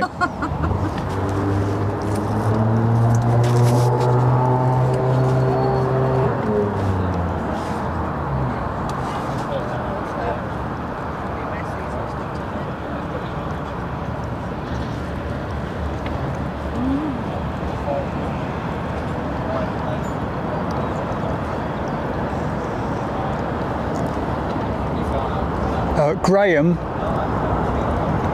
we actually pay an annual fee. It's like an insurance, whereby we are able to, or actually we won't get sued if we accidentally film faces or number plates or anything like that. What pickle boo?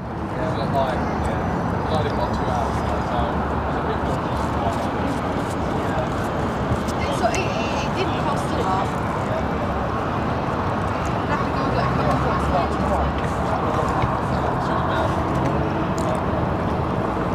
It's an insurance, basically.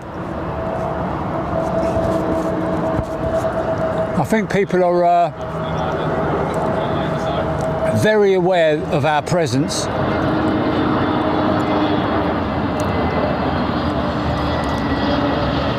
And we would never, unless asked, put anyone on camera. We're decent people. Like I say, unless asked.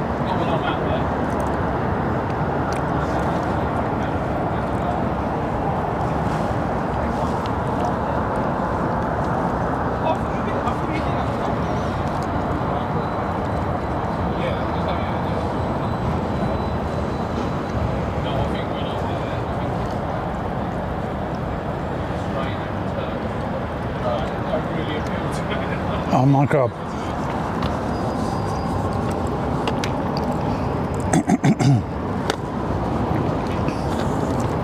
Oh, Jilly, showing 11 minutes 25. 11 minutes, 25 seconds. Yeah. Emirates is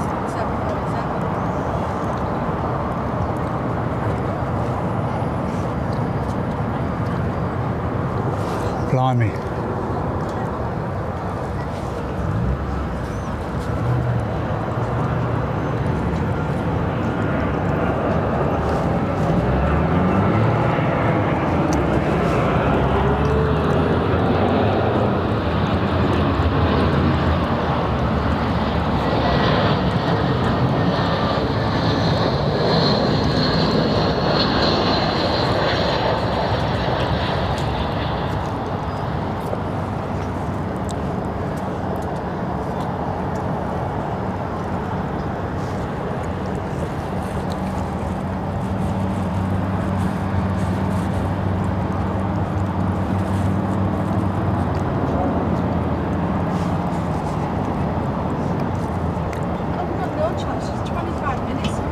I know.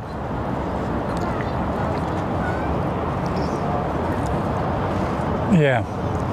Are you serious? Folks, just to let you know, it might all of a sudden just go. If it does, Julie's going to head up with me.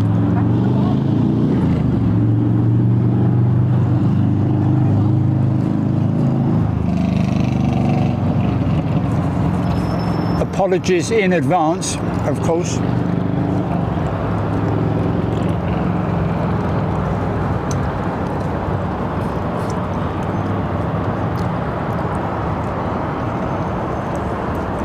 She's just crossing the crossing the channel. Looks like there's a decent amount of traffic, to be honest with you. Oh yeah.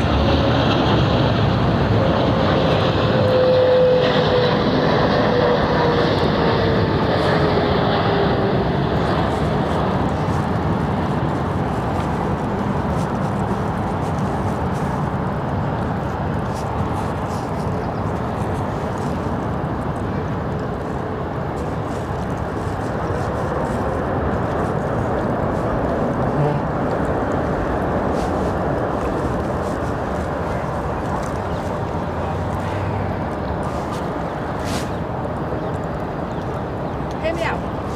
Have you ever tried to power the V-lock with a power bank?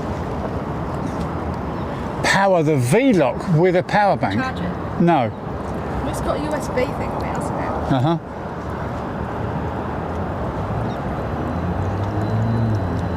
You can use the V-Link to power stuff. Yeah, I know. Because it's a battery.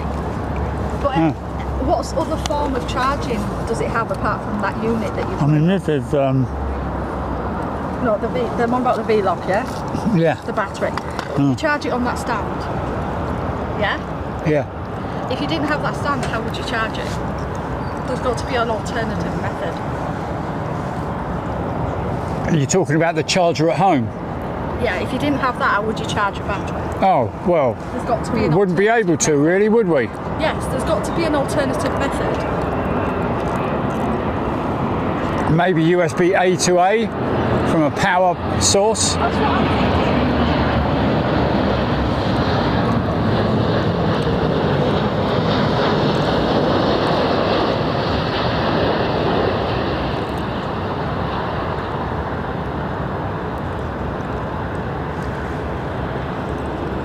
Just absolutely no chance of getting it if it's only 11 minutes.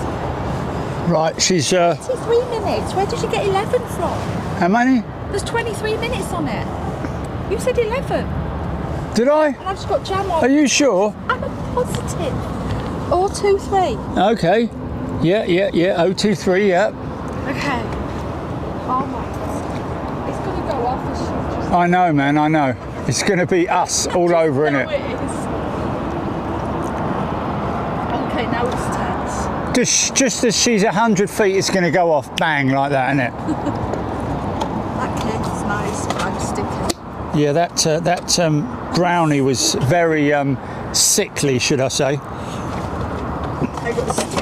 But thank you anyway for going down and getting it. Appreciate that. Thank you very much indeed. Yeah. Okay, 19 minutes. Okay, 19 minutes now. Looks like she might be getting a straight in run as well.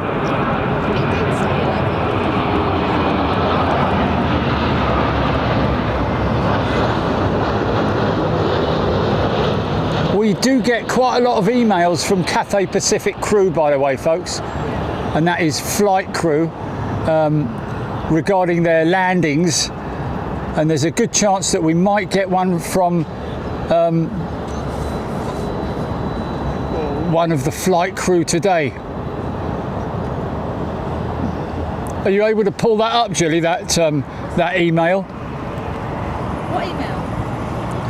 From the 747 pilot, Which one? Cathay Pacific. Yeah, which one? I don't know. Anyone. Any of them? Yeah.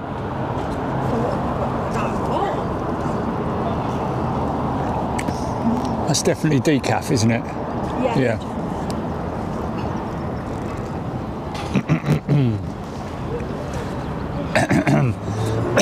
Bob Fleming here. The biggie node is in operation. She goes into that stuff. So, being as it's from Mumbai, I'm thinking that she's probably carrying car parts. It's a very common commodity coming out of India. Big maker of car parts, and one of the only countries where the owners of the IAE engine are able to have them made. God knows how they make them. The fan blades, that is. Or is it the compressor blades? I'm not sure.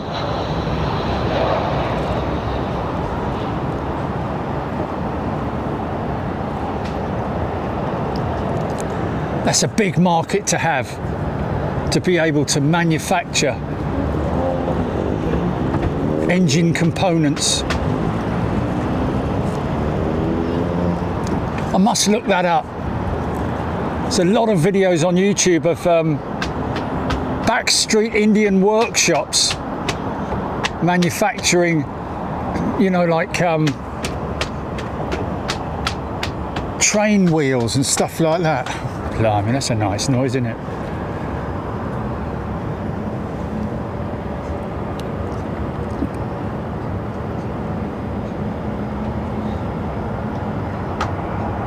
Okay, so she's now over Tunbridge Wells. Okay, well that's not straight up then, is it? That's sort of like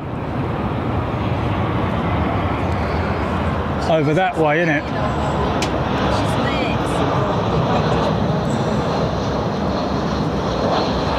I'll be surprised if we get her, to be honest. Just need you all 2,200 of you to collectively power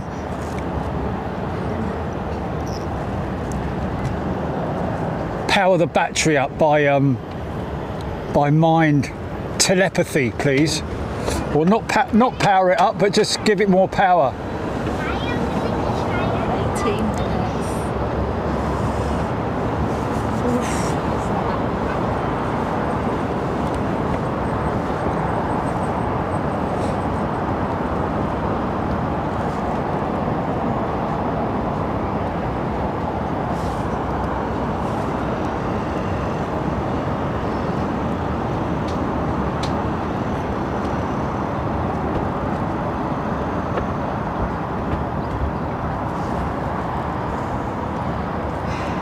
Cathay 777 is being moved from remote stand.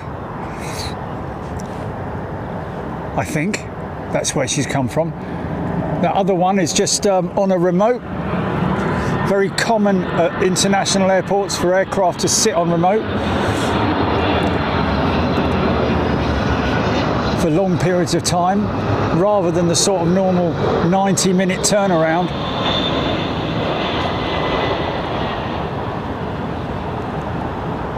What's your tail, mate? What's your tail? Ha ha, very funny, mate.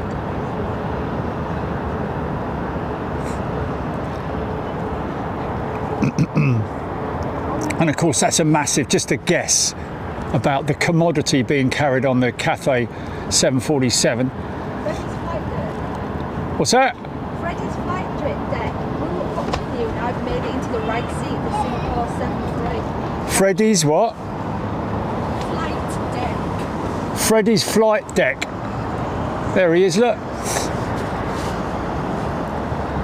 And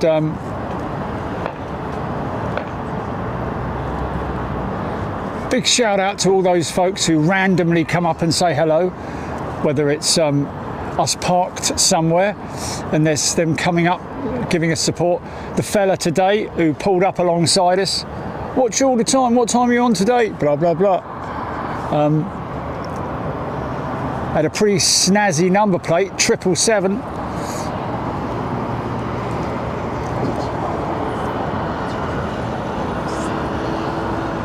Silent evidence, yes.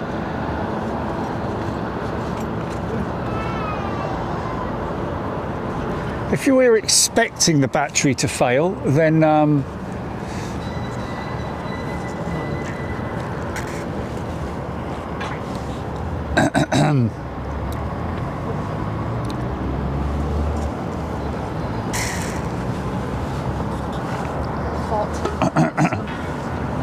14 minutes.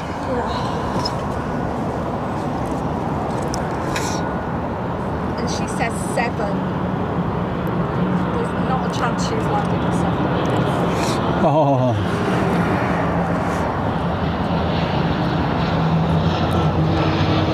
What did I just say? Go on the little turboprop. 8,000 feet. What's the props as they look like almost like they're reversing, but they're not. That's just the pitch angle, the equivalent of applying the reverse thrust levers or whatever it might be on a conventional aircraft. I think it is probably a lever, I would imagine, to change the pitch angle, so instead of propelling the aircraft forward, it's pushing against the air in front of it to slow it down. Now over Biggin Hill, apparently 7 minutes we're hearing. Look at one of Lot's 737 MAX jets. So she should be coming in. She's on the once she's on the base leg. Let's have a little look, shall we?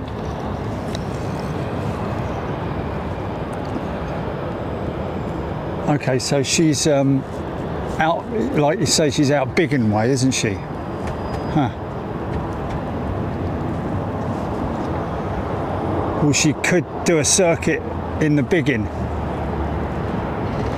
She might do a single circuit in the Biggin, in which case she might well go rogue. GP.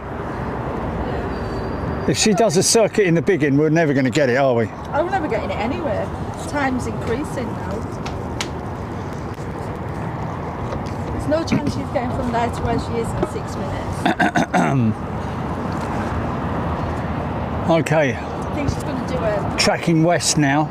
Yeah, turn around. Come on, girl. Oh, I could have gone home and got spare. This sharp turn right now. Do you know when you first said I could have gone and got the spare battery? Well, It'd been a rush, but what, driven and got it? yeah, well, I'm gonna walk. No, I know.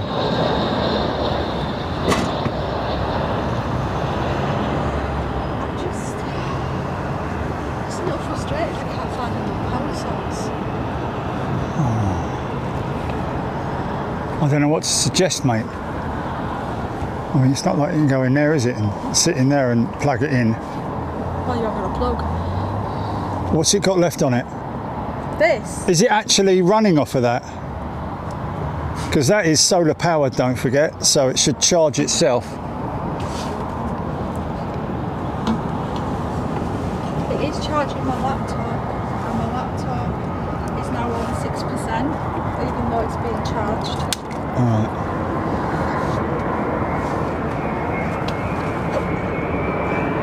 Another Virgin 787. Stay with us, folks. We'll make it worth your while.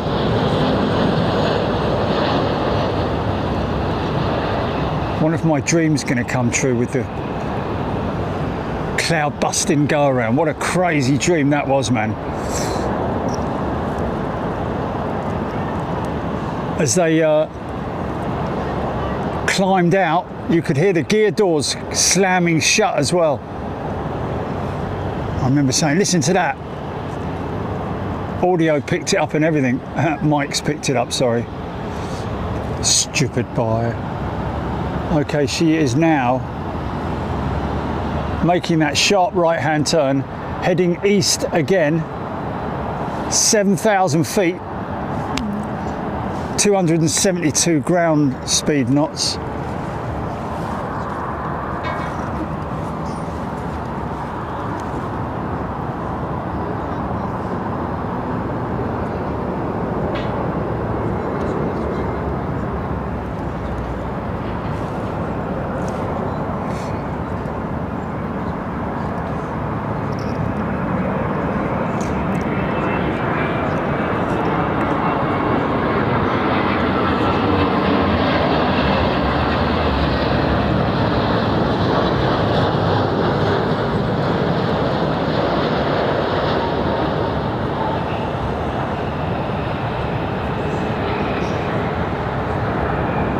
Sounds like a full-time whistle, doesn't it?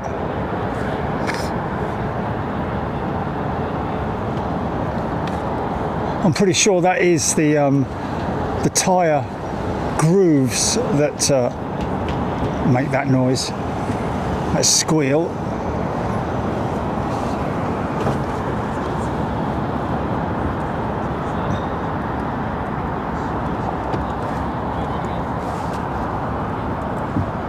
Okay, now she's on the downwind leg now. Any moment now she'll make a left-hand turn for the base leg, I hope. We might be lucky enough to see her joining the glide slope when she's about 10 miles out. Difficult one to catch, to be honest with you. Quite a bit of precip over that way at the moment. Looks like Vietnam.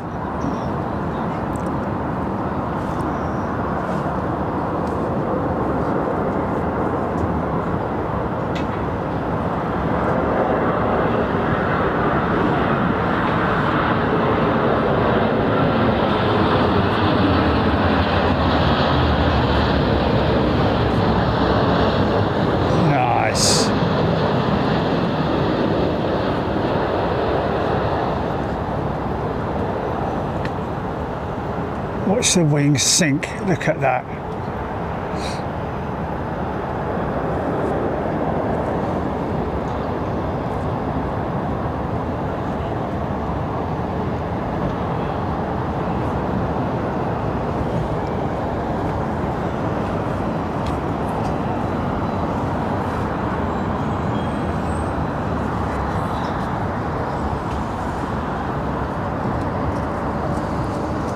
Oh yeah, me back, mate. It was so sticky. Not good. Wow.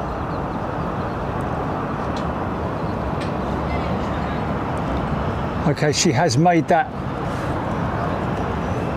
base leg turn over there somewhere. Now we might be lucky enough to see her vectoring on from the south.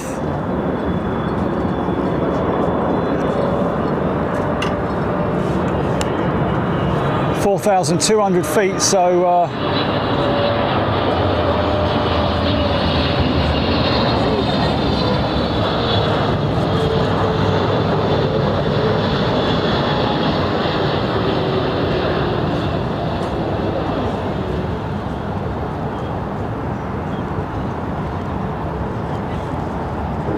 nice easy ride in for her.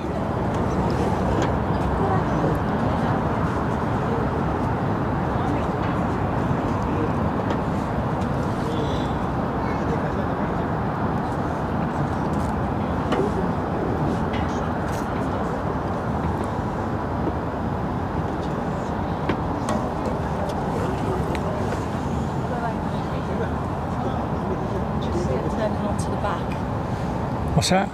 Just see it turning onto the back. Oh really? Yeah, no, okay, I got it.